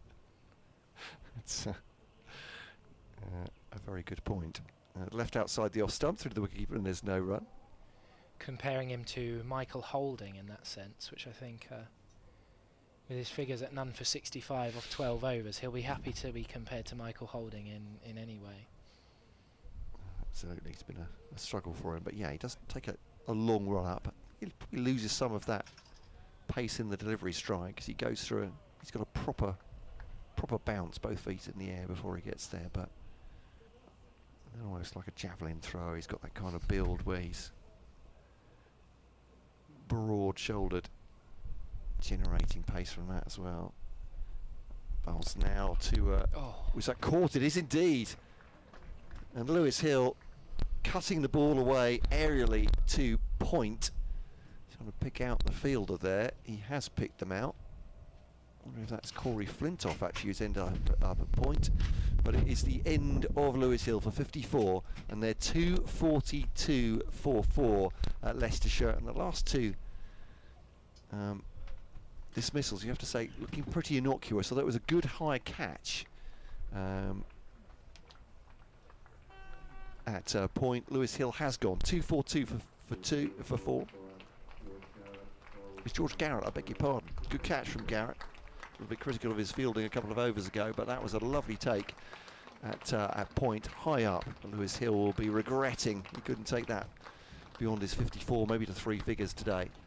And Kent have another inroad, I suppose, to relatively fresh batter. Certainly Stevie Eskinazi is, though Shah Masood has shown in 10 balls that he's probably played himself in already. Another wicket, and we should say congratulations to Mikey Cohen. That's his first wicket for Kent in the county championship, and however they come, they'll be very, very welcome indeed. I'm sure I'll remember it too. Lewis Hill goes then 2-4-2 for 4 Leicestershire. Well, another soft dismissal for Leicestershire. Eskinazi now joining Masood at the crease, and it was these two with a very strong partnership last week, and Leicestershire's hopes of full batting points probably now resting on another similar partnership. These two put on near enough 100 last week, both making their Leicestershire first class debuts. And looks like just after taking that catch it will be George Garrett bowling, replacing Eskinazi after that 20 run over. Hardly comes as a surprise.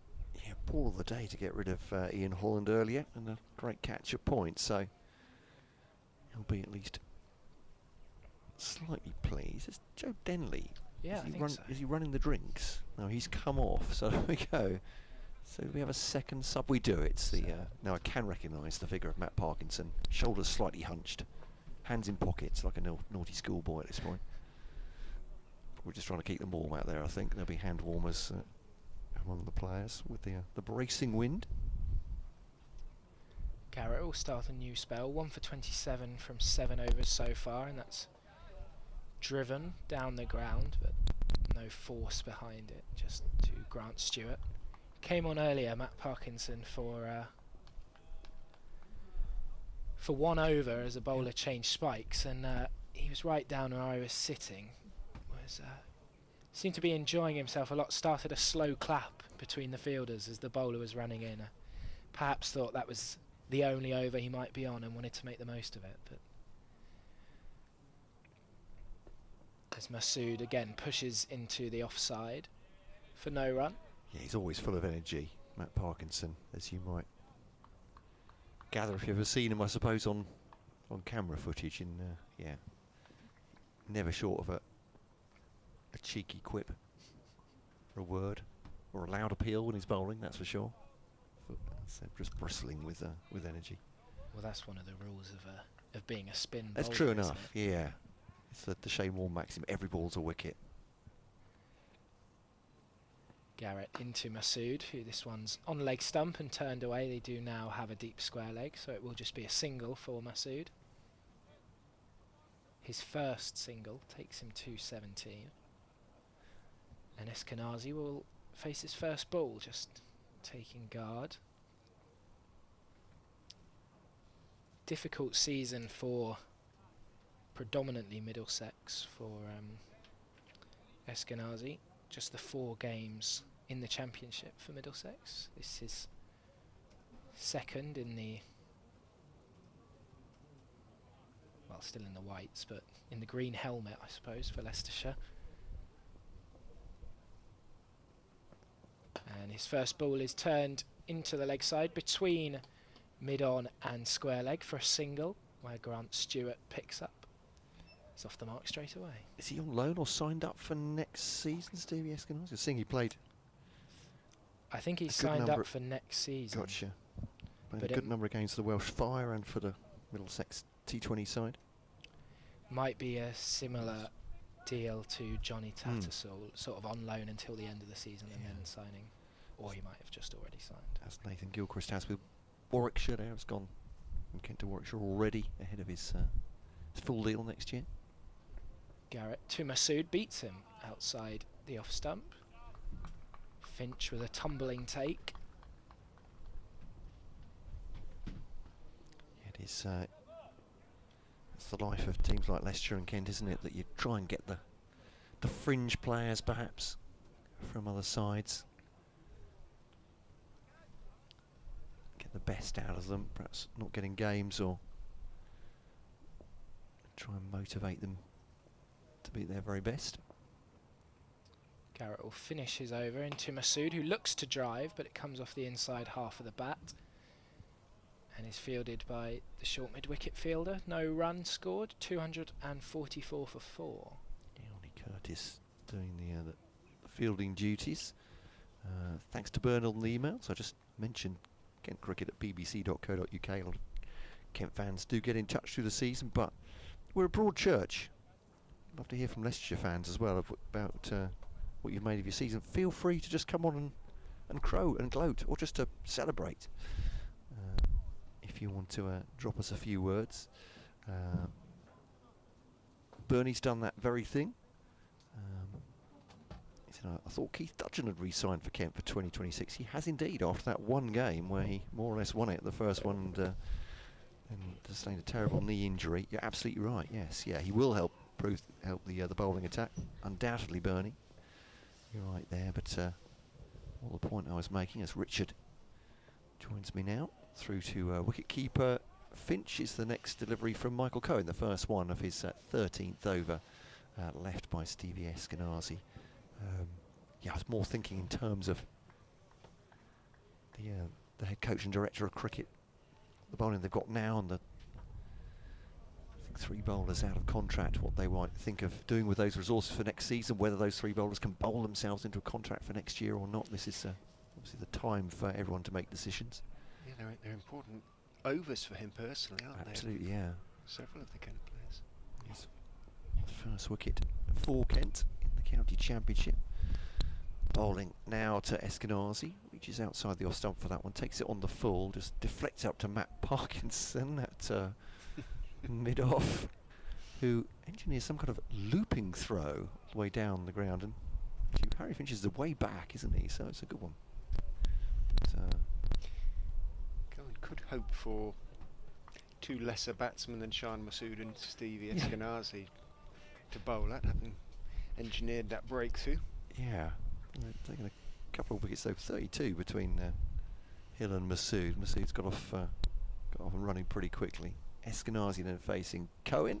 All inside part of the bat. He's dragged it past the stumps. It's not the first time. It's not the second time. I think it might be the 3rd time now that Mikey Cohen has found the inside edge. So, as I said, he might feel he's a little bit unlucky, but certainly he's gone for runs. 2, 4, 5, 4, 4. And again, it's head and hands. It's funny, isn't it? No, well, not funny. That's the way. It's the way of cricket. Not funny for bowlers, but he gets the wicket from an innocuous-looking shot from Lewis Hill, when you think maybe his better balls might have gone for taking wickets earlier on. It is often the way of it, or sometimes the way of it anyway. Well, he's going to get a chance to bowl at the, we have to say, former Pakistan international captain now. He's just done a bit of running on the spot to get himself limber, been off the strike for a few balls as Shan Masood. 4th ball of his 13th over for Cohen, bundling in now, bowls to down the leg side. Masood sort of gently waves a bat at that one. That's a really awkward take for Harry Finch. I think he's taken on the end of the fingers. Just takes the right glove off, just so he can minister to those hands. Holds one behind his back. Ouch. Trying a bit too hard there. Mikey Cohen speared it down the leg side. A good stop by Finch. Full down the leg side as well. Missed out a bit there, Shan Masood. Yeah, it's a good call. He's trying to get all his pace going. Left arm over the wicket to the left-hander. 3 slips in. And edged low. And it's hit. It's that Curtis at 3rd slip this time. Ben Dawkins was in the wars a few overs ago. Hit him on the knee. Why has it hit and him? Goodness me. I thought it hit him on the shin maybe, but he isn't getting too much sympathy from it. No. Wave to the physio. He's goodness me. Rolling around in absolute agony at the moment. Pitched a long way in front of him, I have to say that. Yeah. Well, it's amused Mr. Flintoff no end. So I'm assuming it's not that serious. Maybe the stricken Curtis does have a smile on his face, or a grimace. No, actually, he doesn't look great, does he, as the physio comes on. 2-4-6 for 4. Oh, he's still rolling. He doesn't look like he wants to get up at this point.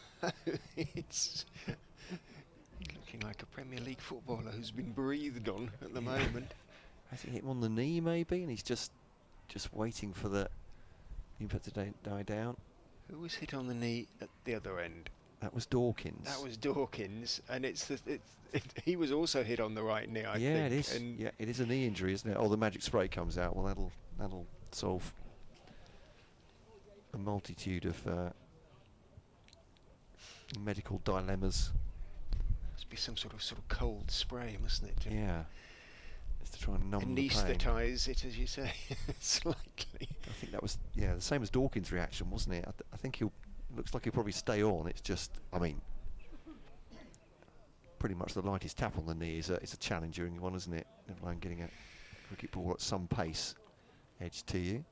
That was the reaction of a man who has watched too much football recently. He's putting it on. Absolutely went down as though shot, didn't he? And then rolled around. And are you thinking yellow card for simulation at this point, would be it? He clearly was hit, in fairness to him, but it does rather explain the reaction of Corey Flintoff there. Yes, Flintoff, highly amused. Curtis, isn't it?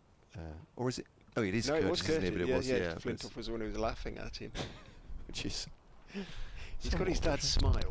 So we will get the last ball of this over from Mikey Cohen with two slips hobbling around. Bowls to Eskinazi, pushes into the offside end of the over. 2-4-6 for 4. It's an imposing score. Slowed down just a little bit by 2 wickets after lunch. Patel going for 114, Hill for 54. Yeah, they need to regain the momentum within 4 of picking up that first batting bonus point. Every point closer to the second division title for the Foxes, with Glamorgan struggling at Derby, lest we forget. Yeah, 137 for 6, the latest we have. Really doesn't look like they're going to get any batting bonus points on that basis.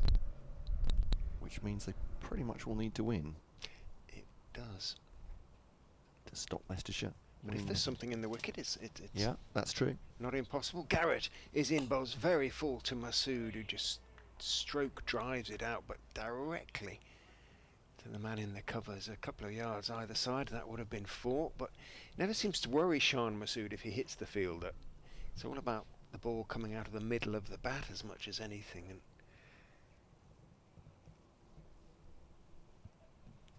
shows no distress at missing out that half volley. Short mid wickets in for him at the moment. 18 off 18 for Masood as Garrett is in. He may just have brought the bat back inside the line there. It certainly seemed away, but from slightly short of a length outside off stump, and Masood had to adjust.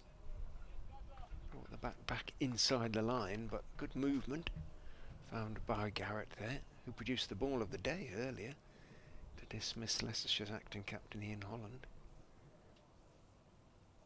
Sun comes back out. There's a little bit more dark cloud around now, but absolutely no sign of rain as Garrett is in. It's a bit fuller, just outside off stump, played off the back foot and on the left by Masood, dropped out into the offside. Man who's at a sort of backward point, almost deepish gully, comes into field and there's no run. Kent bowlers are fighting back here after a period of Leicestershire dominance post-lunch, with Patel and Hill going well, but after that partnership of 99 was ended, they've just struggled a little bit to get going as Garrett is in and bowls to Masood, who tucks him away nicely off his legs down to deep backward square. Cohen's out there, throws in. It is just a single to Masood, 247 for 4. Eskinazi will be keen to do well in front of his new supporters. So, as Ollie was saying, it's a loan it down to until the end of the season, and then exactly, takes up next year. That's the sort of how it has to be done. Apparently, in goes Garrett Bowles to him. He too is working it off his legs. Might get a, in fact, going to pick up 4 there. That was wide of the man at backwards square, and it's run away to the boundary, across the ropes, over there in front of the Uptonsteel stand, and Eskinazi not only picks up 4, he takes Leicestershire past 250 and brings up the first batting bonus point. 1 apiece now. Kent obviously having picked up 1 for the third bowling, or the third wicket. Rishi Patel, who chipped a simple catch to grant Stewart a leading edge. That was from the bowling of Akash Singh, his maiden first-class wicket. Garrett is in, and Bowles edged through, third slip for 4. Well, genuine edge, and had there been a third slip, would have been a catch. It would have been a low catch, but around about knee height, I would suggest. Flintoff couldn't get across, saw it flash through between him and Gully to the boundary for 4. So big piece of fortune for Eskinazi. Picks up his second boundary of the over, and Leicestershire back up to a run rate of 5s. 255 for 4 from 51 now, but unlucky for George Garrett. Yeah, absolutely. Is Mikey Cohen going to continue? I think he's got one of the boots off there, just tending to the feet, fast bowler's feet, not something you ever want to engage with, I think it's fair to say. A bit like wicketkeeper's hands, I always think. You just don't want to ask. 255 for 4, especially not towards the end of the season. Just looking at the overs gone, it's 51, 104 possible today, and tea in around about half an hour. 3:30, yeah. Goodness me, that's going to be a long final session, isn't it? Very much is, and well, Ollie was suggesting finish around about 7, but I pointed out by then it's fairly close to dark, so well, it's true. It's I don't think we'll get all the overs in because of the lighters, unless it's somehow sunny all evening. Yeah. What's the floodlight situation here? Is there any Well, you can use restrictions? them at You all can, times, but obviously they take get over dark, for the then they natural take light, yeah. over. So I mean, it is a little bit gloomy when the sun goes over behind a cloud now, but it's Cohen then to bowl to Masood. Follows that one down the leg side, at least with you can see the head turn, but it's taken well by Finch. And there is no run. Hard to know how well Messrs Dawkins and Curtis are after their knocks on their knees, because they're basically just walking between their slits position, aren't they? So keep an eye on them too. they don't appear to be in any obvious discomfort. No. They'll have nice bruises. Show off to the other kids in the playground. Yeah. Sorry, that's Well, not a comment. that's true. That's a Yes. comment in the age and their age, but yeah. At college or wherever. Quite. 255 for 4 as Cohen bowls to Masood over the wicket. The left hand. Let's turn it to the onside by Masood. He finds Garrett at square leg. Sounds a good catch to get rid of Lewis Hill. The ball of the day, as you were saying earlier, Richard. To dismiss Ian Holland. Might feel himself a bit rueful, Holland. Where does that come from? Masood 19 from 23. Eskinazi 10 from 7. The run rate's still 5 and over here. We are not halfway through the day. No. At just 5 to 3.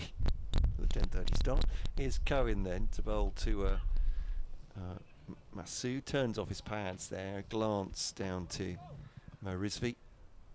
Sub-fielder fielding there. It's a single. 256 for 4. I mean, Kent are behind the over rate here. -2 it says on the board.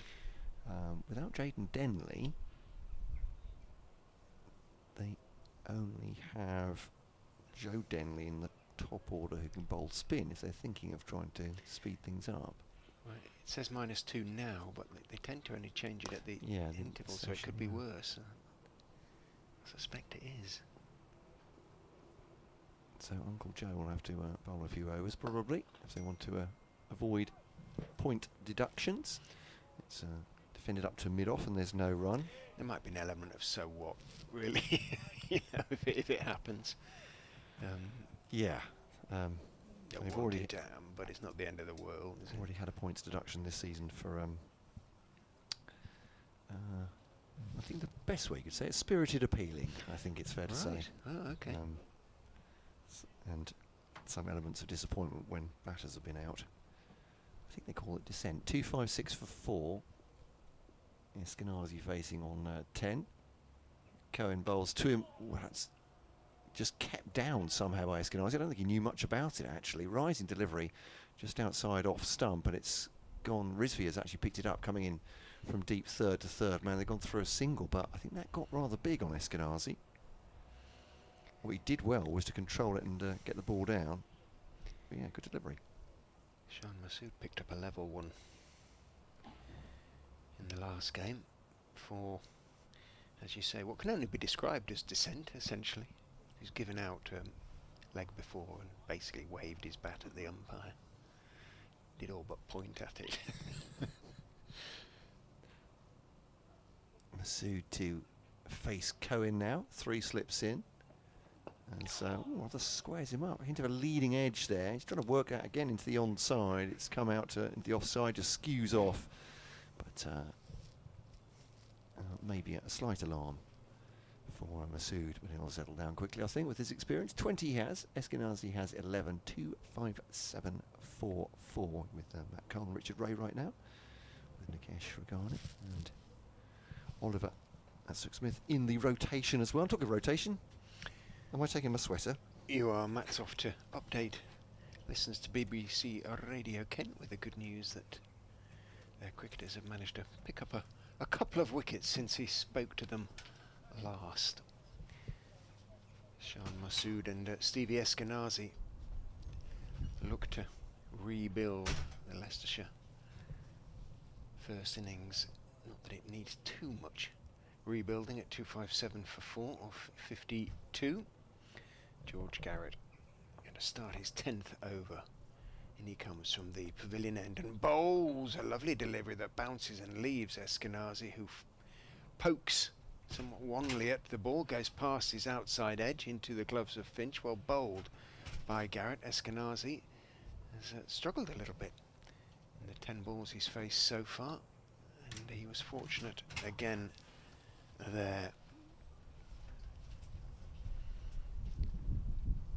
So there's been a good sort of 45 minutes or so from the Kent bowlers who've dug in, so to speak. They're trying to restrict, just keep the run rate down a little bit. They picked up a couple of wickets. Garrett is in and bowls a good leave from Eskinazi. It wasn't so very far outside off stump. It was a fraction short of a good length, so it was a tolerably safe leave on height, if nothing else. But it was close-ish to everything.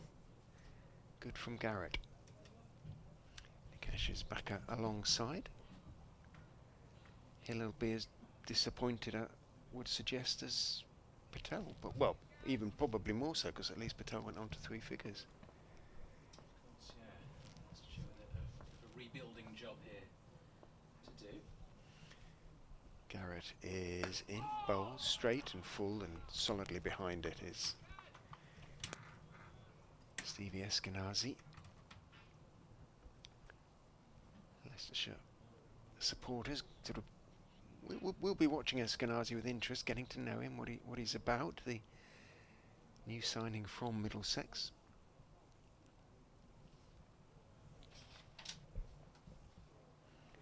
Good white ball signing as well, Eskinazi. Stephen Sean Eskinazi, born in Johannesburg.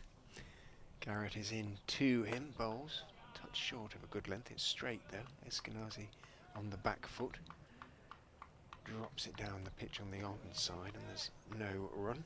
Brought up in Australia though, and entitled to 4 passports, he says, but I don't know which the fourth might be. Yeah, that's the question. And eventually I'll get to ask him that question.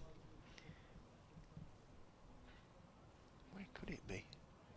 Maybe he's got some Irish blood in there somewhere, who knows.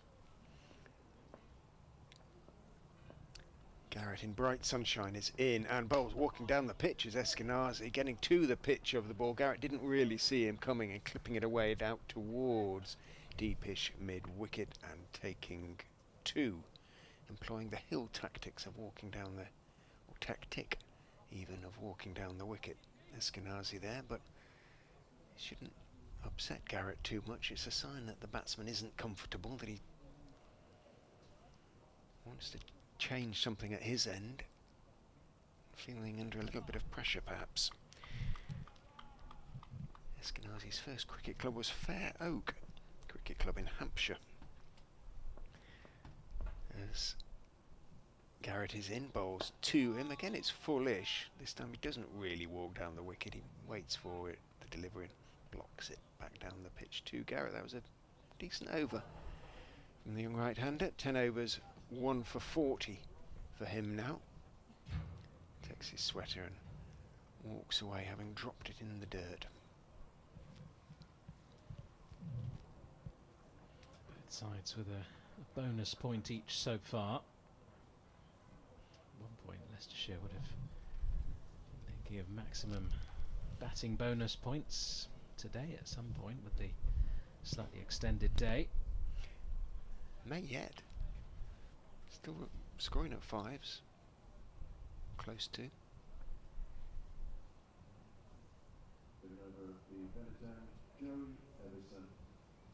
Joey Everson then from the Bennett end. Change of bowling for Kent. 51 overs left. And they need another, what? Well, less than 200. Is that right? Yes. Yep, 191. Yeah. Doable in 50. Well. Yeah, doable.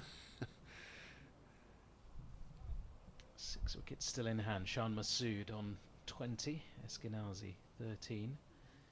Both off to reasonable starts as well, scoring at a good rate. Short mid-wicket gone in again. They're convinced, Kent, that Masood clipped the ball in the air through that area. Comes Everson to Masood, who clips the ball along the ground out towards steep square leg. Will help himself to another single. Partnership on to 18 between these two. Some Leicestershire supporters asking on the feed where Rahan Ahmed is. Obviously he's with England right in the England squad for the T20 series against Ireland, isn't he? Whether he'll play. Yeah, remains to be seen. I mean, although it is a sort of technically a second string England side, there's a lot of first choice players still taking part in it. As Everson's in to Eskinazi, who clips away out towards steep backward square leg and away for 4. Thought that was going to be cut off by the fielder running round from long leg. Short boundaries, as we mentioned, and timed pretty well by Eskinazi. In that series, a chance for Jacob Bethel to show what he can do as leader, as captain. We've still got the likes of Adil Rashid and other first choice players in there, so whether or not Rehan Ahmed does get his opportunity, we'll just have to wait and see. It's not a bad little trip though, is it? 3 matches in Malahide to close out the season. Oh, that's a beauty from Everson. Past the outside edge of Eskinazi. It was squared up. Didn't really have great balance either. Eskinazi was falling away over towards the offside. Every now and again, Kent have been able to produce those types of deliveries.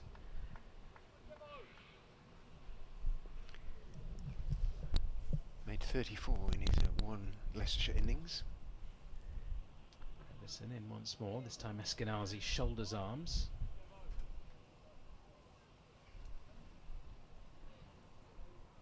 .264 for 4.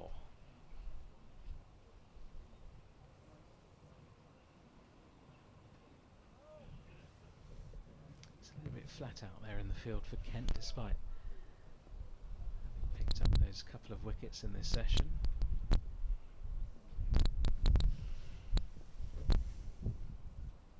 Eskinazi faces up again and defends the next ball into the offside. And there's no run. Had a chance to head over to the cake stall. I haven't been over yet. As I say, we got some business their way yesterday, but It's dangerous when it becomes a daily habit. it is. Yes, and obviously an awful lot more people in the ground, so they'll be busy. Full delivery from Everson, just worked away into the onside to short mid-wicket by Eskinazi to close out that over. One boundary from it, 264 for 4. Masood 21, Eskinazi 17. But they will be keen to get rid of all the cakes today and tomorrow. The last 2 days of cricket, at which they'll be operating. They're not here on the final day. They don't come for the final. They usually on the basis they don't want to sort of be left with cake. But I guess if there is some left, they might well return for the celebration on the 4th day. Yes.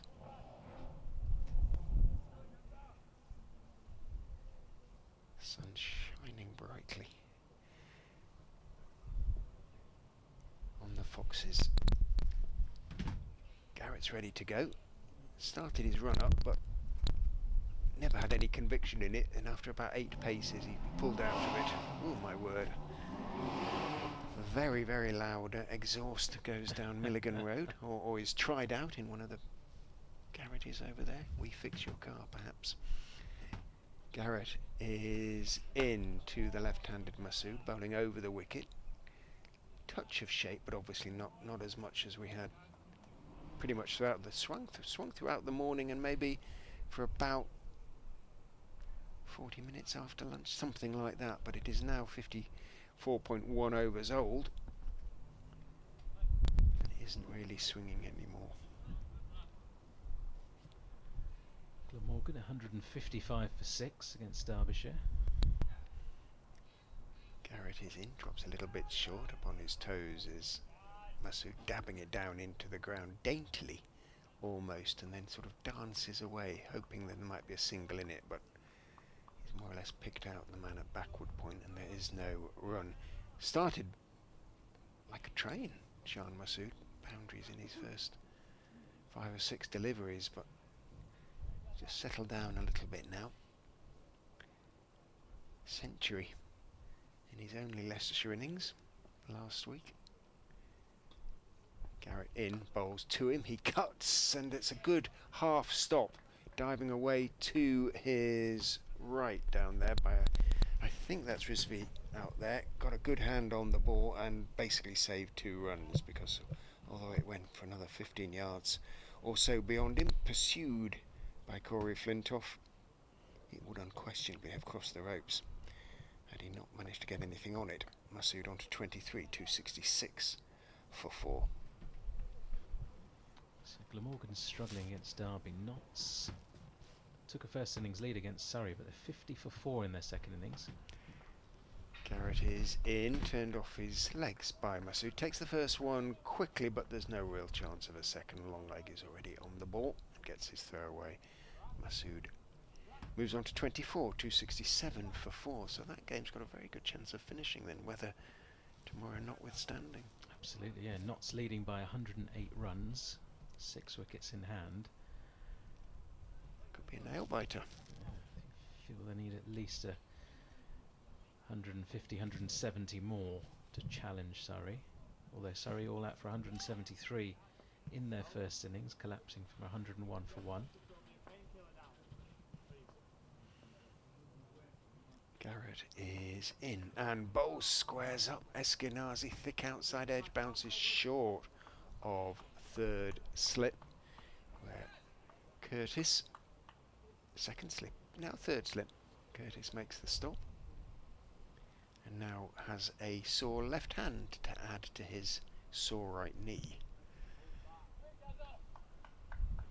Eskinazi's just struggling a little bit at the moment, bowling well at him.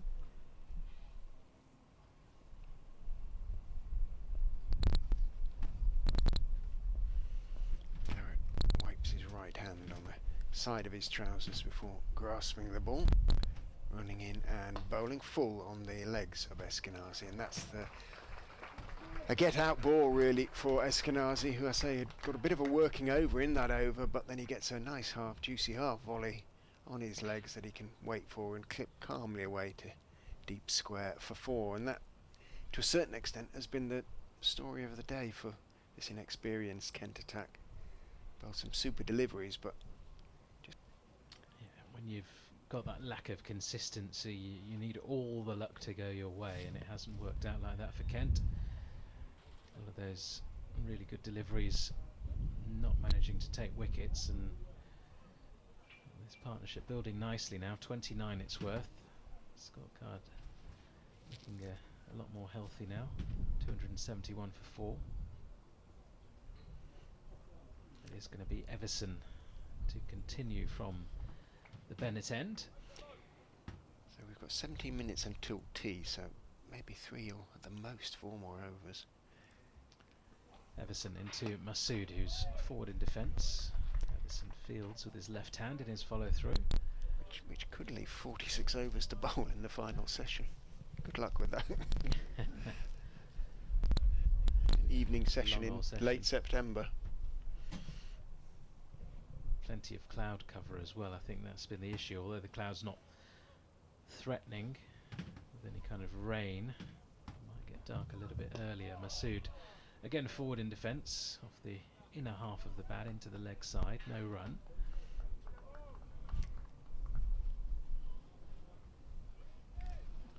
Six overs is, well, it's pretty close to 3 hours really at current rates. That isn't going to happen, you wouldn't think, starting at 10 to 4. Everson runs in bowls and Masood drives gently to mid-on. There's no run. It's not quite winding down time for you, Richard. Still one more championship match to go after this at Northants, and then what does a county cricket a commentator like yourself get up to in the off season? Have you got your holiday booked already? Any plans immediately as Everson's in once more and Masood drives square out to deep point, a single taken. Well, this one disappears off to warmer climes for the, for the entirety of the winter, I'm afraid. Old bones. You'll be going all over the world, will you, I guess?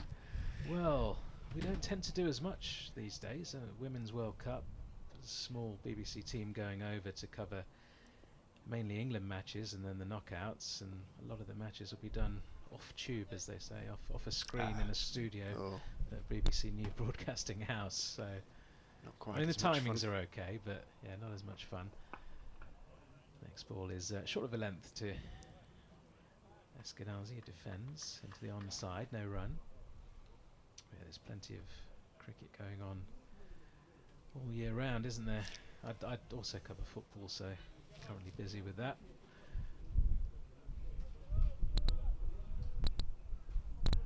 It's quite a nice time of the season when you can dip into the cricket, dip into the football a little bit. They overlap into August and September. Oh, that's I think a slower ball from Everson. Doesn't bounce very high. It's left alone by Eskinazi outside off stump. And keeper Finch takes it on the second bounce. Well, sadly he didn't. It went straight through him. Oh, it did? 4 byes, yeah. Sorry, I missed that. That bang was the sound of ball on advertising hoardings below us. Apologies, yes. 4 byes given. Difficult one for the keeper though. Bouncing right in front of him. Eskinazi calling for a towel. Change of gloves perhaps and a drink. Ruefully shakes his right hand. Harry Finch had been battered, the keeper in the slips in this innings so far. John Tattersall, Leicestershire acting 12th man. He's come here on loan for the end of the season, but hasn't played yet. So sort of question the logic slightly there. But as presumably the loan means that Leicestershire will be paying his wages, but You'd think so. He had a baseball cap on when he initially came on as a substitute fielder last week, and then changed it to a gold fox cap. She must have borrowed off somebody. Corey Flintoff's back from the pavilion end and bowls down the leg side to Shan Masood, who tries without too much positive intention to help it on its way down to fine leg. Doesn't get anything on it, and Finch makes the stop cleanly. We get a closer look then at Corey Flintoff. He's bowling from this pavilion end, much closer to us than when he's bowling from the Bennett end. Fair head. Sort of dark fair, if that makes any sort of sense. Big, strongly built boy bowls again round the wicket on off stump. Masood leans forward. This is great experience for him. Flintoff in his first game to be bowling against a batsman of Masood's quality on a pitch which isn't doing too much with an old ball. Is it good experience or is it disheartening? Well, if you get him out, it's very heartening. Absolutely. I guess that's down to the player, isn't it? Yeah. Character.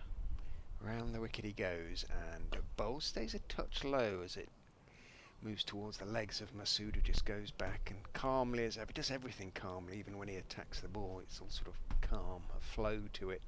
Works it out to deep square where Cohen is the fielder and takes one.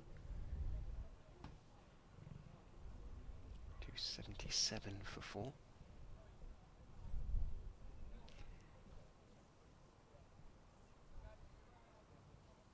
Extra slip being brought in, rightly so, for Eskinazi, who has struggled a little bit against the right arm seam from this end.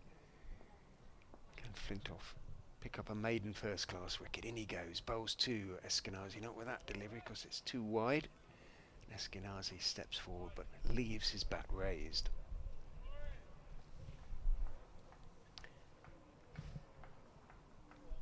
You look at it on the face of it, 21 from 25 balls, but has struggled a bit out there, Eskinazi.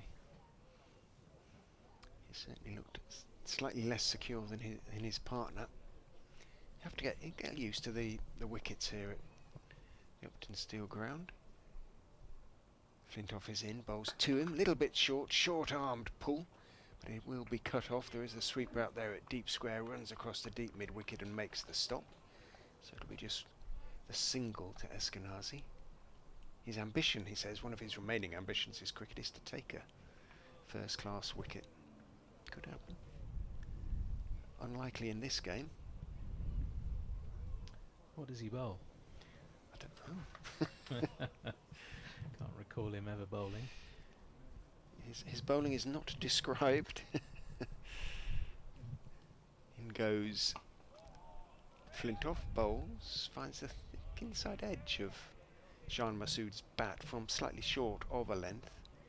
The ball comes off bat and pad and goes out into the offside. Masood momentarily interested in a quick single, but there isn't one there to be taken. Flintoff remains wicketless. 9 overs, none for 44 for him. Leicestershire 57 overs into their innings, 278 for 4. And there are 10 minutes until tea. He has bowled in first-class cricket. He's bowled 3 overs, none for 4. Yeah. He's looking at that. It's a good economy rate, 1.33. And he's a qualified barrister. So he'll never be short of work. Barrister? Barrister? Barrister? Not barista. Barrister. Coffee Barrister. maker or lawyer? Oh no, yeah, sorry, with the A on the end. I'm joking. Yeah.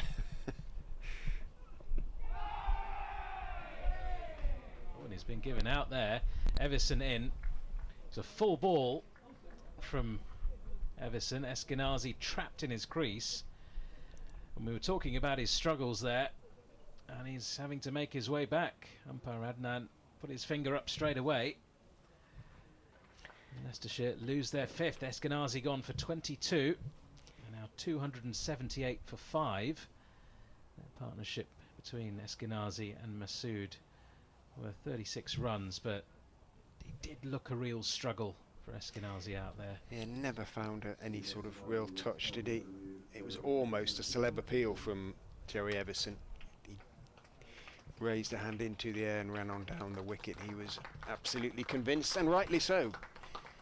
By umpire Adnan, halfway up front, pad in front, I think. So Everson, 2 for 57 now. Kent chipping away. Yeah, it's a little bit of a different feel on it, doesn't it? The scorecard, 278 for 5 now. Well, at lunch, 151 for 2, so 127 for 3 in the afternoon session. That's a very much a sort of balanced session, you'd have said. Yeah, absolutely. Ben Cox coming out at number 7 with number 7 on his back. Shan Masood still there on 26. Was kind of batting in a similar situation against Gloucestershire in that first innings, Shan Masood, when Leicestershire just had to rebuild in the middle part of the innings, and he did it well, scoring a century.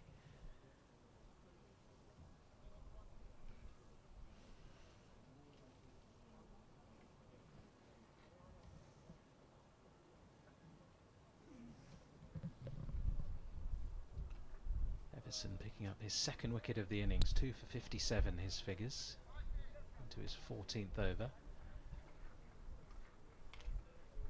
Might well get another over in after this before the tea interval, although Ben Cox doing his best just to delay things a touch, taking his guard, now checking the field. He was going through some stretching before, and now he's ready.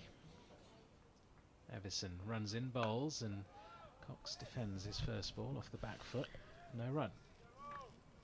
386 runs in 13 innings. An average of pretty much 30 for Ben Cox this season. 250s. He's been a consistent contributor.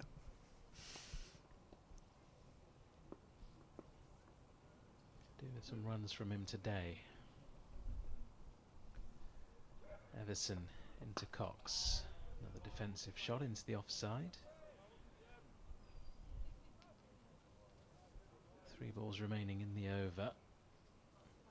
5 minutes till that tea interval, so we should get another over in.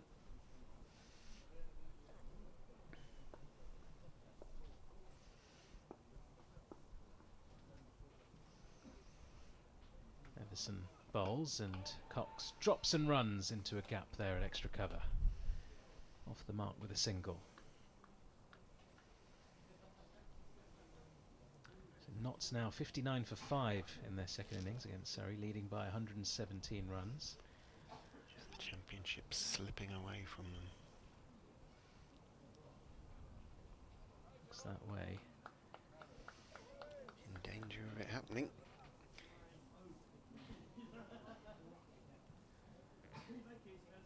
Glamorgan 169 for 6 against Derby. Keep a close eye on that for you. So Everson comes round the wicket to Masood, who guides the ball down to deep third. Bit of work to do for the fielder there, who was sort of more at a deep backward point sweeping.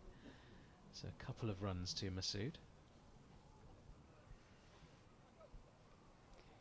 Rishi Patel and Lewis Hill are having a walk around the boundary, the far end of the ground in front of the Turner Centre at the moment. And the most visible thing about Hill is the bright orange trainers that he's wearing. Awful things. Everson into Masood, who's forward in defence. You see a lot of that in white ball cricket these days, don't you? With the, I guess, the sponsorship deals that players get. The Yeah, I guess they're all shoes. sent to them, aren't they? So you don't have to wear them, do you? Well, maybe you do. I don't know. If you want the money, I think you do. Yeah. Well, even in the IPL last season, there were umpires who were wearing brightly coloured trainers from a particular manufacturer, and this manufacturer makes a set of cricket spikes which are both different colours, bright pink and bright blue. One shoe is bright Yes. pink, but the other is, oh, Absolutely, yeah. my word. Oh, well, anything goes. Not a combination for you, Richard, I don't think. Anything goes. Might not go so well in the county championship, but yeah, white ball. Pretty much wear what you want, really. Cox down on his haunches, does some stretching as he prepares to face the bowling of Corey Flintoff. Could be the last over before tea. Flintoff is in, bowls to Ben Cox. Touch short, touch outside off stump. Cox just stands up tall and plays it firmly out through the offside. It didn't sound as though it had come right out of the middle. It sounded a bit tinny, but that just might be the bat, because it just kept on rolling out to the extra cover boundary for 4. Yes, it's a closer boundary than usually here, but timed that rather better than I thought he might have done, hearing the sound of ball on. Got a chunk of it, but still not off the middle of the bat. Raced across the square, didn't it, which helped. It did. He moves on to 5, 285 for 5. Flintoff in, bowls, straight, fraction short of a good length. Cox sort of leans forward, doesn't advance far from his crease, and plays it back down the pitch towards Flintoff. Talking about bright colours, that Cox bat handle is that sort of particular fluorescent orange that Hill's shoes reflect. Flintoff in, bowls full, and it's there to be driven, and well, I say that, but it swung a little bit, and Cox did go for the drive, and it was a little bit in the air as it skewed off towards deep backward point, diving across to his right. I think that's Cohen out there. Sort of made the stop, deflected it goalkeeper style away to his right as he dived, and extra cover had to complete the fielding. Cox picks up a couple. Moves on to 7, 287 for 5. A minute to go until the official tea interval, so it looks like that's what it's going to be. 3 balls yet to be bowled. Flintoff is in. Heavyish ball he bowls to Cox, who leans forward and then examines the sort of top part of his bat, because it just bounced a fraction more than he anticipated. He's still sort of slightly gangly and lean, young Flintoff, like sort of that sort of teenage build, but I think he's going to be a fairly strapping young man when he sort of grows into his body. Runs away from us, kicking up his heels and bowls, fraction short, comes back in to Cox, who takes his bottom hand off the bat as it comes back towards him, but manages to help it around the corner towards square leg and take 1. Plenty to work with for young Corey Flintoff's bowling coaches, I would suggest. Hill and Patel have completed their perambulation in perfect time for tea. Well timed, boys. Round the wicket goes Flintoff, bowls to Masood, who covers up, plays it back down the pitch to Corey Flintoff, and that, we believe, is tea. Certainly the players are leaving the pitch. 59 overs have been bowled, which means that the final session will be 45 in theory, and Kent can be pleased with their efforts, I would suggest, in that session. From 151 for 2, Leicestershire have moved on to 288 for 5, so 137 for 3 in the session. Shan Masood is 28, Ben Cox is 8. The men out during the session were Rishi Patel for a fine 114, Lewis Hill for a slightly more workmanlike, perhaps, 54, and Stevie Eskinazi for a troubled 22. Everson at the moment is the pick of the Kent bowlers. He's finished with, finished the session with 2 for 60. There was also a maiden first-class wicket for Akash Singh in the session, but generally I think Kent's inexperienced side can be pretty pleased with their efforts. Much better session for Kent. I think there will be encouraging signs for that young seam attack, as you mentioned there. Joey Everson looks pretty good. Corey Flintoff, although bowled a few loose deliveries. scored some really good stuff as well. And Leicestershire still in a strongish position here, but they've lost half their side. 288 for 5. The run rate's still good, just under 5 runs and over as things stand. And crucially, I think Shan Masood still at the crease, unbeaten on 28. Century in his first game against Gloucestershire for the county, and Leicestershire will dearly hope he carries on after the tea interval. And talking of tea, we're going to take a short break here, and we will be back with you in around 16 or 17 minutes time, so do join us then if you can.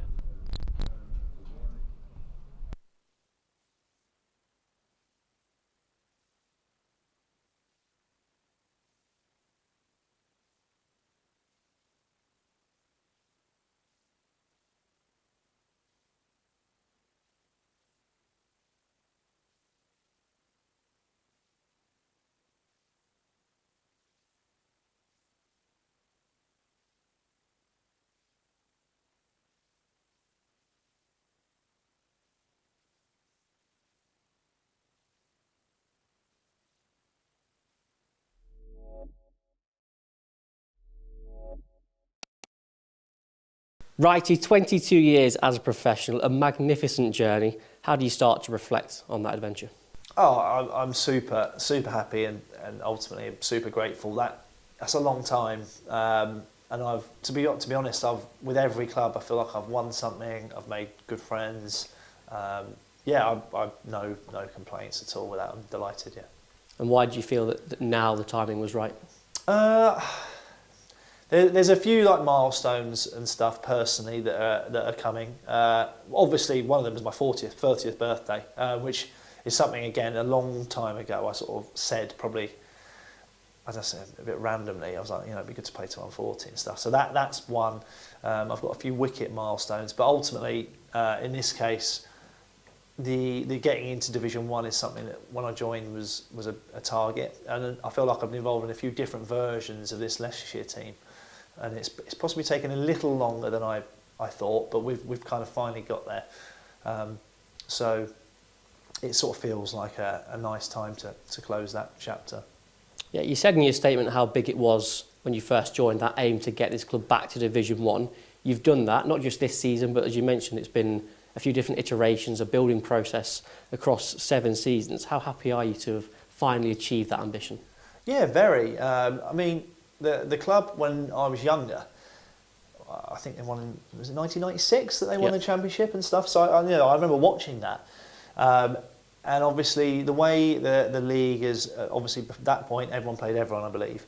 And then it's been chopped into Division 1, Division 2. It's just kind of, it's been so long. And actually it's a really cool club with a good history. So it's nice to finally get back there.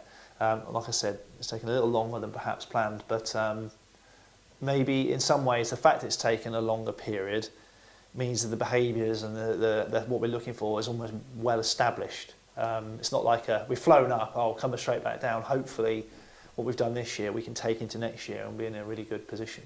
And hopefully still another chapter to add. How much would it mean to go out on a high with the Division 2 title? Yeah, absolutely. Yeah, I'd love to have a sip of champagne out of the trophy for sure. I think obviously we got promoted last game, but you want to win it. And I think over the course of the season, we feel like we deserve to. Obviously we've got to go and do the right thing in this game and the following one. But I think that would be a fitting reward for us to win it and achieve promotion through being champions. Well, promotion, a Division 1 winner, twice a one-day cup winner. You've achieved a lot in your decorated career. Which moments have stood out for you? Oh, to be fair, there's four. There's four actually. But my favourite, absolute favourite, I think, is a Metro Bank win here, which some people might not agree with. That's cool, but I think the whole emotion around that day and the fact that we started off so badly in it, and actually I think we sort of stumbled our way to 250 odd, 260 odd. Swinney played an unbelievable knock, and that was a really big personal knock for him. So I think almost the emotions of that, and then going out and scrapping and getting over the line, that was an amazing feeling. And also, again, it was the first silverware that the club had had for a while, so that just felt really special for everyone. At Warwickshire in 2016, won the Lord's final. We beat Surrey, who were I feel like they got hyped up by the media, And that Warwickshire team we had was maybe a bit more senior, and it wasn't so fancy, but it was a demolishing. And we were in the tavern, I think, at Lord's by like 3 or 4 o'clock or something.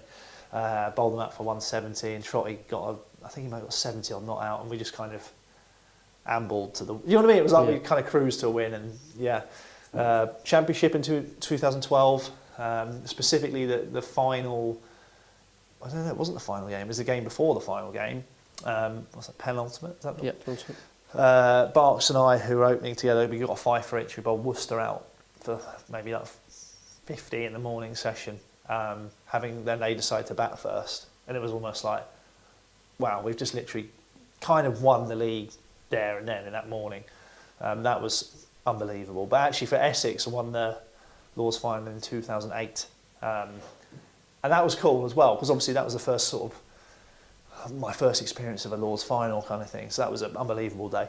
That was a really good team too. So those are my standout moments. You've played for some big clubs that you've listed there, Middlesex, Essex and Warwickshire. Your story here began in 2019. What made this part of your career so special?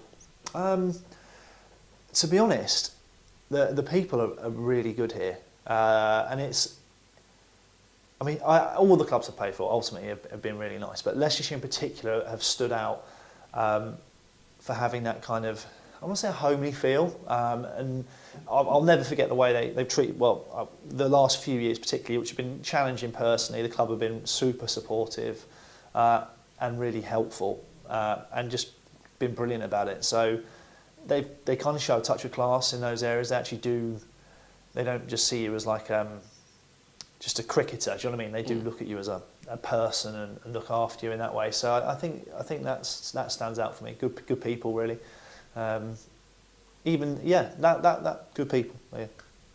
799 career wickets, 597 in the first class arena. Still a couple of personal landmarks, hopefully, to tick off in these last couple of games. Yeah, it'd be nice to get on the field, wouldn't it? But that's not the way life works, right? So you have to keep waiting. 600 is something that I talked to Tom Smith about when he was coach here, because we were talking about goal setting and stuff, and that would have been 21. You know what? I can't quite remember. It's a few years ago now, to be honest. But obviously a lot's gone on since then. But I remember saying I'd love to get to 600. I don't think I got to 500 quite at that point. So it was kind of a big goal. I was like, that would be a really nice one to get. That means more to me than the 800 career, because obviously the T21s, there's a few burgles in there, a lot more burgles in there. That's the one I'd really love to do.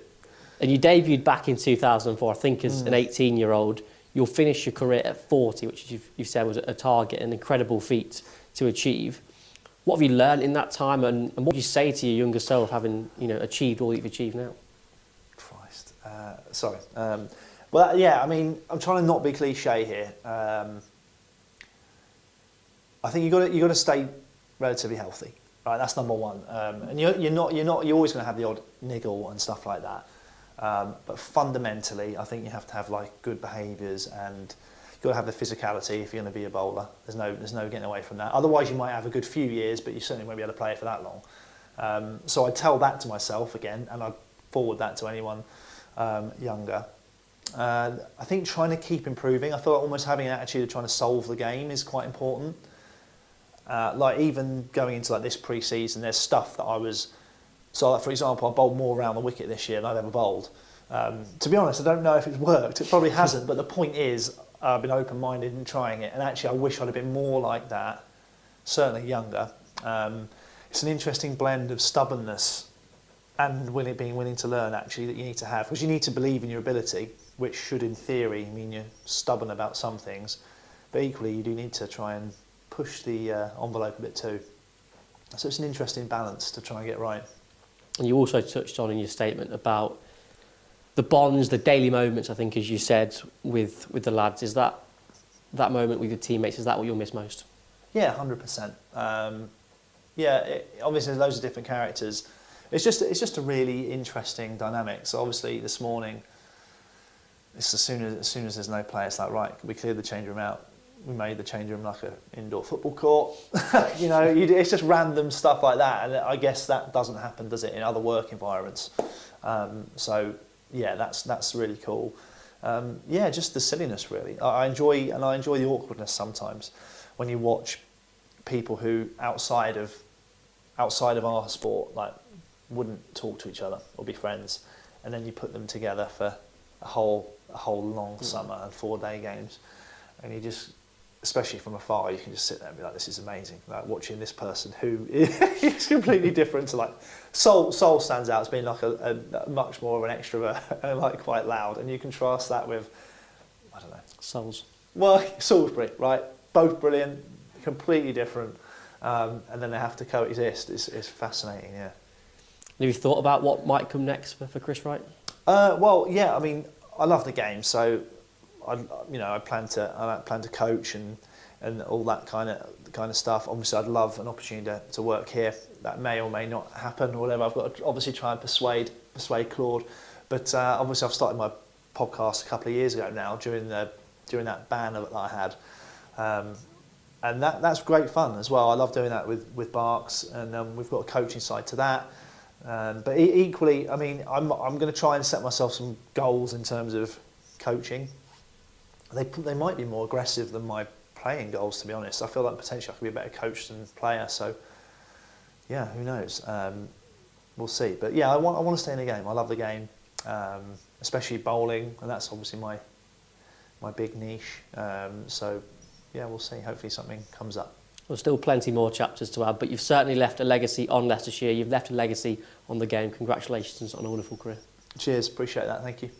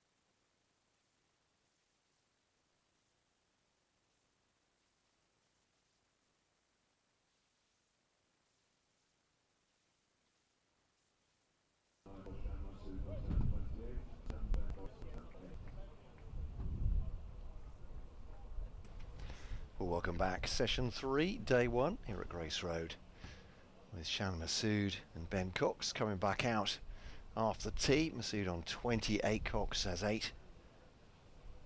And 288 for 5, Leicestershire. From 59 overs, theoretically another 45 possible to bowl today. We'll see how the light goes towards 6:30, 7 o'clock, but bright sunshine out there right now. Kent taking 3 wickets in that second session. Patel going for 140 for 54. Also had Stevie Eskinazi for 22, 20 sports LBW. So Ollie Curtis is first born championship cricket for Kent.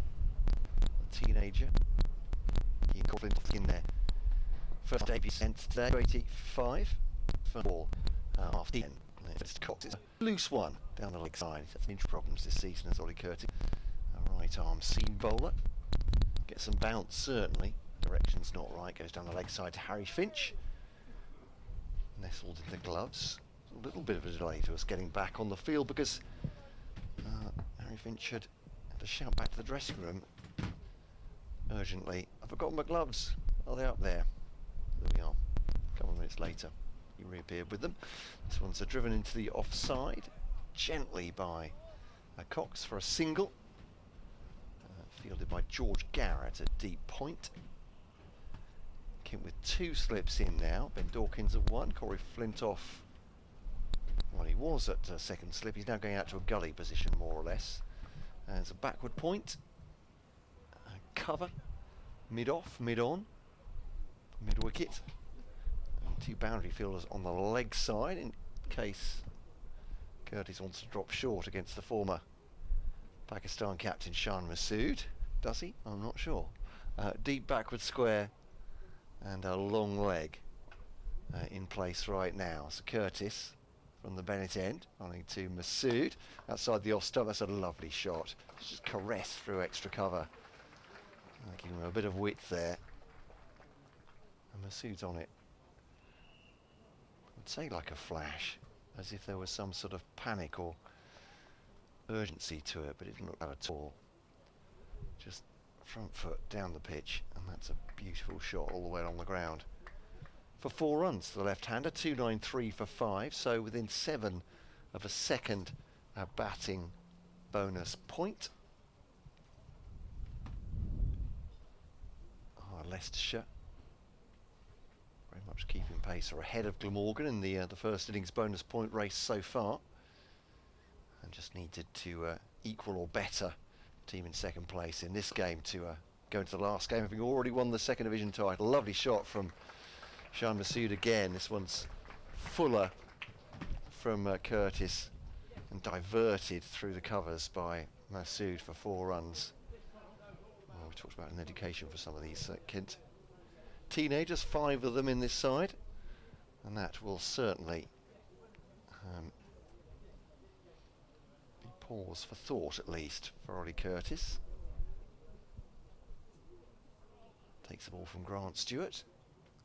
Experienced head there, perhaps to give him some encouragement. Coming round the wicket to Masood, and driven up to mid-off where Stewart fields at the second attempt. Got a rogue bounce before it got to him at mid-off, and there's no run. It's very bright here now, probably as bright as it's been through this whole game. A lap just before tea, and that was very pleasant indeed. The breeze is still pretty healthy, but not quite as chilly as it was yesterday or earlier today. As Curtis bowls to Masood, it's a better delivery, and Masood's just on the front foot, turning that into the onside. It's fielded at a mid-wicket. Akansh Singh fields, and there is no run. End of the over. 9 from that one from Ollie Curtis, and it's fair to say Kent had just not been able to build any pressure through the first couple of sessions. They took 3 wickets, as I said, in that second session. But really, in terms of over by over, really felt Leicestershire are any particular bother here. Eskinazi is going to bowl from this pavilion end. They're just dropping his marker right on medium pace. So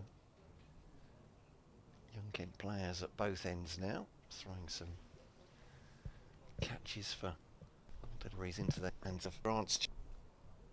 And now he's maiden first class kick here. Patel a little bit short that one, and that will be dealt with by Pull that away for Lundley. That square leg goes on to 13, and the score is 301 for 5, and that is a second batting bonus point for Leicestershire. Kent have one bowling point so far. They're out of contention for everything, Kent. Obviously, Leicestershire hoping to build these bonus points, these batting points towards a possible title win a week early. Nekanch back to his mark now. 2 slips in behind Ben Cox, but they certainly weren't brought into play as he dropped a little bit short there, and it was pulled away. This one's a good length, seaming away from Cox, who doesn't move a muscle, just leaves it through to Harry Finch, and there is no run. Nikesh joining me right now on the commentary, and Nikesh more of the same, I guess, for Leicestershire. Kent, as I say, took 3 wickets in the second session, but never really felt like they had Leicestershire under pressure. Yeah, much better session though from Kent. A little bit more consistency from some of the bowlers, but yeah, still work to do.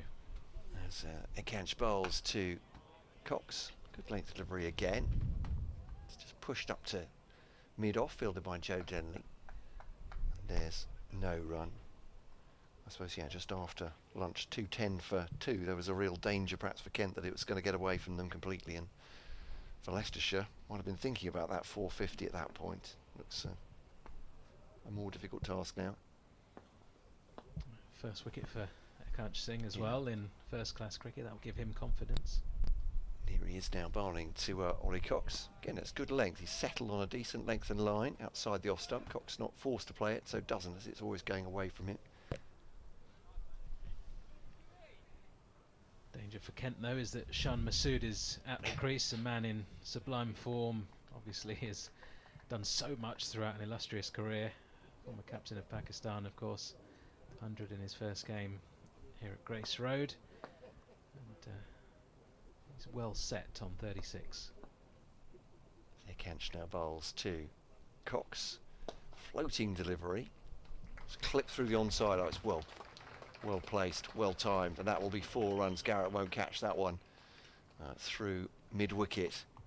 Just a little clip it was, perfectly timed. And runs away quickly with a fast outfield, shortish boundary. 4 more runs, 17 for Cox. Masood is 36. Yeah, his first cover drive this afternoon off Ollie Curtis was just a thing of beauty, wasn't it? Just in position so early and the boundary for 4. Nikesh now turns, just blustering a little bit. He bowls to Cox, settles on that one off stump. Good finish to the over, but 1 for 37 off 7 so far. And Leicestershire having brought up their second batting bonus point in that over. 305 for 5. Masood has 36, Shan Masood, and 17 for Cox. I'll at least momentarily leave you with Nikesh as I go off to update BBC Radio Kent listeners. Thank you, Matt. Yep. Partnership worth 27 now between Shan Masood and Ben Cox. They've come out really positively after that tea interval. Boundaries have been flowing.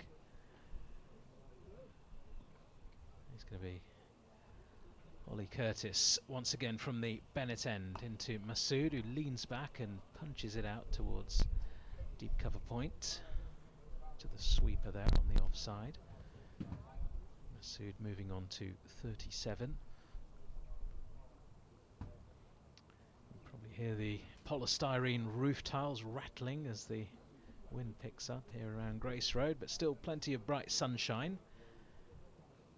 And everybody here grateful that we've managed to get all this cricket in after yesterday was affected by the adverse weather. Cox back on strike. comes Curtis, and that's been defended back down the track. There's no run. Looks solid so far as Ben Cox, 17 at a run a ball. That's what Leicestershire needed, really. Losing that 5th wicket. 278 for 5. Just perhaps a little bit of an opening for Kent. But another partnership here building, although as we say that, a beautiful delivery from Curtis. Cuts Cox in half almost. There's one that came back in sharply, short of a length. Nipped back in off the seam. Cox was looking to go forward to it. And had to readjust and managed to get his body out the way as it goes through to the keeper, Finch. A few good deliveries today have Kent. Every now and again they've been testing the Leicestershire batters, but there has been that inconsistency as well. Next ball is slightly wide, which allows Cox to just knock it away forward of point and help himself to another run. Exclusively seam today for the Kent attack, which means their over rate's not looking too healthy. -4 it says on the electronic scoreboard at the moment. Curtis round the wicket to Masood, who drives straight to mid-off but helps himself to a single. There is a direct hit and there's going to be an overthrow as well. Masood was running down to the non-strikers and throw came in, hit the stumps. He was well in his ground. And then the ball ricochets away out into the covers. And Masood is now on to 39. It's hit straight to the fielder there at mid-off, who was just caught on his heels a bit. Yes, it's been one of those days for Kent. A long day in the field. And not everyone on their toes. Curtis bowls to Masood, who leans back, knocks it away to extra cover this time and grabs another single. Wasn't timed perfectly well, so that allowed the run. End of the over. 62 overs gone in the day's play. Leicestershire on to 310 for 5. Partnership now 32, and Shan Masood unbeaten on 40 from 48. Such a quality signing for Leicestershire at the back end of this season. He's been here and done it in county cricket. Captain Pakistan, as I mentioned.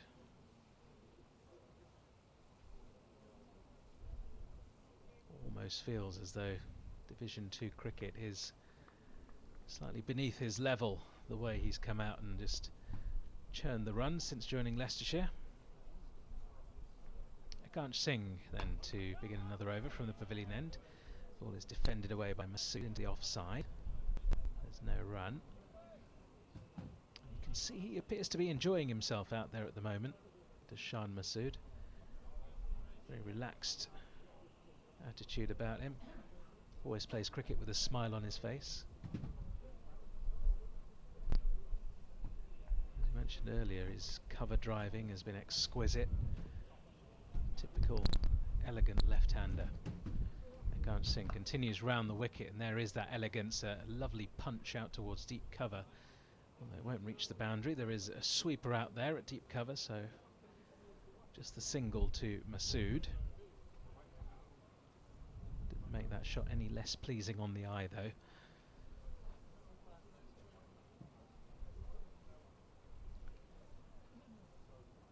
Slight field change as Cox comes back onto strike. Still 2 slips in place. Deep point out on the boundary. Just moving around to deep cover actually. Backward point going into place. Singh with number 5 on his back, running away from us. Bowls slightly short and down the leg side. It's off the thigh of Ben Cox. And they get through for a leg bye. Yep, leg bye confirmed by the umpire. 312 for 5.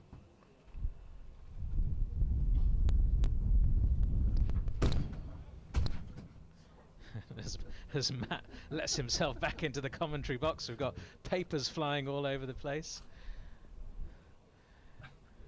Shows you how the weather is a little bit more blustery out there. Masood, thick inside edge, out towards deep backward square leg. Helps himself to another single. He moves on to 42. Yeah, sorry about that entrance. That wasn't sort of more dramatic than I'd hoped for.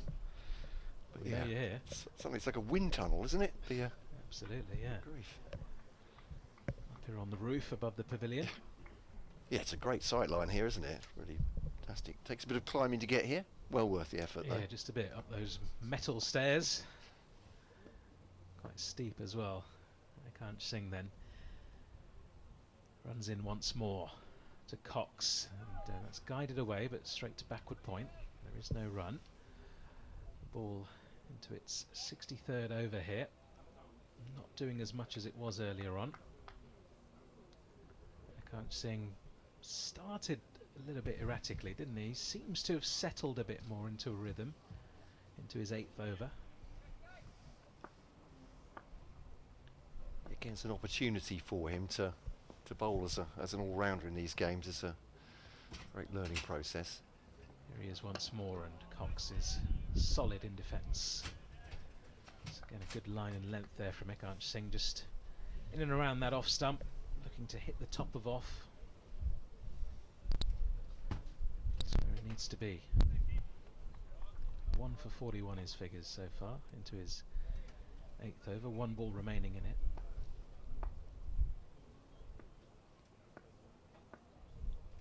Where do they get this next wicket from? Kent. Singh in and all. With a delivery like that, counting himself unlucky not to get a wicket. Cox looking to work it leg side, a little bit of nip perhaps away from the right-hander. Bat was turning, and it wasn't far away from that outside edge. Good finish to the over there from Ekansh Singh. Leicestershire still 315 for 5. Yeah, I think again, supporters trying to take encouragement from the young players rather than the overall results of the season so far. I think you might look at a delivery like that and think, let's say with Ekansh Singh, he's had plenty of cricket now for Kent in both the one-day cup and in the 4-day stuff as well now. I say plenty, considering how young he is, and just looks to be improving, more consistency. As Curtis, his first bowl in the championship, it's clipped off the pads of Shan Masood, and there is no run. So yeah, it's just from that point of view, as you're saying, just looks to be settling a little bit, which is great for him to get rid of any nerves, settle on some consistency with his bowling.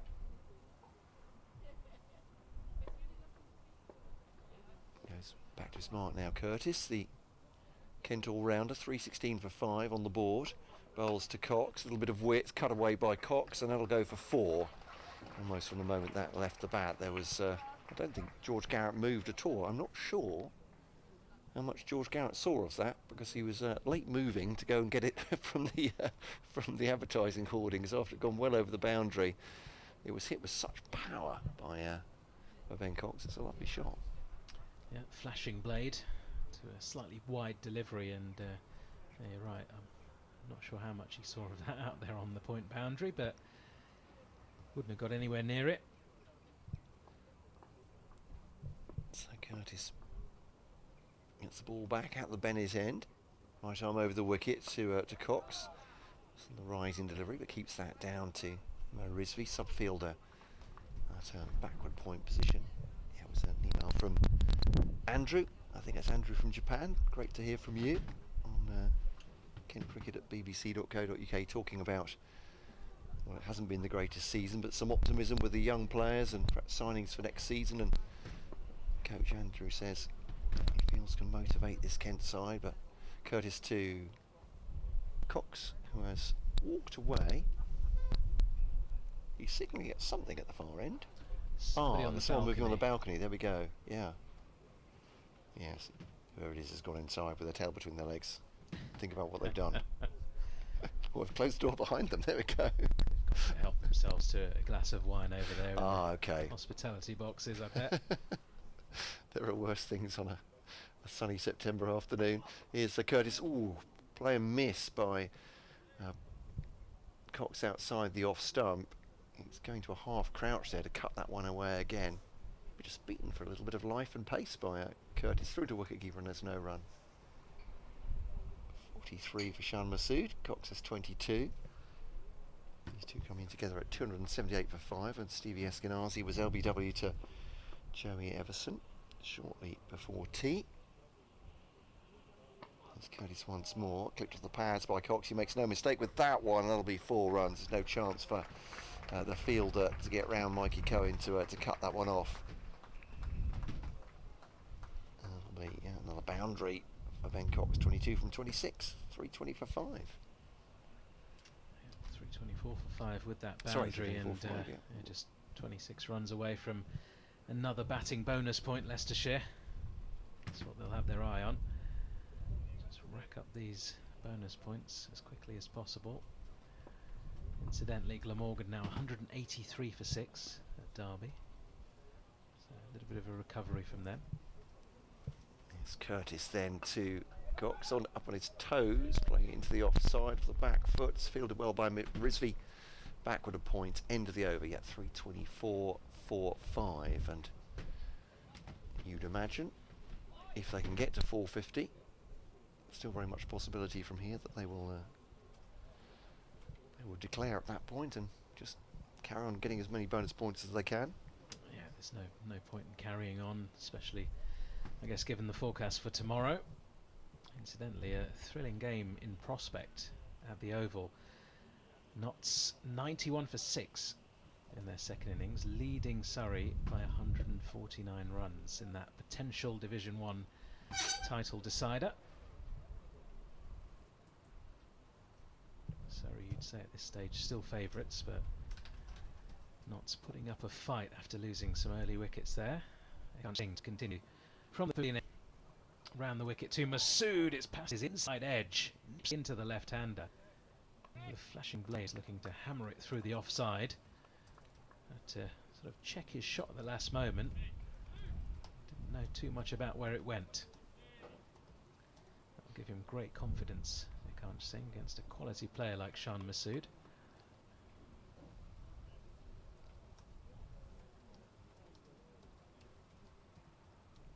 Singh bowling with his elastic rubber sleeve on his right arm.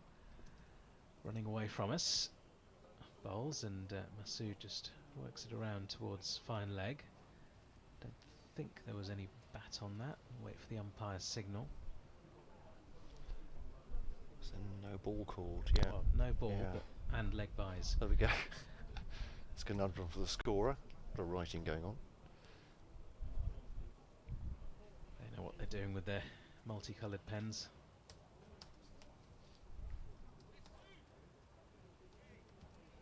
Singh then returns over the wicket to Ben Cox. Cox playing a nice little knock here, 26 from 28. Singh bowls, and Cox has a flash at that one outside off stump. Again, a bit of nip away from the right-hander. It's slightly short of a length. He was on the back foot, Cox, looking to punch out towards deep point. Missed it completely.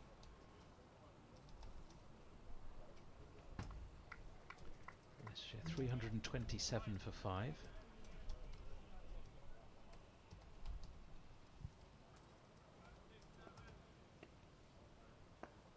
Singh back at the top of his mark, turns and runs past the umpire, delivers, and that's another beauty. Half appeal from behind the stumps. Singh has a little pause in his follow through, hands on his head, as if to say, how has that missed the outside edge of Ben Cox's bat? An absolute beauty. Jaffa.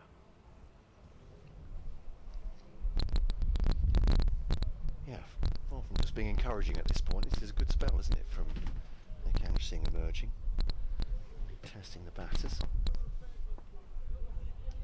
1 for 43 his figures so far. And he runs, bowls, and well, that's down the leg side. Disappointing follow-up. Good stop from Finch. Cox unable to get anything on it with an attempted flick. guess that's the test for some of these youngsters, the consistency. We've seen the potential, we've seen the really good deliveries. It's about then just getting that stock delivery in the right area, time after time.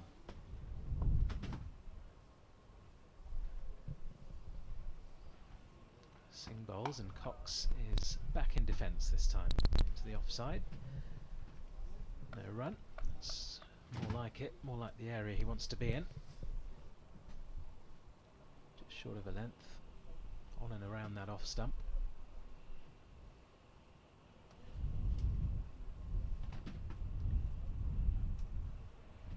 Some of these good deliveries may well have posed a few more threats had there been a bit more pace in the pitch too. Enough time for the Leicestershire batters to readjust on several occasions. That one's too wide from Singh, and it's been punched out towards deep cover. There's a bit of work to do for the sweeper, who does it well in the end. Almost sits on the ball, does Curtis, but manages to stop the boundary. Cox gets through for a couple of runs. End of the over, 329 for 5. Yeah, he lost it under his own body, I think Curtis said, and he affected the stop and then wondered where on earth the ball had gone. But yeah, managed at least by hook or by crook to stop that one. And Stewart in a bit of a conversation with the umpire at the far end. No indication he's going to bowl at this point. In fact, Curtis will continue from the Bennis end. Just the one slip in for him. Sean Masood, I think, due to face. Yeah, I was going to say, Ben Dawkins rather needs to be on the other side.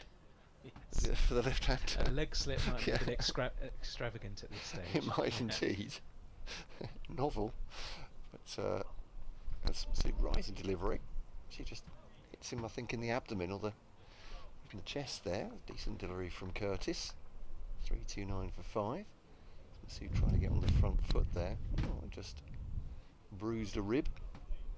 He's on 43, but otherwise looking as you'd expect, the quality operator he is. Curtis trying to cause him some issues. Round the wicket now to former Pakistan captain, who shouts no to Ben Cox at the far end. Again, I think he's trying to work that into the onside maybe, but has adjusted the shot. It's gone to drop into the offside. Joey Everson picks it up at cover. There's no run. So a couple of dots to start for Ollie Curtis. Be encouraging for him. Small victories and all that. Haven't heard much singing from the was it Leicestershire fans? I think it might literally have been 2 earlier on. Fine voice. And so Curtis goes a little bit wide, but this one's cut away by to Mikey Cohen as the wind tunnel opens once more. As I think Oliver is joining us. 3:30 for 5. What were they singing? I didn't hear that. I think when Lewis Hill was in. He's one of our own, yes. Okay. Although it was 2 voices, I think, to start with, and then a few more might have joined in. Well, no, actually, just diminished to 1. Okay. So just kind of fizzled out. Finished with 1, but no, fair play. If you're a Leicestershire supporter, why wouldn't you be singing? 3:30 for 5 is Curtis. If you're ever going to sing, I would put it that way. This one's driven into the offside, rather into the ground by Cox, and there is no run. See, they must be the hardcore fans. Yeah. Usually you do get the casuals coming in. It's the traditional Leicestershire la la la, and that's about it. They were in fine voice in the One Day Cup final a couple of years ago at Trent Bridge. Yeah, it's a great occasion. As Curtis bowls to Cox, just straying onto middle of the leg and flicked off the pads for a single down to fine leg. I'll take a single. 3-3-1 for 5. Rather overshot that throw. Harry Finch gives a look to Mikey Cohen. So Masood has 44, Sean Masood 29 for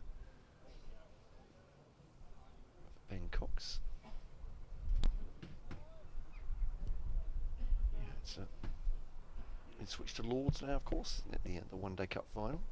Yes. So it's a bit of an unseemly rush, isn't it, through the semi-quarters and semis, but driven back at the bowler, 1 bounce, taken off his own bowling by Curtis, tosses it away to one of his colleagues, and that'll be the end of the over. 3-3-1 for 5. Are we doing a double change here? Crikey, we are. I'll do one more over. There we go. Just to make it as seamless as possible. But I haven't got the footwork to do any kind of that kind of stuff. Back with you shortly. 331 for 5 then. Masood on to 44. Partnership going past 50 as well. 53 it's worth now. From a Leicestershire point of view, very, very good indeed. 278 for 5, just slightly dicey.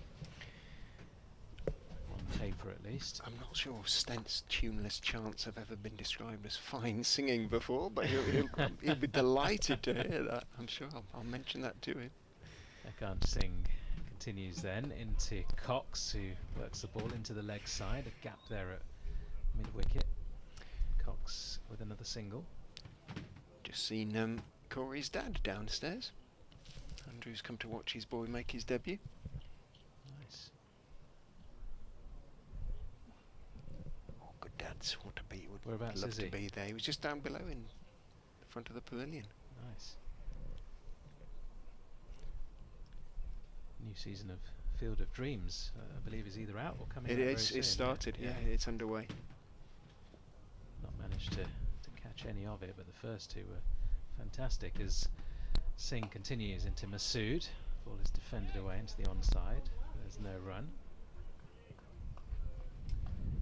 Were you a Top Gear watcher, Richard? A long time ago, so not so much of the series that in which Mr. Flintoff featured. Occasionally.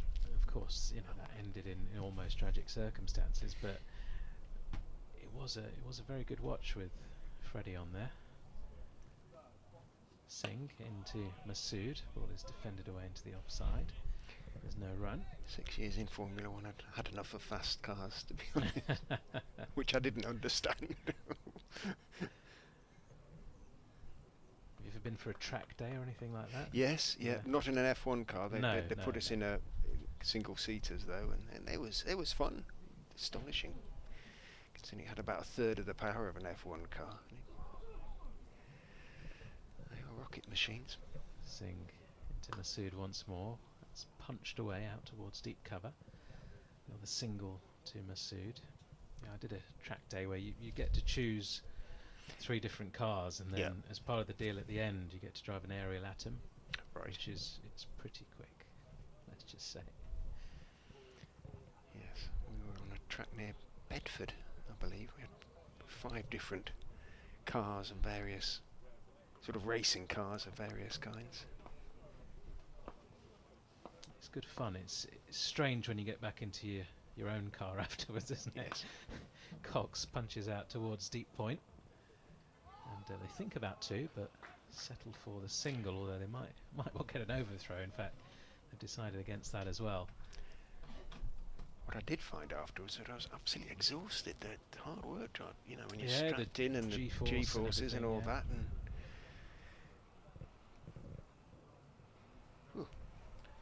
could be fit to be an F1 driver or a racing driver of any kind. Those young men are very, very strong. Strong neck, haven't you? Have you seen some of the exercises they do with the weights on the neck? Indeed.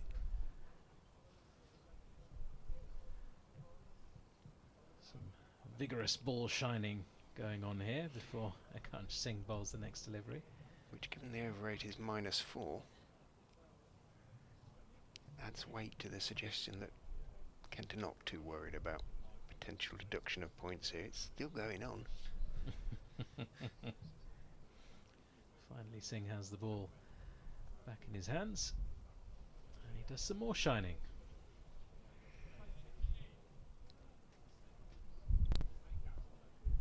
Singh then turns, runs away from us, balls to Masood, who defends back down the track. And there is no run. End of the over. 334 for 5. Richard, I'm going to leave you in the capable hands of Ollie. Again, a beautiful part of the evening. 37 overs left to be bowled tonight. And at the moment, well, set fair for each and every one. We shall see. Well, Leicestershire's, you would imagine, if they get to 450, which is now only 116 runs away, in the first place it's going to be well inside the 110, and you would think, Ollie, as you come alongside, that they would then immediately declare and maybe have a few overs at the Kent openers tonight. In comes Curtis, Ollie Curtis that is, and bowls nice and straight to Ben Cox, who's been busy since he came blocked by Cox in the air for a few feet out towards mid-on. Tough overs these, with a old soft ball against two very established bats, one of whom has got more than 12,000 first-class runs to his name.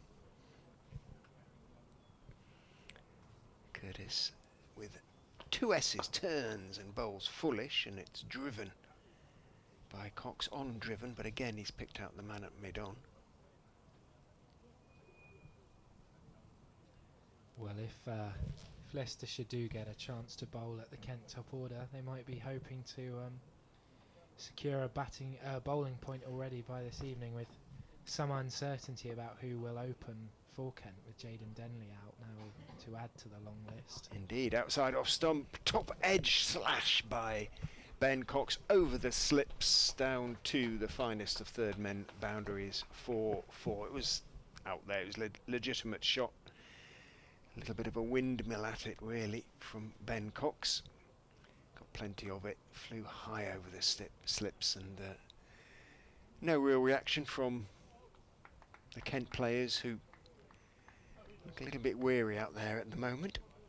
Cox on to 35 of 40 balls, 3-3-8 for 5. Partnership up to 60 already between these two. Curtis is in, produces a good delivery. Cox drives and misses. It did leave him, it did look to move away even from our angle here at a fairly fine leg.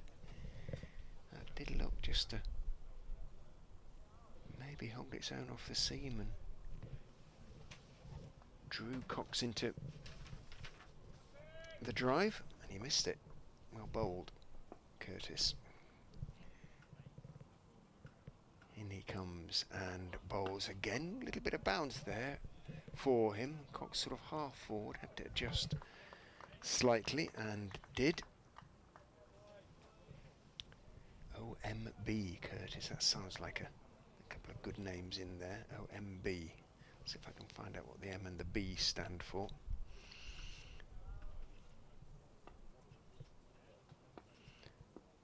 Three initials. In goes Curtis and bowls straight. Effort delivery. Cox just leans forward and off stump and blocks it back up the pitch towards the young all-rounder, listed to come in at 6, I beg his pardon. But as Ollie said, it may be that Jaden Denley's illness, described as flu-like symptoms, might just prevent him taking his place higher in the order. We shall see. 3-3-8 for 5 after 68. Well, I'm afraid I can't find out what the M and B stand for from the Kent website, but I can tell you that his favourite colour is pink and his favourite meal is spaghetti with meatballs. Just in case anyone was. Just in case anybody didn't think he was a teenager. As Singh will begin a new over to Masood, who drives this out to the deep fielder on the offside for another single. I think he filled that in when he went to the academy. It sounds like. Also plays the guitar, does Ollie Curtis. Again, teenager.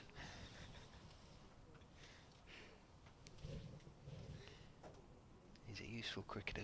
That's no doubt at all about that. Looking forward to seeing him bat as well.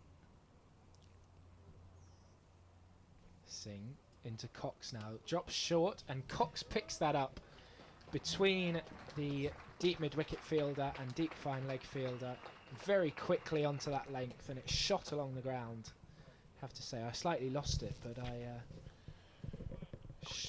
swatted pull shot really from Cox. Quick hands, wicket-keeper's hands. And another boundary, and this Kent side is looking quite forlorn at the moment.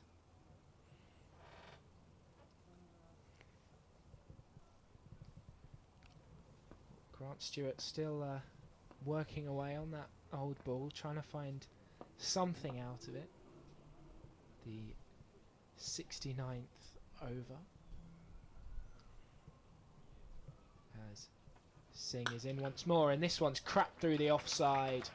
Just that one box. It's going to be 4 more, and he moves into the 40s. 43, he has his 8th boundary, and the chanting continues. Finch is down on one knee behind the stumps at the moment. To whom could he turn? New ball's only, what, 11 and a half overs away. Have we heard anything about Grant Stewart? Is there a reason he's only bowled 4 overs today? I haven't heard that there's an issue. It's out there. Yeah, it seems interesting that he wouldn't be bowling if able to, as this one is up on his toes. Cox pushes out into the offside for a single. But it may be that the coaching regime want to see the young players bowl, the young all-rounders, and see what they've got, and can they.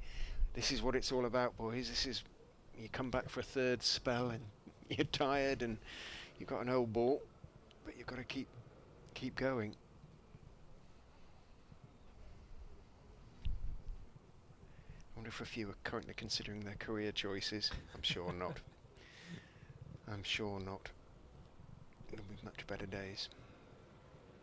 Singh to Masood, who turns this into the leg side. He sets off very quickly. He wants 2, but it's not going to be there. And Cox wisely sends him back, as I think that's Ollie Curtis fields from the deep square leg boundary. So another single to Masood. 349 now the score, just 1 run away from that 3rd batting point are Leicestershire. Oh, Glamorgan getting on. Again, apologies to Kent fans that are interested. 195 for 7. Final ball of the over is down leg side, and Cox gets in slightly in a tangle, trying to help this one down to fine leg, but goes through to keeper Harry Finch. 349 for 5 the score after 69 overs.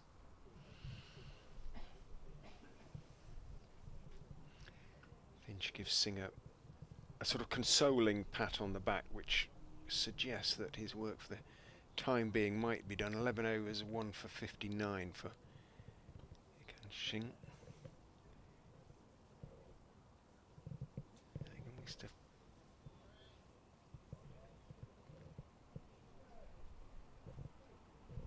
Looking around, seeing who's young Flintoff swinging his arms. Hopefully, is he at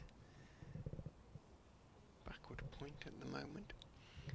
Curtis is in round the wicket from the Bennett end, bowls to Shan Masood, who goes back to a shortish ball outside off stump, looks to steer it wide of that backward point.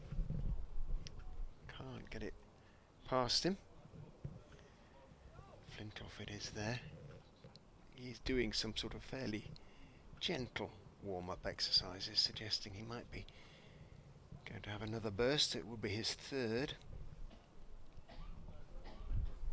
Maybe going to replace Eskinazi Singh at this pavilion end. In comes Curtis and bowls again round the wicket. Again, it's going on towards middle. Just closes the bat face on that one. Masood out to mid-wicket. Not being hurried at the moment. Cox has scored at pretty much a runner ball.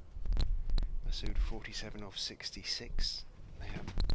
They have time in terms of chasing down their batting bonus points, Leicestershire, but as in goes Curtis, and that's a glorious drive outside off stump, half volley, and beautifully put away by Masood for his half century. It's come off 67 balls, and he has dominated this callow Kent attack, as you would expect in the circumstances in which which he came in. Really, it's set up for someone of his class. And he's taking full advantage at the moment. 353 for 5, and it does, as Ollie suggested, bring up the third batting bonus point for the Foxes. Curtis comes pounding in again and bowls onto the legs of Masood, who can just calmly turn it through square leg and follow his boundary with a single.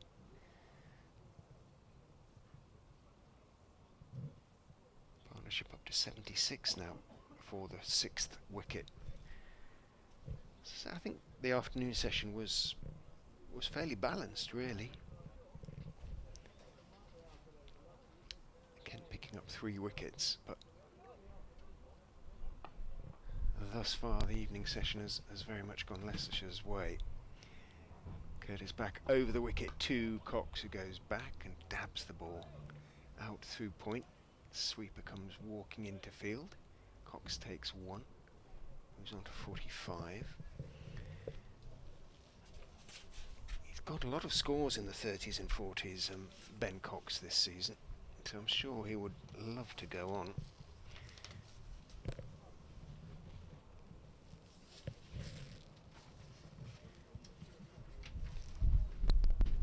His score is 53.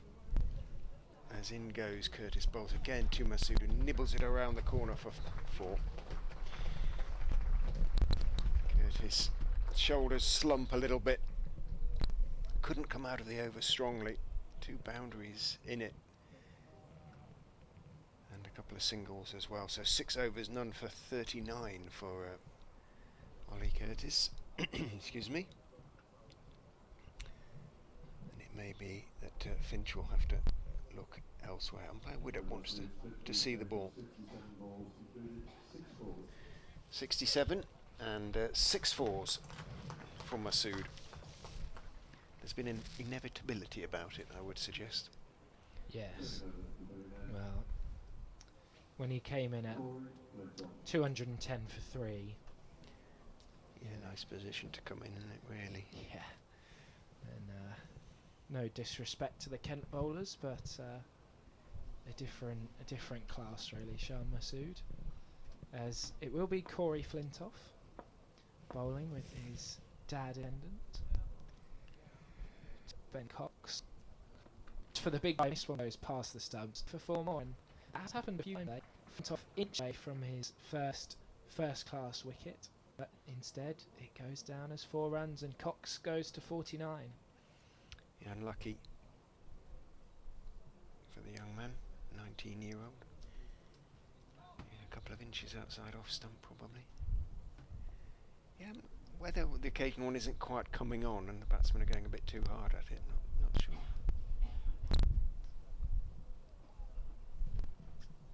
As Cox takes strike again, and this time just defends it back up the pitch.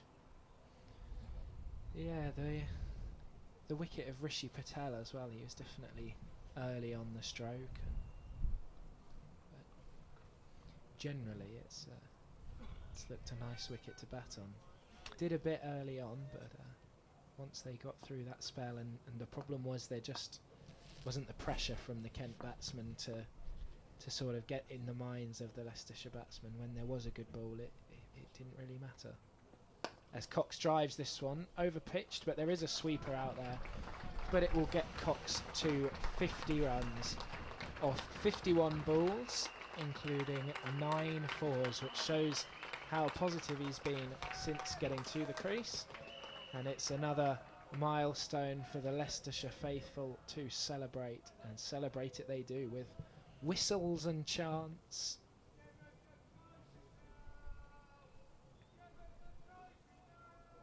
Give us the trophy now is the latest chant.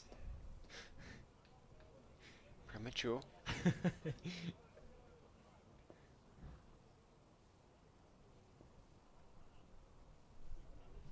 As Flintoff is into Masood, who just pushes this one out to the deep fielder with a sense of ease that he seems to have had since he's stepped to the crease, and continues to show as he hits his 57th run. remember asking Ian O'Brien when he had his couple of seasons commentating for BBC Radio Derby, former New Zealand Test cricketer and of course former player for both Derbyshire and Leicestershire. Come back to that in a moment. As Flintoff strides in again to Cox. This one is very full, almost Yorker length, but on the pads of Cox, who clips away for a single to deep square leg. I remember saying to him towards the end of my sort of club career, at the start, for the first few years, being convinced I was going to get a wicket with every delivery, and towards the end thinking, I'm never going to get this guy out. And I said to Ian, did you ever have that feeling? And he looked at me as if I was mad and basically said, yes, all the time. That might have been Ian, but he was a test bowler, and I relate that story because it must feel a bit like that at the moment. It's Flintoff again, a very full delivery to Masood that he jams out back to the bowler to end the over at 366. Bowling to Masood, I mean, with an old ball. And what is now a good track.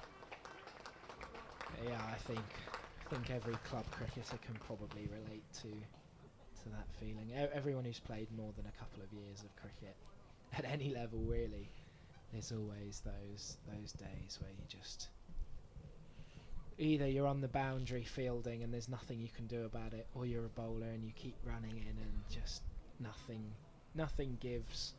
The bat looks very large. Yeah. Sometimes. Few drop catches, few edges going past the stumps, and just. Well, that'd be encouraging. But it almost gets to the stage where it just.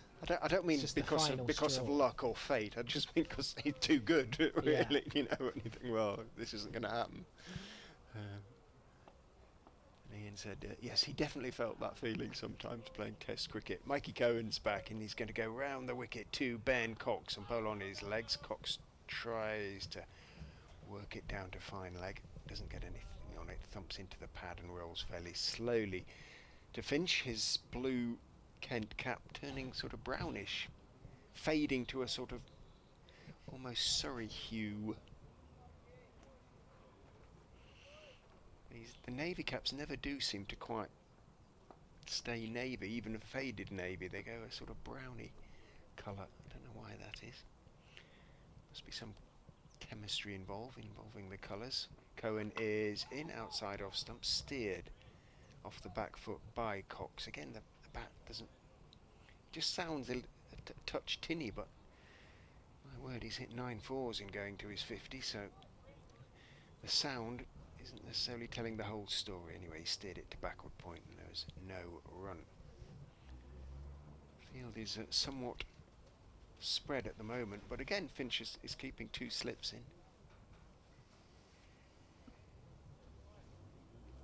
Again, a delay while Cohen does the polishing of the ball.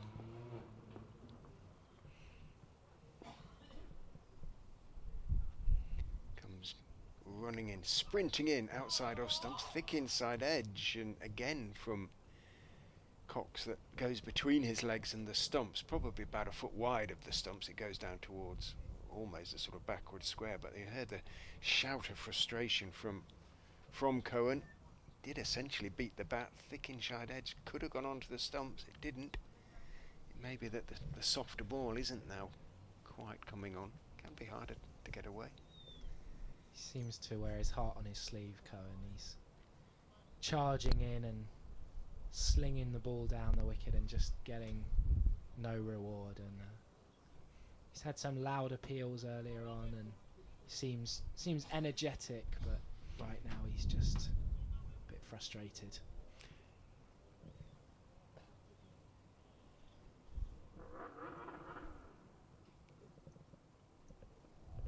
And he comes back over the wicket for the left-handed Masood with a slip and a gully. Bowls straight. Masood closed back face, pushes the ball out to mid-wicket, rehearses straighter shot, or a straighter defensive bat if you like.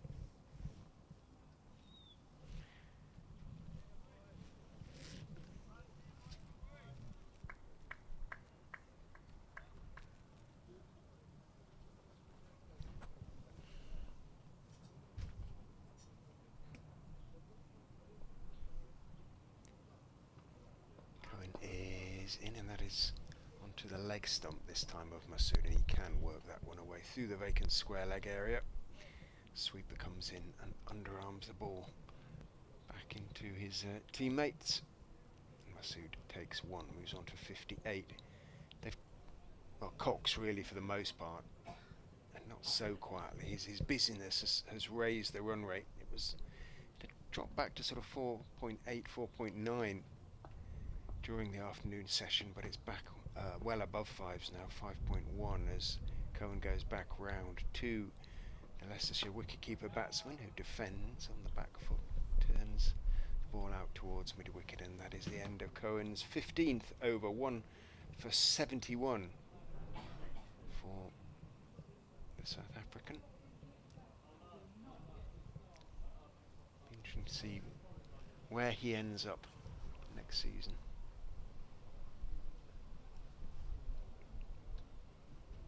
Just wondering if there'll be any sort of consideration in Harry Finch's mind of trying any spin bowling, potentially.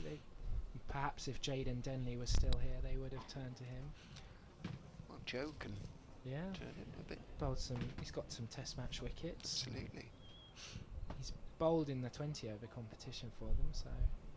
But no sign of that for now, as Corey Flintoff will continue to Masood, who turns this one into the leg side, considers a Robert Field Welsh. 8 overs to the new ball, including this one, so 7 overs and 5 balls now.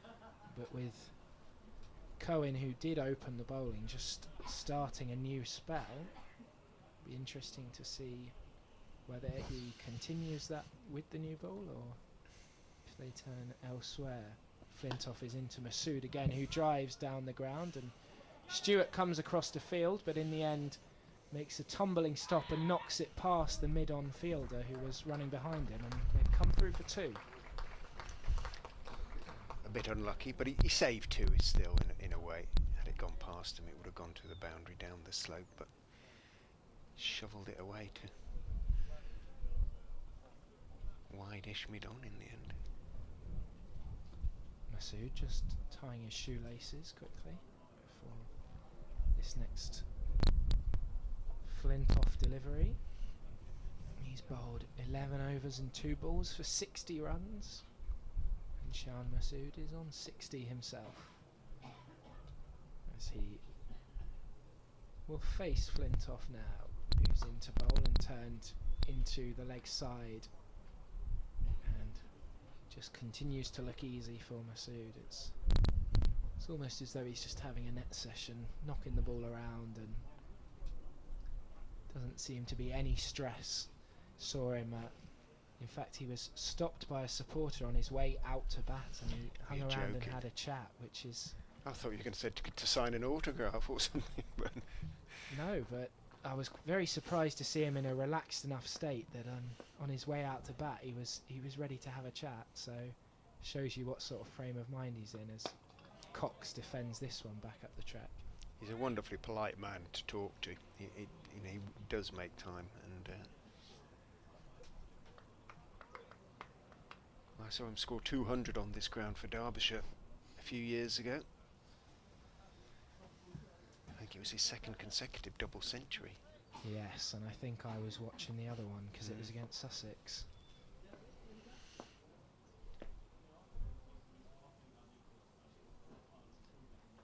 It's Cox on strike now, though, who blocks this one into the offside. So we can definitely say he enjoys playing at this ground. That double 100, and then 100 here last time out, and a level 1 warning. What was that for? When he was given out leg before, he did not disguise the fact that he considered he might have got an inside edge to the ball. Okay. Final ball of Flintoff's over is cut between the slips and the backward point. A very good shot from Cox. He didn't have much room to work with, but just guided the ball into the gap and took 4 more runs. Matty Parkinson's jogging out now. I suspect that Gary Finch would like to be able to call on him to bowl. Yes, it's a difficult situation where you pick a seam-heavy bowling attack and then your one spin option goes off ill about 5 overs into the day. There's As I say, that Joe's he's not a negligible spin option, is he? But has he not bowled for a long time? Or you'd have thought it's worth giving him a go at least, but if they haven't done yet, they probably aren't going to. No, and as I say, it may all be part of the overall strategy of the coaching staff. Let's see what these boys are about. Short mid wicket's gone in now for Cohen to Masood, as in he comes and bowls a fraction short. Masood just turns his wrists on the ball calmly as ever. It's always calm, everything he does is sort of calm. Turns it out towards deep square and jogs the single, just keeping his score ticking over while Cox goes a little bit harder. 376 for 5, partnership up to 98 now. Another 74 runs will see Leicestershire maximise their batting point return, which I'm sure is the object. Cohen round the wicket, bowls to Cox, might have stayed a touch low. He's down on it late, to the intense frustration of Cohen, who can't quite believe Cox got down on that one. Thick inside part of the bat, squeezes the ball out to deep backward square. One is taken.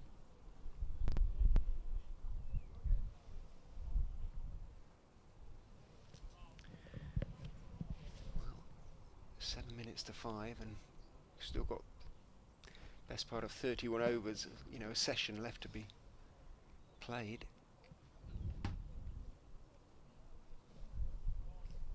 I just don't think we can get them all in. In goes Cohen, bowls down the leg side to Masood, who very sort of casually wafts down the leg side at the ball, doesn't get anything on it. Morgan 8 down, 205 for 8 off pretty much 72 at Derby. So that batting bonus point looks like it's going to elude them, but remains the case if they can beat Derbyshire, take this title chase into the, as Cohen bowls, thickish outside part of the bat from Masood. He's going to pick up 4 actually. Wasn't really, he kept it down, but just not happening for Kent and for Michael Cohen in particular at the moment. There is no third man. Leicestershire will have a third man. They've had a third man all season, and he has, whoever it's been, has saved hundreds of runs. Kent didn't have a third man. Masood picks up 4, moves on to 66, brings up the 100 partnership for the 6th wicket. And it has not done any favours to Michael Cohen's mood. No. He's an amiable young man. He's had a couple of chats to me already, without knowing me from Adam, yesterday. And he bustles and bowls to Masood, leg stump, and worked through mid-wicket, could pick up 4, you know, that could go all the way, which is ridiculous really, because it was no more than a defensive turn of the wrists almost from Masood, and that won't improve Cohen's mood any. Just turned his wrist on it, pushed it past the short mid-wicket. Conventional mid-wicket would have stopped it easily, but there isn't one, and once it was past him, the outfielder's obviously dried up and quickened up. There's, looking down from up here, doesn't look to be that much grass on it really, that sort of tufts are otherwise a lot of earth, very flat and hard, and it just kept running. Masood on to 70, 385 for 5. Cohen is in, bowls, and it's driven back past him. He puts down his left hand trying to deflect the ball onto the stumps. The ball is running over the advertising hoardings. It's just dragged back almost directly behind the bowler's arm in front of the white sight screens there, and good work by the fielder sprinting back from mid on, I think it's Denley, and in the the end, Masood settled for a couple, but an expensive over from the unfortunate Cohen. He's now bowled 16 overs, 1 for 83. Masood 72. That's done his scoring rate to power of good. Cox 57, 387 for 5 off 74. Well, it feels like it was only about 5 minutes ago that they reached 350, and they're already, the rate this is going, they may well get the 4th batting point this over. There's long discussion here between Captain Harry Finch and Corey Flintoff.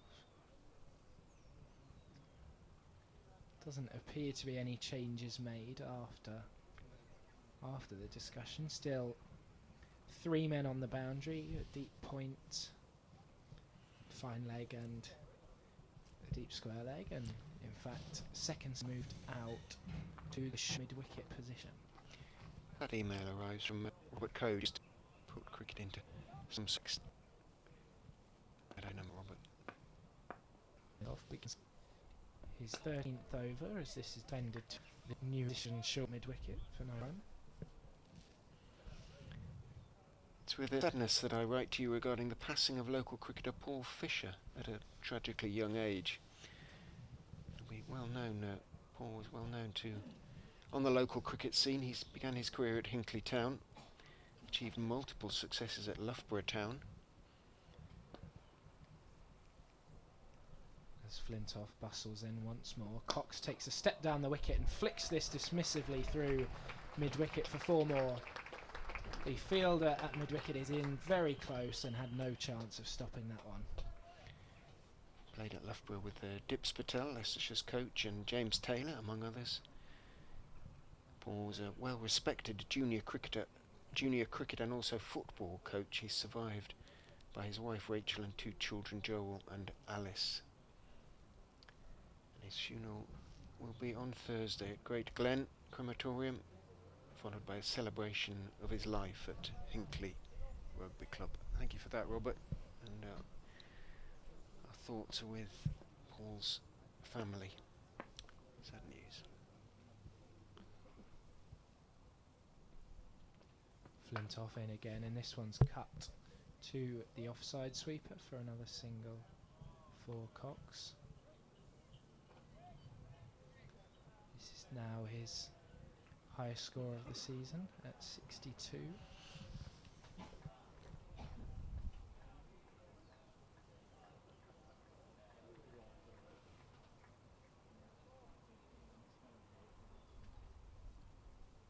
Shadows off the floodlights begin to streak across the wicket as the sun begins to lower, suggesting we're not going to fit in another 29 overs after this one, as Masood looks for another single in the leg side, but fielder at short mid-wicket cuts it off. I think it's George Garrett in there. Most of the Kent fielders have jumpers on, which is not very helpful, and it blocks their names and numbers from our view.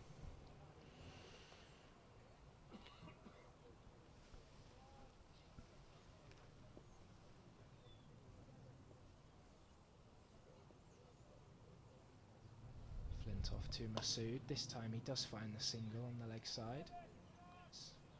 The umpire has to take evasive action to get out the way. Well, not quite evasive, but had to move out the way. Moving well, umpire Adnan, as he ran across there from square leg. Very stylish and up on his toes. Well, he's clearly wanting to make sure that we'll get home at a reasonable time tonight, unlike the Kent bowlers. Flintoff will finish his over with a very full delivery that's driven to the substitute Matt Parkinson for no run. Yeah, there's some weary looking bodies out there at the moment. Yes, they're young and full of energy and fit, etc, etc, but they're not used to these 3rd / even sometimes 4th spells at the end of a long day in the field. They're not just standing between overs either. Well, Flintoff is for the most part. He's been at in the slips or at the gully. He's not at the moment. They've been chasing quite a lot of leather.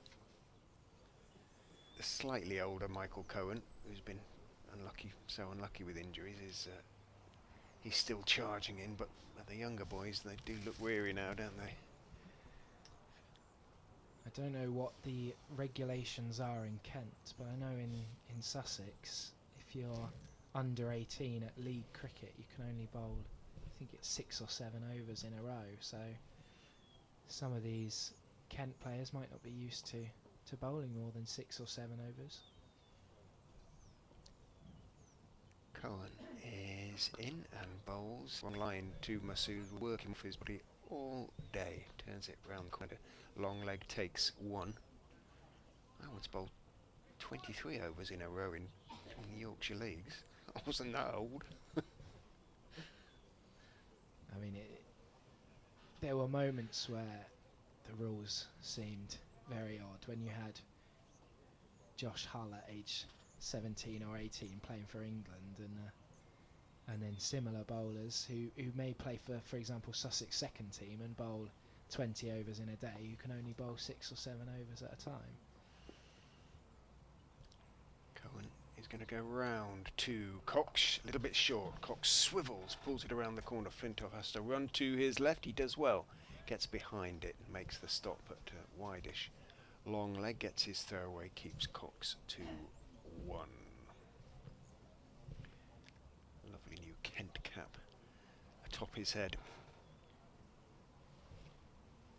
Don't know whether Kent, whether there's any differential between once you're in the team, you get a cap. The end. Well, Leicestershire differentiate. Yorkshire do, don't they? Lancashire.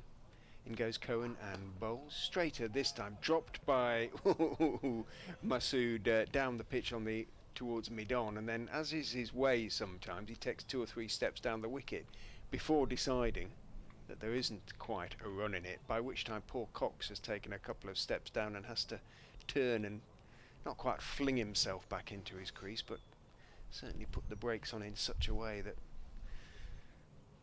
would increase his heart rate slightly. I think he did even call for a run at that point, but then almost instantly decided it would not have been a wise move. You've got to be on your toes when you're batting with Masood, I would suggest. Cohen bustles in and bowls, but that was a slightly tired delivery. And waiting for it, Masood just blocks it out again with that turn of the wrist out towards short mid-wicket. Nothing wrong with the delivery as such, but he's now into his 17th over. And the follow-through was that with a man who's beginning to feel it a little bit. Finch needs to, you would think, bear that in mind to a certain extent. Isn't it? A sort of encouraging cry of "come on, Michael," but in he goes and bowls to Masood. That one doesn't really get up too much. Straight again. Masood again is playing it to short mid-wicket.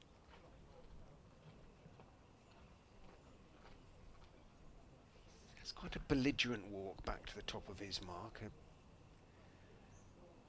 Mikey Cohen. A good fast bowler's walk. He's not a tall man, but short, aggressive fast bowling. You can imagine him having something to say, but he probably doesn't have too much to say to Masood at the moment. In he comes, angles run and bowls down the leg side. Taken by Finch again. Masood almost steps inside the line of that one.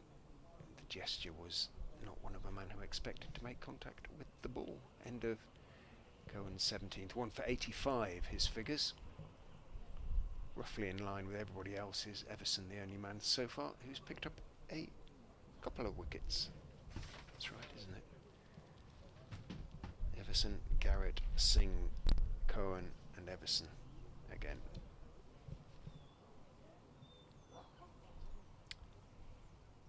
It's going to be Corey Flintoff to continue, still looking for his first, not only of the match but of his first class career.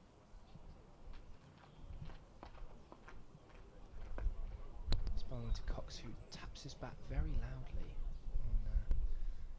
on this wicket at Grace Road, and that's a full toss, and pinged off the middle of Cox's bat, just behind square. There was a fielder pretty much on square, but had no bounce. With these short boundaries, the way Cox hit that, that was from the minute it left the bat, and probably from the minute it left Corey Flintoff's hand.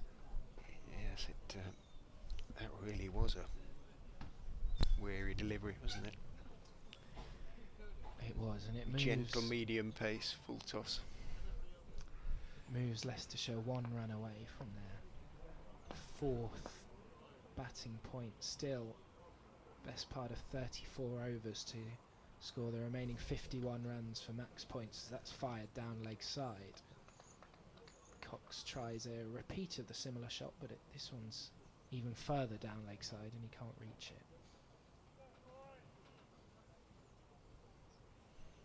It won't be the first day of first-class cricket that Flintoff or Ollie Curtis were dreaming of, I'm sure, but no, chastening days.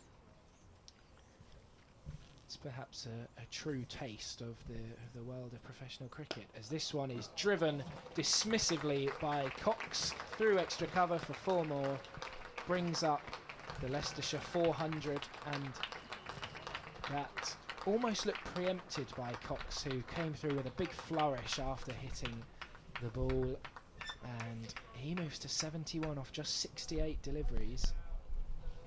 It's beginning to verge on bullying, this, isn't it?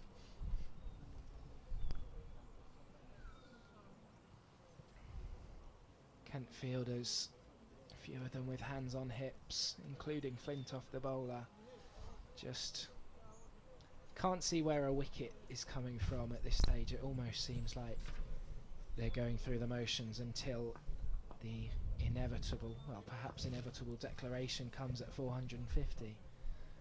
If they pick up another wicket, they will get another point, will Kent, but that one's turned just wide of the catching mid-wicket for a single to Cox.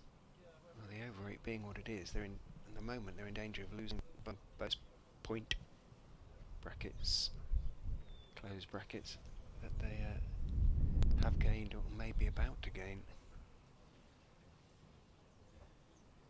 The danger being that they don't get another chance to bowl in the match. Yes, plenty of rain forecast for tomorrow as Masood goes for the big drive, but it comes off the outside edge. You wouldn't know it with the way the sun's shining tonight, but it is due to rain most of the night, and with the outfield having taken as much water as it did the last week, may have some effect on whether there can even be play on Thursday.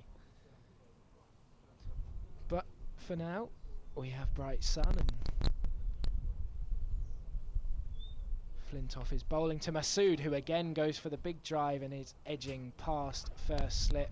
Had they had a second slip, as they have done most of the day, may well have been a catch. But as it is, it's 4 more runs to Masood. He's got 78, and it's 408 for 5. Yeah, Richard taking a short break. Nikesh here stepping in for him at a good time for Leicestershire. 408 for 5, as you say. His partnership worth 130 runs now. Did you have days like this back in your playing career? There were plenty of days, yeah, long days in the field, where I'd be forced to bring out my part-time bowling, as some of the Kent bowlers have done so far today. When you're playing against a side top of the table, as Kent are, and they've not had the best of seasons, they've got a long injury list. Jade playing in this will be a learning curve for them. Might not feel it right now, but these experiences, I'm sure, stand them in good stead going forward. Yes, I'm sure one day they'll appreciate it, but they won't be at the moment. Absolutely not, no. Masood going along very nicely. Ben Cox playing a brilliant innings here, 72 from 69. Masood 78 from 90 balls, so that scoring rate still over 5 runs and over here for Leicestershire. Edging towards that 5 ouch point. You feel probably going to make sense to try and get any bowling bonus points in as quickly, and then see what happens over the next couple of days. Potentially a bit of bad weather around. The draw still the favourite result, with yesterday being completely, well, I was going to say washed out, I guess winded out. Yes, it's a first for me. Rain. Yeah, health and safety. The cover was unable to move the covers from the pitch. Right, after a short delay, we're back and Cohen bowling from the end. Hop on his toes, punch towards deeper. Bit of work to do for the sweeper, so comfortable couple of runs. That Masood running towards the danger end, but he was the one who called Cock through quickly. Another feature of this Leicestershire innings. There were a few iffy moments when Lewis Hill was out there with the running between the wickets, but seems to have sorted itself out, and on the whole they've been pretty good, Leicestershire.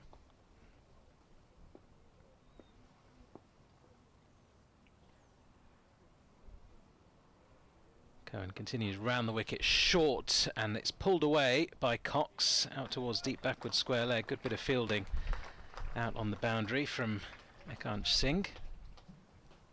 So it will just be a single. Hit that pretty well over to the boundary there at square leg. It's a short boundary, but I guess a couple of yards either side of Singh and it could have been 4 runs, but a good piece of work. He's fielded well all day, I think, Eskinazi. But if Leicestershire are to get to 450 unscathed, it could become a race to see if either of these two can reach their 100 before then. Cohen returns over the wicket and Masood pulls him around the corner down towards fine leg. It wasn't all that short, but with the angle, a pretty simple shot for the Pakistani international.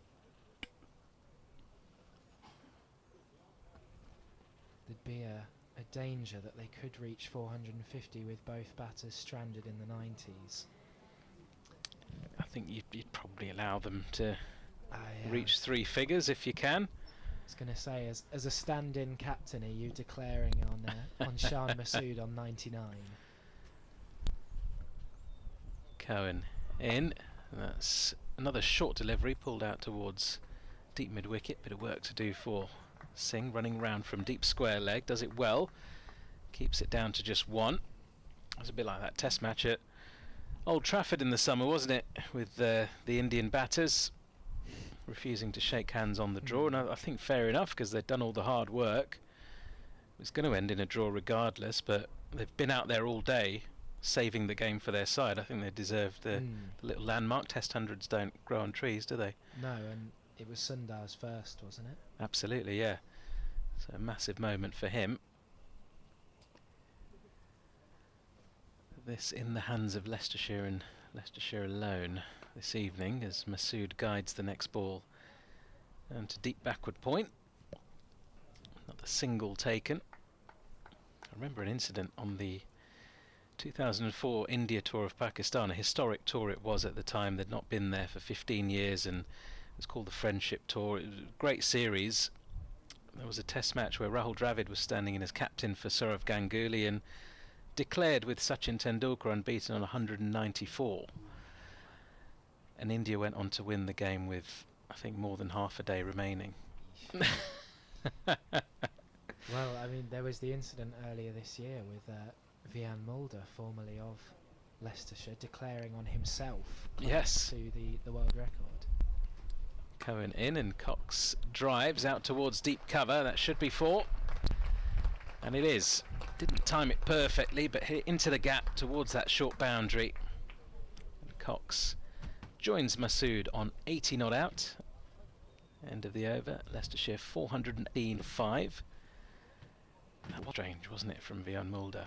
Yeah, because they won with, I think, 2 days left, let alone half a day. Yep. But he said he wanted the record to stay in the hands of a legend in terms of in Brian Lara. He could have lived off that for the rest of his life, couldn't he, Vian Mulder? Well, he could have made legendary status for himself. Okay, it wasn't against great opposition, but still, you're not going to get that chance again. And well, I guess he's He's not bothered about landmarks, and not all cricketers are. I guess they just play for the enjoyment of the game. Something which will potentially be eluding Corey Flintoff at this moment as he's in to Masood, who again turns this into the leg side. I'm getting deja vu. I think I've said that 20 times in the last hour. It's just seems almost every ball he's getting, he's just with ease knocking it either into the offside sweeper or to the leg side for a single. Yeah, easy runs at the moment. Good accumulation from Leicestershire, so even when the boundaries aren't coming, they're getting enough singles to keep this run rate ticking upwards, really. It's gone to 5.4 now. Well, Ben Cox, 80 off 73 balls as he takes strike and gets another full toss and is going to add 4 more to it. Stewart chases, but in vain. Didn't time that as well as I thought he had originally. It was full toss, clipped over the short mid-wicket, and I thought it was in with a chance of a maximum, but didn't time it. Looks down at his bat. Easily 4 runs though for Cox. Yeah, didn't miss out on the filthy full toss there. Almost miscued it. As you say, it wasn't quite off the meat of the bat, but got enough of it to send it to the boundary for 4 out towards Cow Corner. It's his 15th boundary already, just at 84 is Cox, and this is another over pitch delivery which he turns down to deep fine leg for a single. We've seen high boundary percentages from all the Leicestershire batters, really, with the exception of Shan Masood, who's got 10 boundaries in his 81, just under 50%. Yeah, 81 from 93 though, shows you how busy he's been out there knocking the ball around. And that is so often the mark of a quality cricketer, which Masood is, as he pushes this one to mid-off. Flintoff may have got a hand to it, which slowed it down on its way through to Grant Stewart. But so many of the world's best, it's as much as their boundary hitting ability, it's the way that they can not let any pressure build up on them, as it's been pretty much no pressure on Masood at all throughout this innings, due to the way he's been able to rotate strike between the loose deliveries which have come, unfortunately for Kent, far too often, as this is another single out to the deep point fielder. I mean, with somebody like Shan Masood, 42 tests for Pakistan, hasn't really sort of shone on the international stage like he would have liked to over a consistent period of time. Has had some great performances in national colours, but he's one of those cricketers who isn't world class when he's at the international level, but when he comes down to play, say, Division 2 cricket, looks a cut above everybody else. Flintoff finishes his over to Cox, who looked to be winding up for the big stroke there, but in the end just defended. Flintoff has 15 overs, none for 91, and those do not represent the figures that he would have been hoping for. Yeah, Shan Masood was often for Pakistan one of those players who would always get a start, and just as he was looking at his fluent best would, often get out with a wafty drive or in frustrating manner, as many cricketers have along the years. That was potentially his downfall in Pakistan colours. Would you say he's got any chance of playing any future international cricket? It's not that long ago that he last Very played. little chance, I would say, given the direction Pakistan look to be going in, but it is Pakistani cricket, and strange things do happen, don't they? Cohen continued from Benetton, and cut away by Masood to deep for a single as we ice cream van up the street. Not quite ice cream weather, but it's these vendors trying to get their last bits of business in before the winter hits. It's parked right outside the gates. Can't imagine it's going to get any business there. No one, not much foot traffic, and no one leaving the ground yet. Cohen then at the top of his mark runs in. delivers, and that's short, but a slower delivery, which foxes Cox. Goes for the pull shot and a little bit early onto it. Goes through to the keeper for no run. 426 for 5 still.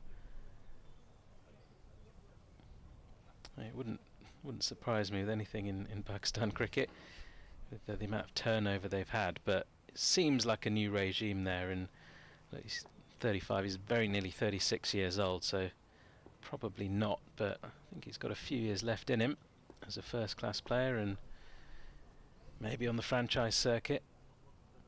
There's plenty of opportunities in T20 cricket all around the world. Another short ball. This time Cox shapes up for the pull and then decides he's not going to go for it. A little bit of extra bounce from Cohen on that occasion.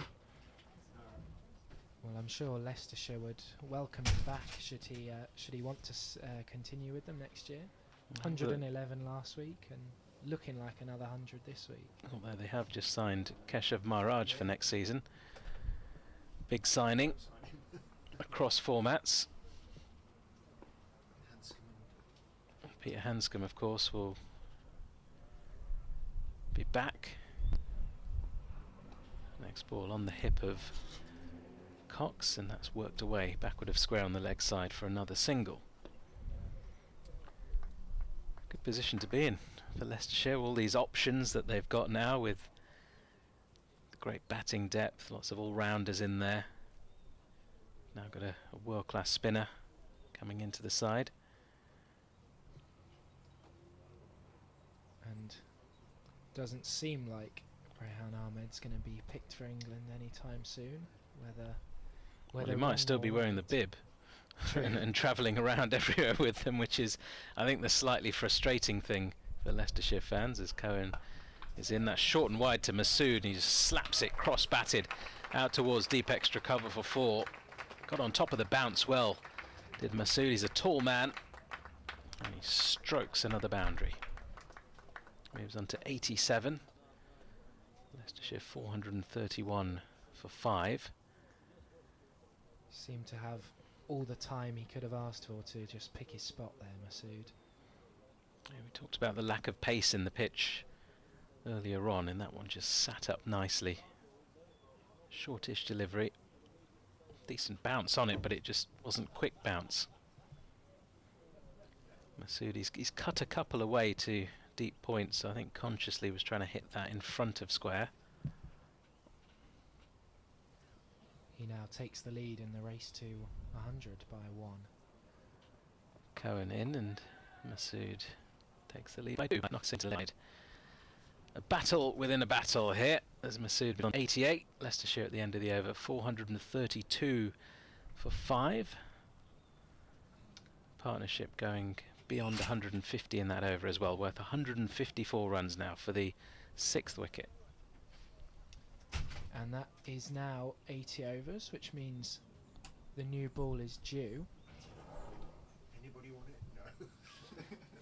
Yeah, there's not a queue of people. It has been but it has been taken. And I'm going to say goodbye. So I will leave you in the capable hands of Nikesh. Thank you, Ollie. So new ball has been taken. Let's see if it brings any magic. Joey Everson with the new ball in his hands. He'll be bowling from the pavilion end. Just going through some looseners. 2 slips in place. Not seen for a while. Short mid-wicket as well. Masood is on strike. In comes Everton, bowls and forward defending away. Mid-off, no run. That might be the much. To manfully try to start the Icelandic slow clap. I think the slips joined in, but it didn't sound quite as commanding as it did during those that Euros tournament some time back. Yeah, so it is Joey Everson. I would say he's drawn the short straw. He's not been on for a while, has he? So presumably we're keeping the wings for this very opportunity. 2 for 60 is figures at the moment. Masood defends the next ball into the onside. And there is no run. 278 for 5. You would have thought at that point maybe a chance of an opening for Kent. This partnership has taken away any hopes of ending this Leicestershire innings early. You're wondering if it might, as we were saying before, it might just be 18 overs before we get a change of innings, or will they let both players get their 100 if they can get there? Everson in, and Masood defends off the middle of the bat, straight back down the pitch. There's no run. It might not be long. I mean, if the new ball flies off the bat a little bit quicker, short boundaries as well, we could see Leicestershire get to that batting bonus point pretty quickly. And Masood only 12 away from 100. Cox 14 away. Everson in, and Masood defends with a flourish into the offside. It's amazing how these tall left-handers can make a defensive shot look that elegant. It's true enough. It's like curio in the Kent bowling is Grant Stewart has bowled just 4 overs, the experienced seamer, but has been on the pitch all day, so it's not because he's injured. I wonder, he's coming back from an injury. I'll hold that thought for a sec. Everson bowls very full, and Masood looks to drive, gets a bit of an inside edge onto pad there, and there's no run. I do slightly wonder if he is below par in terms of bowling fitness, but they may be using him as to bolster the batting. We know how explosive he can be with the willow, but yeah, he's been all day. I'd imagine if he was carrying any sort of injury out there, he'd not be on the field at this point. Everson to complete the over, goes wide of the off stump, too wide to tempt Masood into any shot. He shoulders arms, falls safely through to Finch, and a maiden over to get proceedings underway with the second new ball. 432 for 5. The sinking sun is pouring into the commentary box. It's very nice out there at the moment. Toasty in here. Shadows are lengthening. And the floodlights are coming on, even though, as I said, I'm shading my eyes from the sunshine, but the floodlights are enhancing whatever there is. The sun's not due to set until after 7 o'clock, so how many overs have we got? 81 on the board, so another 23 possible today. As George Garrett will bowl from the Bennett end. Tall, slim seam bowler. Dawkins and Flintoff are the slips. As he strides in now to Cox, cuts that away, and that will go, yeah, just 2 bounces away. So I think that's Joey Everson on at the backward point boundary. So that's 4 more for Cox. These two getting close to the 150. Oh, they've gone past the 150 partnership. Yeah, 158 with that boundary. Yeah. Richard offered me his cap very nobly there. Has got Leicestershire County Cricket Club on it. Are you allowed? I'm not that one-eyed, though. I wouldn't take his very kind offer.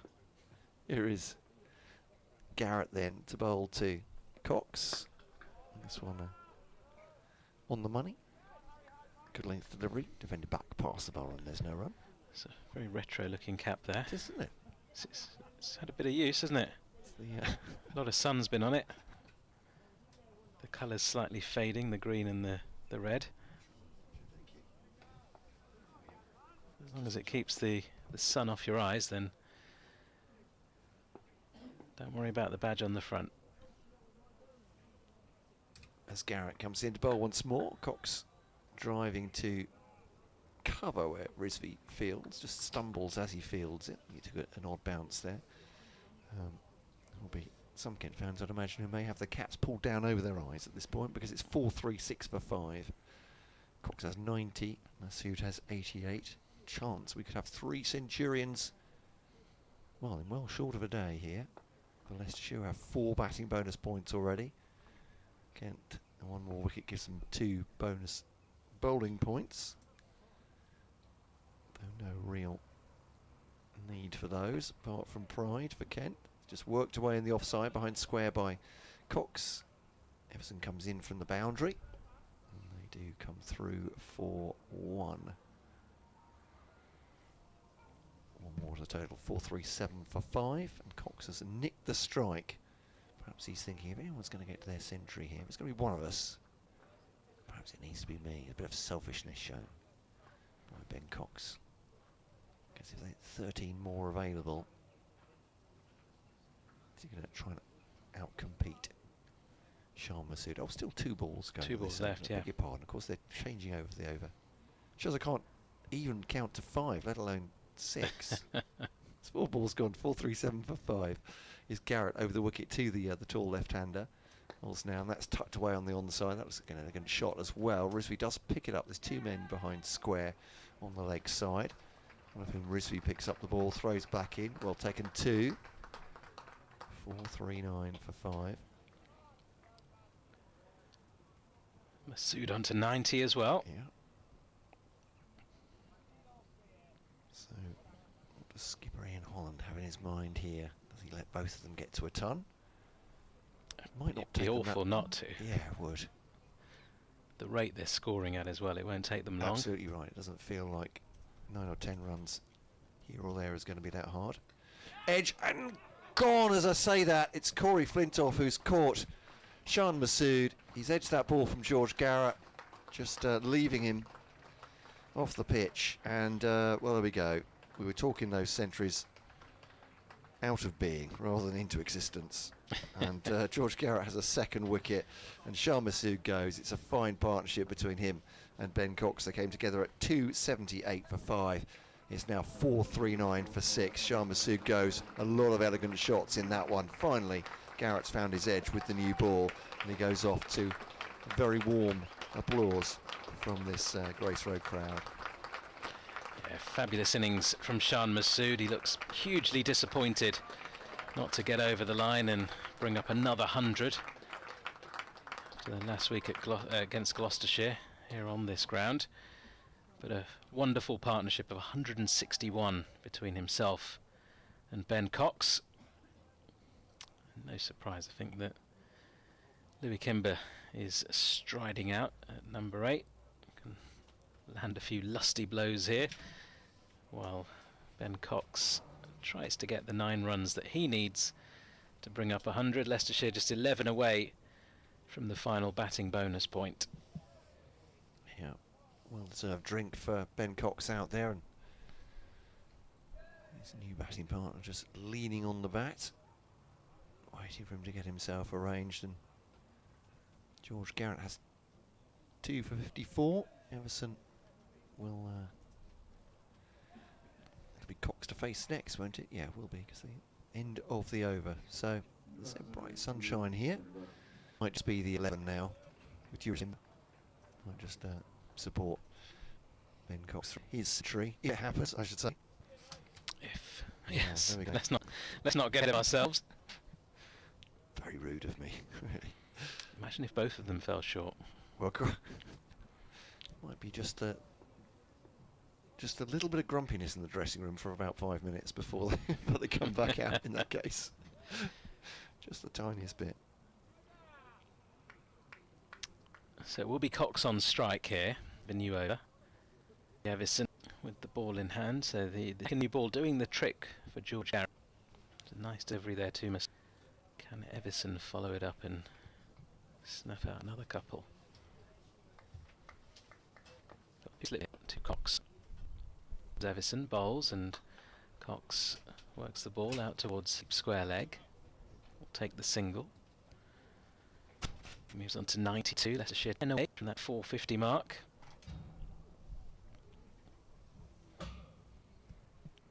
Richard Ray off to do a bit of sunbathing on the balcony. It's Lord of all he surveys. 440 for 6. Kent do have a 2nd bowling bonus point.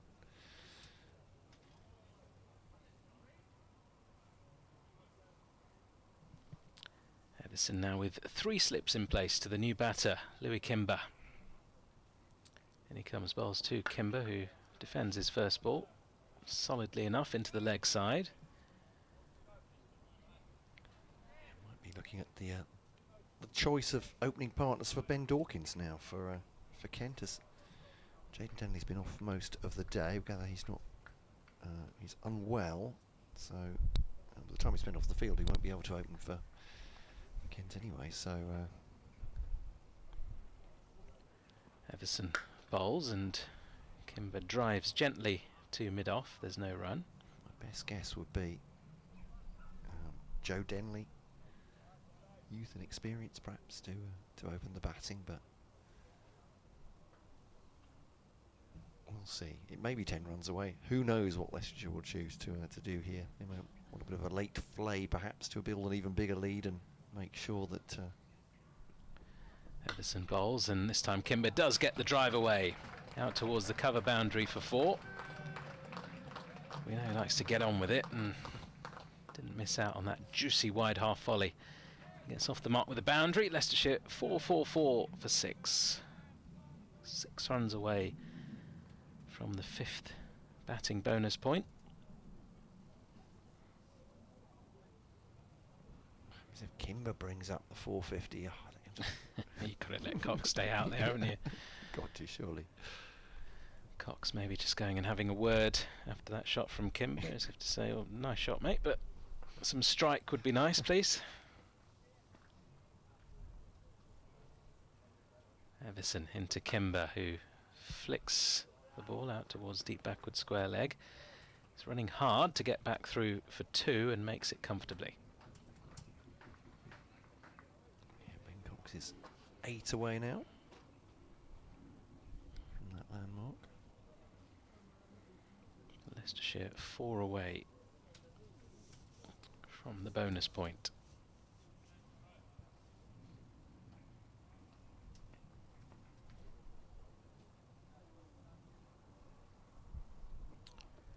And he comes again, Everson, and Kimber just punches off the back foot out towards cover. It's fielded. There's no run, so Cox will have strike at the start of a new over.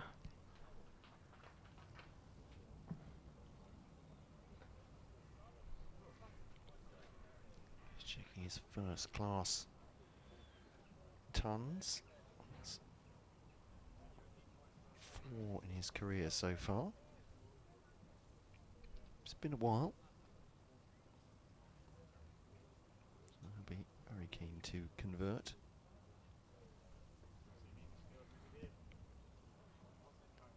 As he faces George Garrett. 4-4-6 for 6. Well, he can't do it with one blow now, can he? So, real jeopardy here. As Ian Holland is on the balcony about to back them in. Marooning. No, not at all. It's Garrett then. Over the wicket to Cox. Whips away, pulls it low. He does himself a single onto 93. What sort of ovation there'll be for the 450? The fans agree with us that they'll be coming in very shortly afterwards. It's Kimber on 6 faces this time. They are bringing Ollie Curtis in at 3rd slip. Garrett taking the edge of Shah Massoud in the previous over.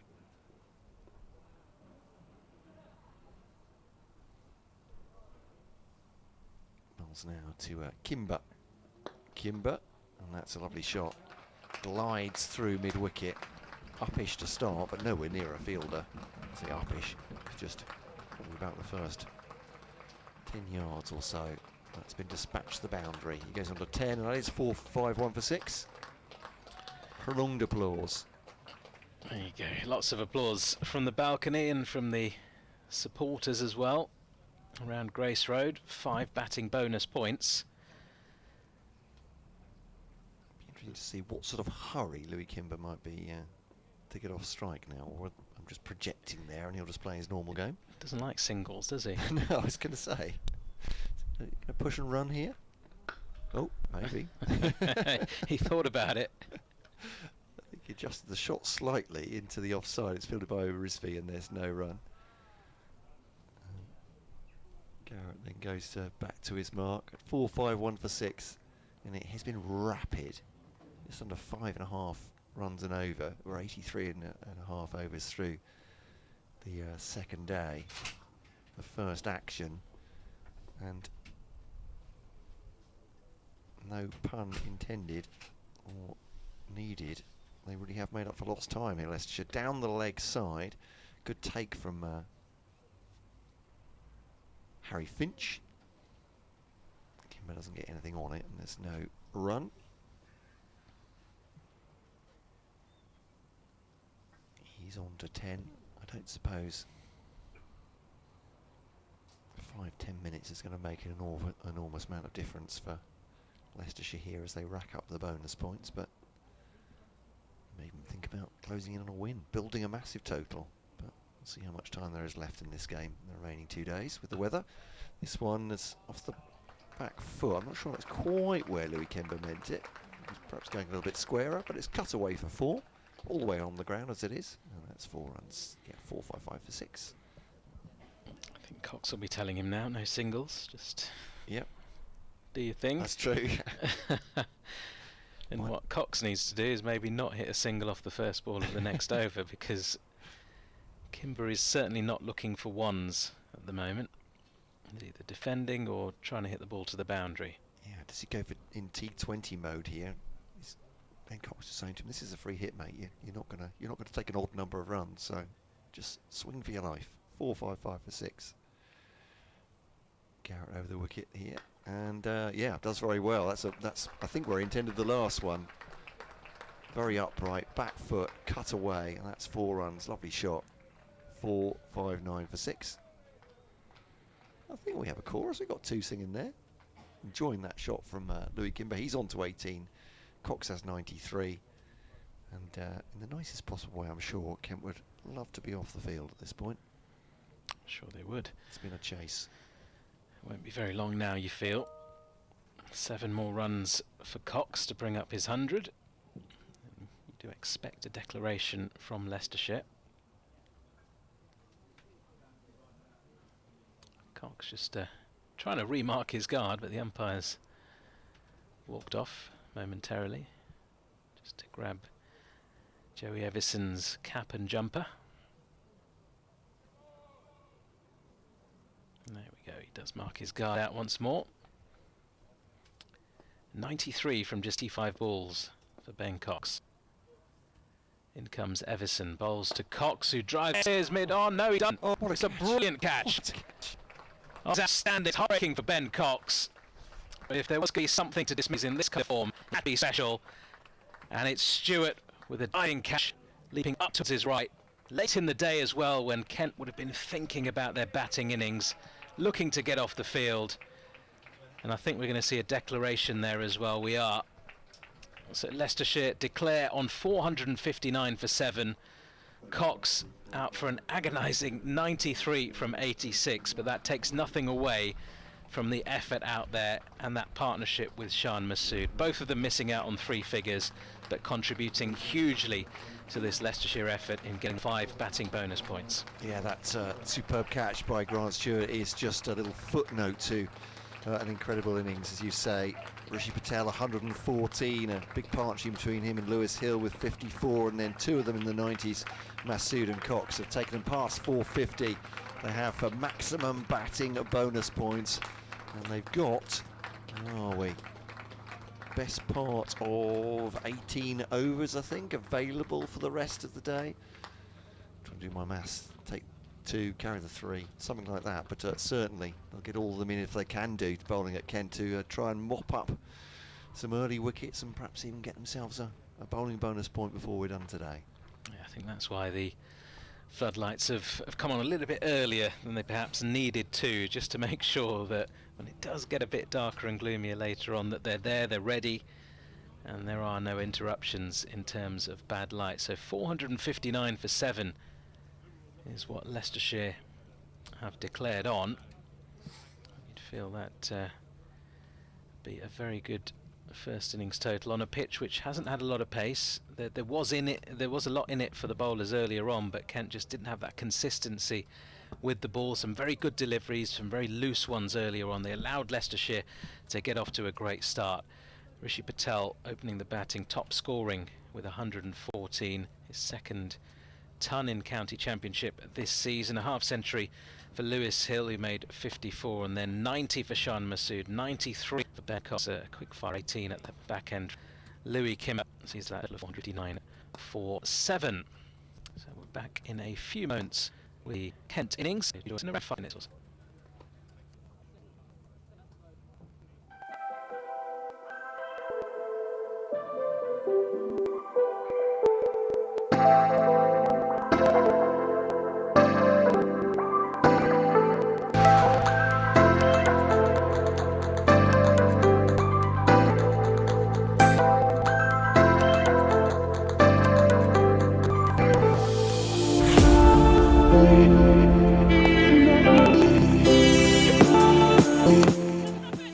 Finds the gap, and that'll do it for Amy Jones. Back-to-back hundreds.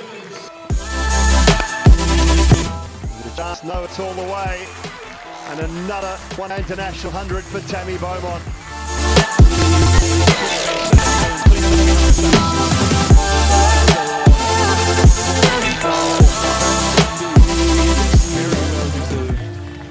England take the second one-day international here in Leicestershire. 143-run win.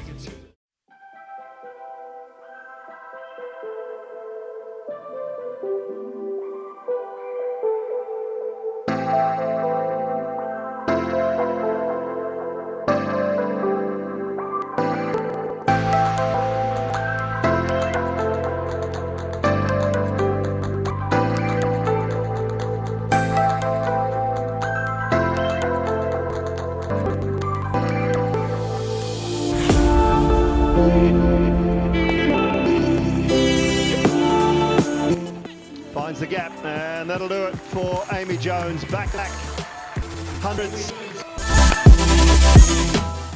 With a just know it's all the way. And another one international 100 Tammy Beaumont.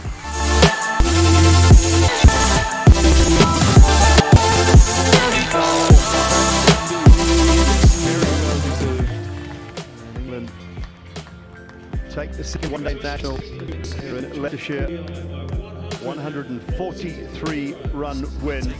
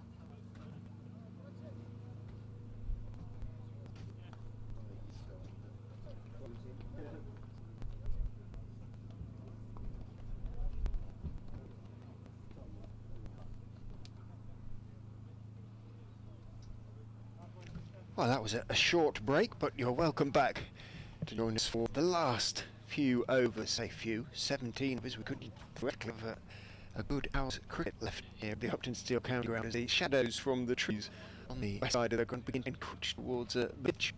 The sun sinking away there. But my guess is that we'll get about 10 overs, but we shall see. The umpires have hurried back out into the middle. Hassan Adnan and Simon Widow.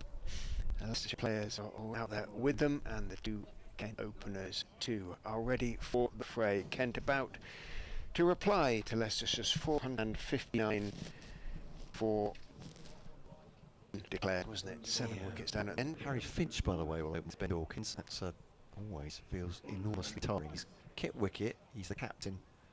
Well, now he comes out open with Dawkins in place of Jay Denley, who's been off the field most of the day, unwell. That's the voice of Cole, BBC Radio Kent, alongside myself, Richard Ray, for BBC Radio Leicester. Well, no cricket at all yesterday, plenty today, and we could have yet another landmark about to happen, because the bowling for Leicester is going to be opened by Chris Wright, who is currently sitting on 799 wickets in his career. He's announced he's going to retire at the end of the season, and he would dearly love to pick up that 800th wicket overall. In he comes from the far end, the Bennett end here at the Uptonsteel, the far end to us that is, seated on top of the pavilion, and bowls a very wide delivery which young Mr. Dawkins has nothing to do with. This is just his third aim in the county championship. Got himself a very useful 60 against Lancashire in the first innings. The last game. Waits with bat raised as Wright is in. Bowls to him. He's a tall young right-hander. He stays on the back foot and blocks the ball back down the pitch on the on side. 3 slips for Wright, namely Messrs Patel, Eskinazi and Kimber. Nice to see Kimber back at third slip. Got used to seeing him over the last couple of years in that position, but lost his place in the red ball side. Wright is in and bowls. It's a outswinger that goes past the edge of Dawkins' bat, and Sol Budinger, the effervescent Budinger. It's a better name for him actually. I like it. Because he does buzz around out there in the outfield. He's out there in the covers at the moment, clapping his hands and encouraging his teammates. In Holland, the acting captain is just swinging his shoulders at mid-off, wide-ish mid-off. He'll open the bowling from this end as Wright goes in, and another one that swings past the outside edge of Dawkins' bat. Might, underline might, be deliberately playing inside the line. I suspect not. He's got his back to us. Let's have a look at the replay. Nope. I think he played. It's quite a nice late outswing from Wright. He's got his tail up, understandably, at the moment. Charges in and bowls, and that one he did, I think, just curtain rail the bat back inside the line. It was a little bit shorter. He had that extra fraction of a second to pick the line. That's all these good players need. Two players very literally at the different ends of their careers, aren't they? Dawkins just making his debut in the last couple of games, and Chris Wright due to retire at the end of the season.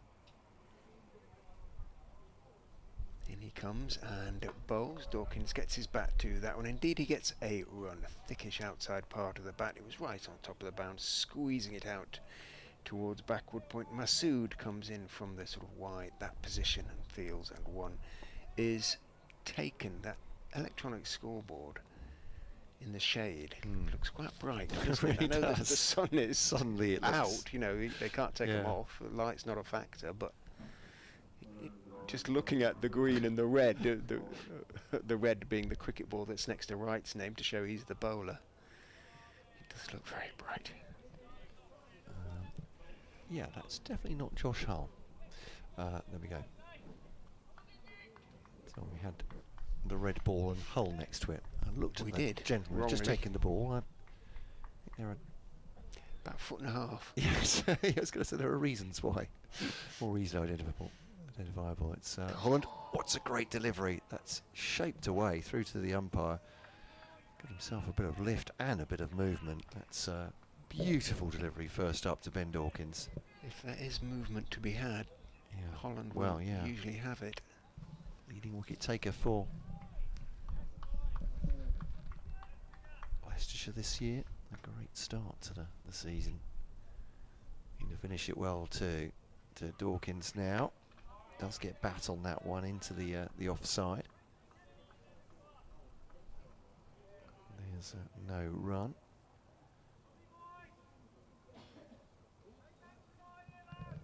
Spotting the other fielder there. Is that Shan Masood at point?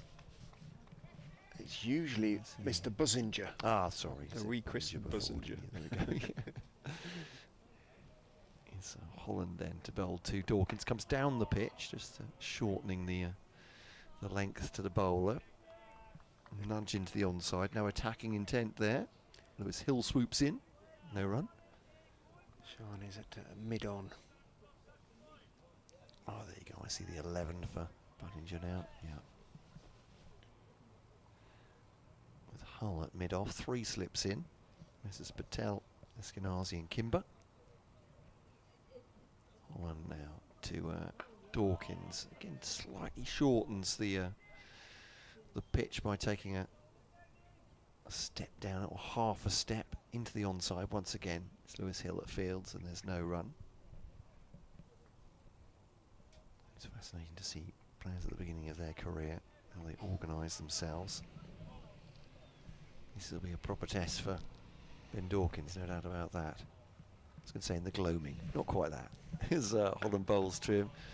Once again, full face of the bat shown into the offside and there's no run.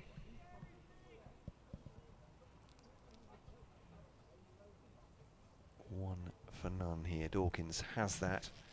He's about to face his 12th delivery. That's all we've had so far. Holland may well bowl this out for a maiden.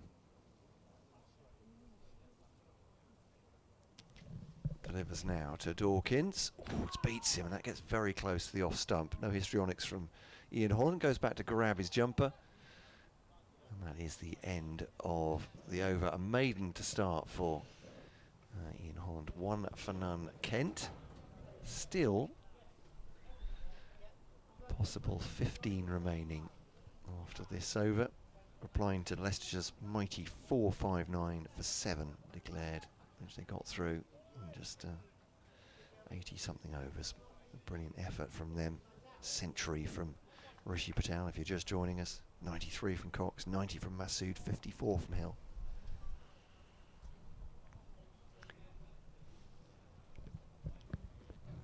Right then, from the Bennett end, emerges from the shade, comes in and bowls on the back foot. Harry Finch's first delivery is dealt with competently.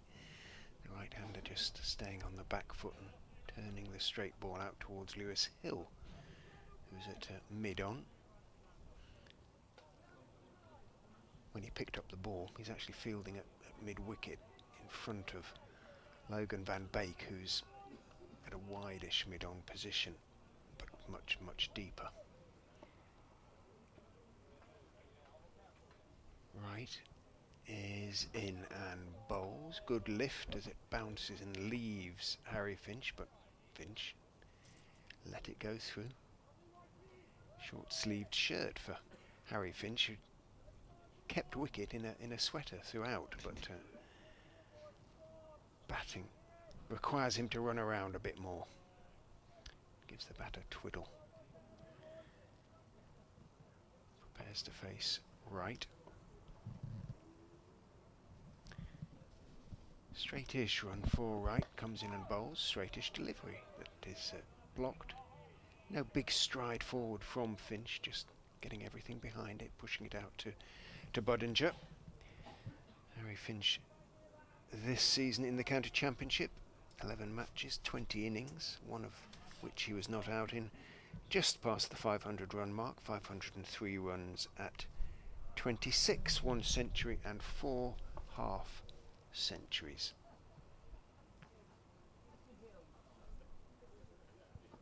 Goes right, bowls, big drive from Finch, thick outside edge down towards third man, but a really good stop down there by Shan Masood on the bounce. Did really well Didn't think he had much of a prayer there because that ball was travelling, but Masood got there, made the stop, batted the ball back, picked it up, threw in, and Finch had to settle for 1. He did rather throw the batter, that one. Almost benefited to the tune of 4. Had to settle for 1. Wright turns, runs in and bowls outside off stump, goes straight on, but it was slightly short of a good length, and Dawkins read it well, let it go through. Big ooh from Rishi Patel, but you get used to that. The ball goes past the bat, whether it's left or beats the bat, it'll usually be an ooh. Sometimes when it hits the middle of the bat as well from Rishi. He, like Budinger, in a different way, an incorrigible enthusiast. Waiting hands on knees as in goes Chris Wright and bowls. The ball leaves Dawkins, but he drops his hands, lets it go through. There's good movement there for Wright, but at the moment, or in that over at any rate.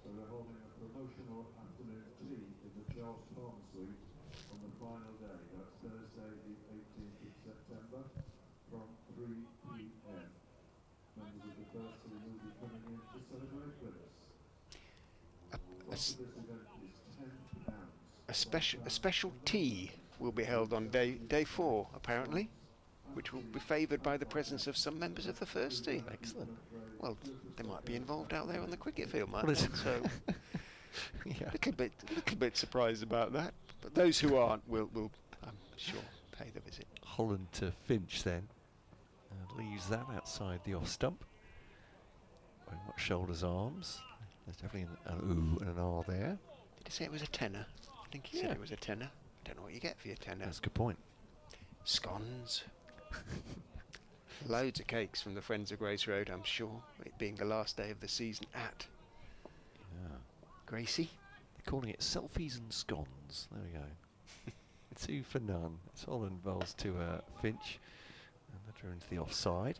Fielded by Josh Holland. There's no run. He makes his way from a wideish mid-off to an even wider extra cover position. That's like a really lovely idea, though, to be honest. Potentially, yes. Yeah. As you say, could possibly be 11 Leicestershire players fielding at that point, or how long they'll be able to spend in the interval. As Holland comes to Finch, it's very close. He shouldered arms again, and Finch, that's right.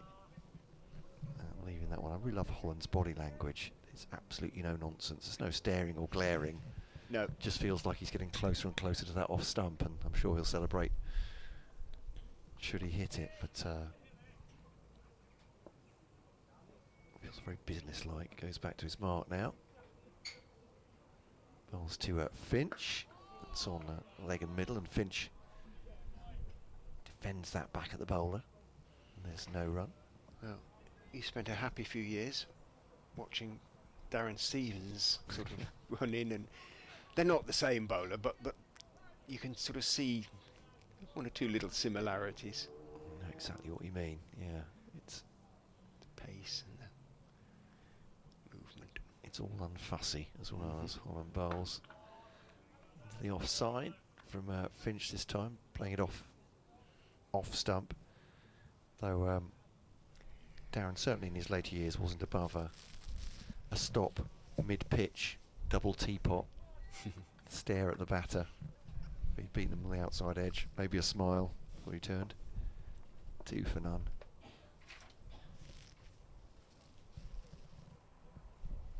Bowls Holland now.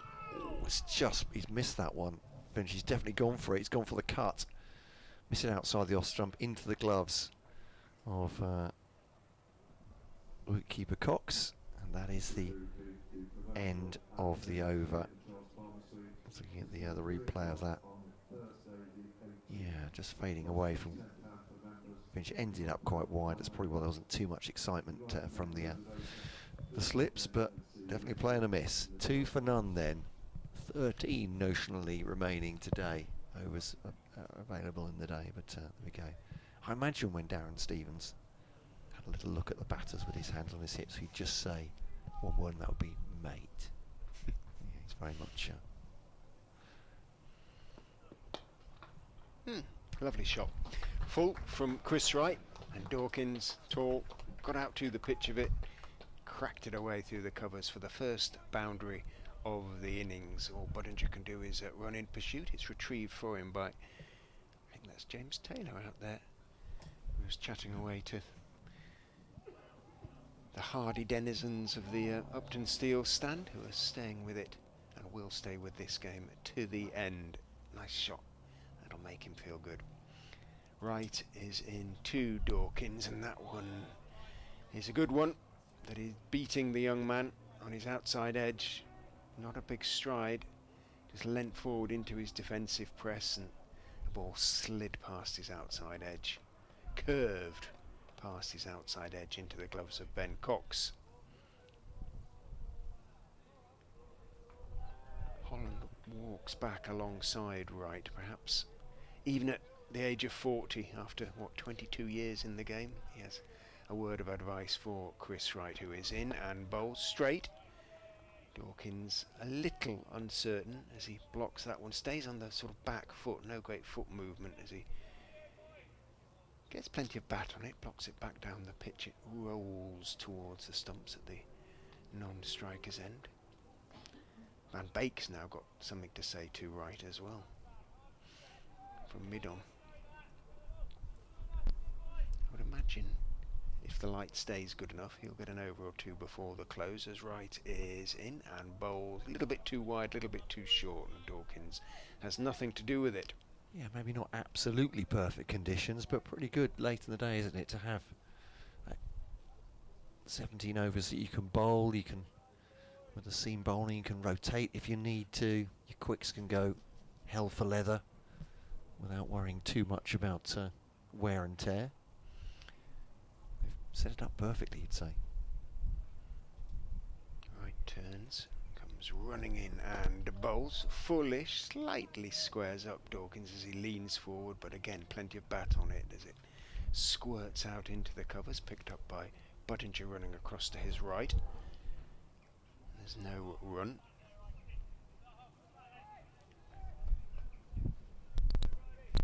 Two-thirds of the outfield is now in shade, basically being cast by the trees over there between the ground and the nets area.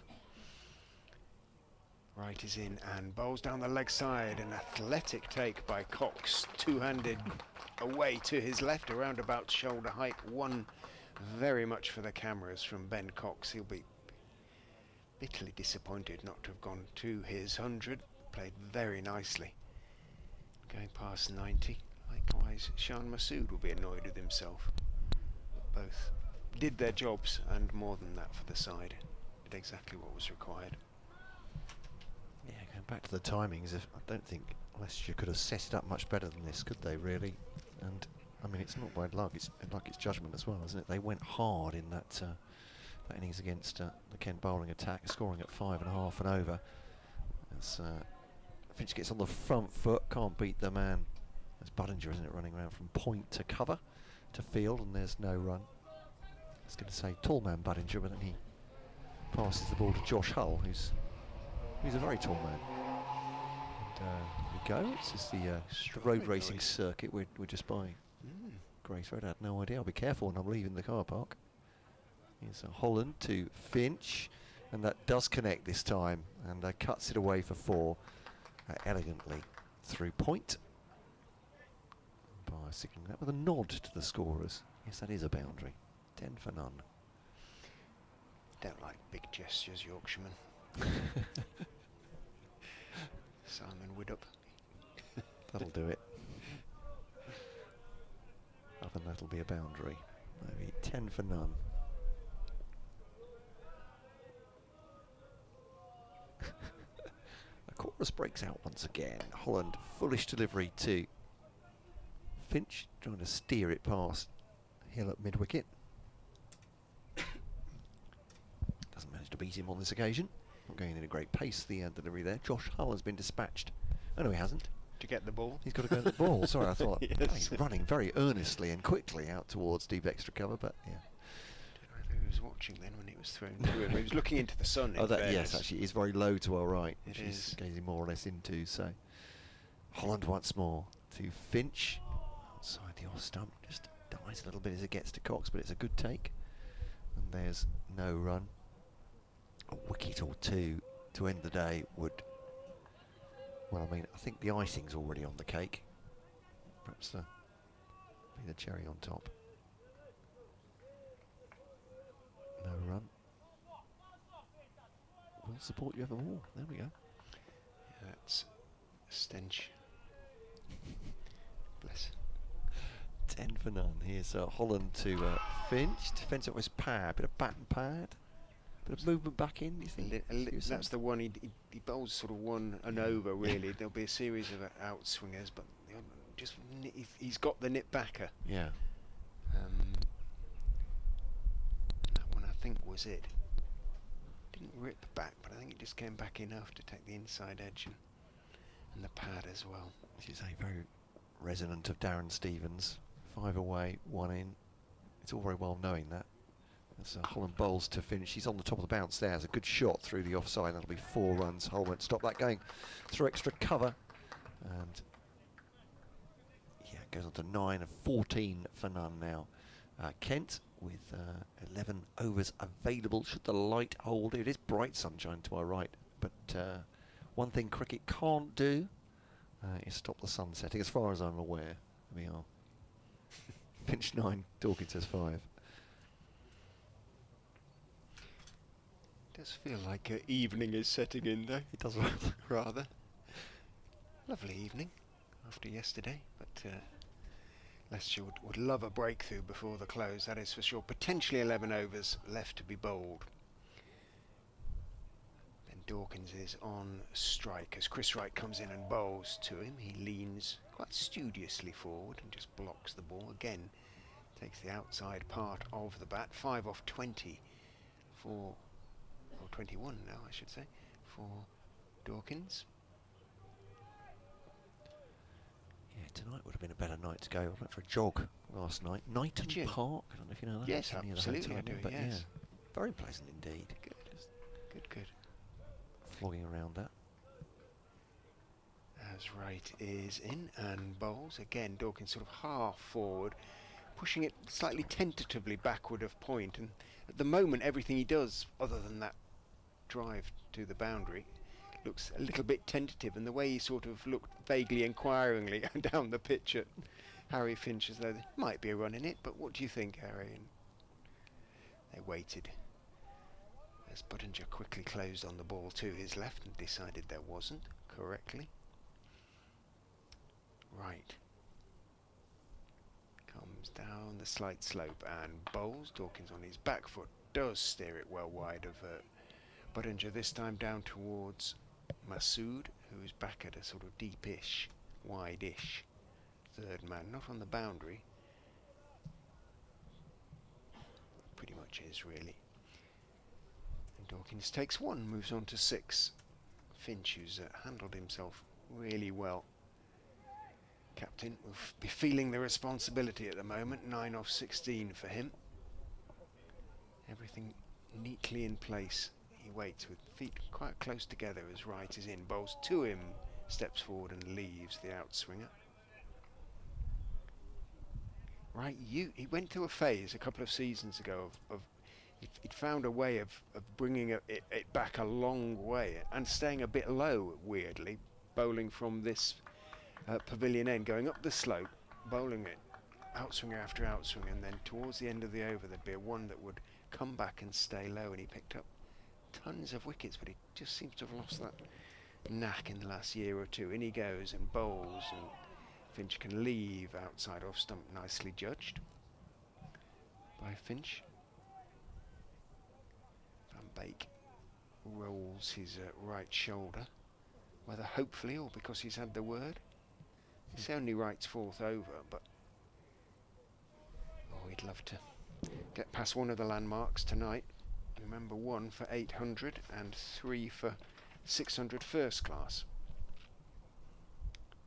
In he charges and bowls. Finch covers up solidly, everything behind it. Bat legs, pads, everything. Bat first, of course. Decent over from Chris Wright, but again, no breakthrough for the Foxes. 15 without loss after 7. Kent in reply to Leicestershire's 4-5-9 for 7. So, yeah, 15 for none. And I suppose I should give my customary apology to anyone who might have seen me jogging last night. I try and do it under cover of darkness mostly, but unknown terrain here in Leicester, so go before the sun went down. As it is now, receding as Dawkins plays into the offside. I'm sure anybody knows anything about the science of astronomy will tell me it's not receding. It's just there, isn't it? It's a dot ball, 15 for none. The Earth is turning. It's the Earth's turning, absolutely right. Got a bit of a ticking off as the saying the sun had gone behind a cloud the other day. There we go. Here's Holland outside the off stump through to the wicketkeeper, and there's no run. Kent listeners sticklers for perfection, are they? I love a bit of pedantry, so I you know, to say, live by the sword, die by the sword, as far as I'm concerned. Absolutely. But yeah, no, fair enough. I did correct one of my replies to one of my football summarisers last week when he asked where the rain was coming from, and I said, well, generally it'll be the sky, but 15 for none. So Holland to Dawkins into the offside, and there's no run. Dawkins 6, Finch 9. It's 15 for none. But it is a beautiful evening here, as you were saying, in stark contrast, Richard, to yesterday when it was blowing a gale, more or less literally all day. Winds gusting up to 50 miles an hour. Here is Holland to Dawkins. Gets everything in line. Just beginning to look a little bit more positive in his defensive shots. The boundary hit was a nice shot. He's going to work his way in. Comparisons, Kent fans will have heard this before, already made with Zach Crawley, but I think probably the body shape has a lot to do with that. They're both 6'5", 6'6", and tall, but does love to drive. Here's Holland. Well, there is a drive. Doesn't quite middle that one. They'll come through for a single. And a tumbling stop by Josh Hull. Keeps it down to 1, 16 for none. He might get an over or 2 before the close as well. Yeah. I wonder if that might test the umpire's patience in terms of the light at that point, but still, as we said, the sun do all right. Glorious. Holland to Finch. That's an aggressive shot, but good stop by Budinger into covers. End of the over, 16 for none. In reply to 4-5-9 for 7. Leicestershire declaring once they got their 5th batting bonus point. 5-2 on the bonus points, but they're competing directly with Kent in this game. It's Glamorgan very much that they're keeping an eye on in terms of the possibility of winning. Glamorgan did get 1 batting bonus point, 259 all out. So. Wright is in from the Bennett end, bowls, tucks up Dawkins a little bit on the back foot, but again plays competently enough, dropping it out towards mid-on. That does mean they can't out bonus point Leicestershire, doesn't it? Because they can only get 3 for the bowling, unless you already have 5. There is that, yes, indeed. But so but if they were to go and win, if they were to win the game, I was going to say, does that mean they? Draw, I was going to say, do they need to win now, assuming that Kent won't beat Leicestershire? They do need to win the game, basically. In goes Wright and bowls outside off stump, a little bit short as well. Dawkins stood up tall and steered it out through the gully down to 3rd man, where Masood is the fielder. Dawkins moves on to 8. I suppose they have 10 wickets have fallen today in that match already, so yeah, it's if a very they take quick Derbyshire wickets, it's possible of a result. But as I say, it's not the greatest of draining grounds. I think one of the things they're going to do with their 100 money, Derbyshire, as in goes Wright and bowls to Finch, almost snuck through onto the pads, but Finch on the back, staying on the back foot, managed to get his bat down in time and push it out towards mid-wicket. Hill, the fielder, is, I think, installed a big. They've got a big drainage plans among other things there. I believe our colleague Mr. Fletcher mentioned. Brand new press facilities as well. Velvet sofas. It goes right and bowls. Good bounce, but outside off stump and left by Finch. Very good press facility there, of course, already. Excellent. Yeah. Recently built, isn't it, as well? Relatively recent. Yeah. Relatively recent. So, sadly, I don't think media will be their first priority. That we're sorted out. Be interesting to see what counties do with this money when it comes to. As in goes right and bowls outside off stump. Finch steps forward and leaves. Have Kent announced any particular initiatives? I mean, I think there's a thought, and certainly have talked about further development of their ground at Beckenham, although they don't own the ground, the land there. Looking at perhaps a longer lease than they've got it already, and maybe building it up. There's already a. Is it owned by council or? No, it's private owned, I believe. At Beckenham, Right, in bowls, lovely delivery that beats Finch's outside edge. Finch, as I say, keeping everything close together, playing down the line of off stump really, and delivery was just a little bit too good, but it didn't take the outside edge. So 5 overs from Wright, none for 8. They've been testing overs, but I wouldn't be entirely surprised if Holland makes immediate changes. Indeed he has. He's taken himself off after just 4 overs. And he's turned to the tall, young left arm quick Josh Hull. Up the slope, interestingly. All bowled down the slope in their match against Gloucestershire and rather suffered with no balls, kept overstepping, so might find it easier going up the slight slope to the square here. Yeah, it's an independent company that owns Beckenham. Obviously land in that part of the world is quite pricey. It's a Hull, sorry, beg your pardon, bowling to Dawkins. Bending his back, left arm over the wicket. Yes, and you would assume that the owner of that land would be aware of its value. So absolutely, yes, yeah. But the lease is a lease, so yeah, it was sold to a property developer. It's Leander Sport and Leisure who now run it for them and with the council, Bromley Council. But here we go.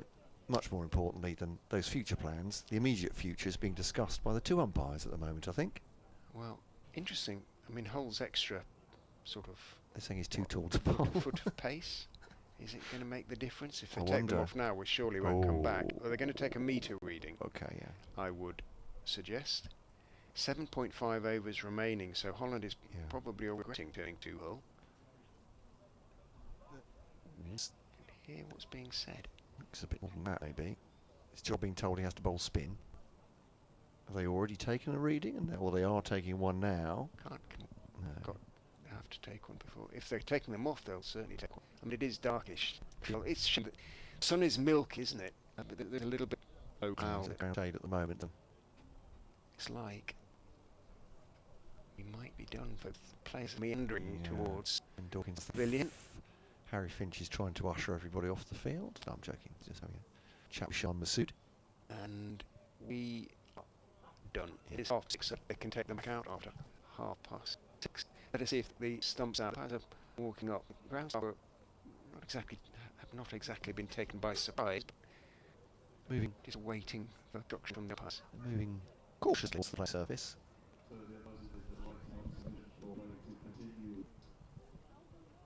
We can see that it's the position of the umpires deciding the light isn't end of the continue. Are we done or not? Well, the covers are being brought up. It's not been declared as end of play just yet, says the PA man. Indeed, Logan practices his run up, but everybody else has headed. That's a boundary. I'm pretty sure done, to be honest. But well done, Messrs Finch and young Dawkins. That was a testing, 9.1 overs. And they played it pretty well, I think, for the most part. Yes, your outside edge is going to be beaten by outswingers at this time, but... Yeah, they're just waiting on the boundary rope, Messrs Dawkins and Finch, but much loves there. And they say can't see how the light will because this is clear, isn't it? It's just terrible of the point. It has to flit, so there's no way it can possibly prove. It's just going to get lower now and disappear below the houses. No, it's not. The earth is going to turn. The house is going to go up to meet it. I don't apologise. Yeah, you got me now. Umpire. The umpires.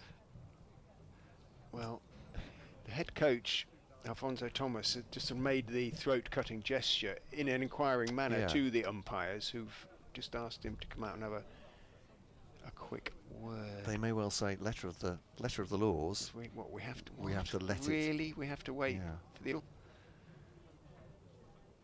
What would you explain to them? Clockwise rotation of the Earth will make this inevitability, I'm afraid. The covers it's anti-clockwise. Oh, they dear. Oh, please don't write in. The covers have been brought out, but not put on. The stumps are still out there, and the bails are still on. So umpires are wondering now to have a word with. There's Andrew Flintoff down below us, shaking hands with James Taylor, and he's going to have a word with. There he is, Alfonso Thomas has got a big smile on his. He gives a hug, likewise. Polite blends. Oh, Joe Root with the brother Billy today. Elsewhere, Andrew Flintoff, what glory? Family, eh? Yeah. Well, they are putting out the pitch protectors that go on the side of the pitches now. And we are done. We are done. We are officially done, and I'm not entirely surprised. So, well, Leicestershire put into bat, closed on 459 for 7. Kent in reply 17 without loss. How much play we'll get tomorrow? Well, the forecast isn't particularly promising at the moment. Leicestershire batting Bone and Kent. Kesh, Rani, Matt Cole from BBC Radio Kent, and myself, Richard Ray from BBC Radio Leicester. And of course, Smith have been your commentators today.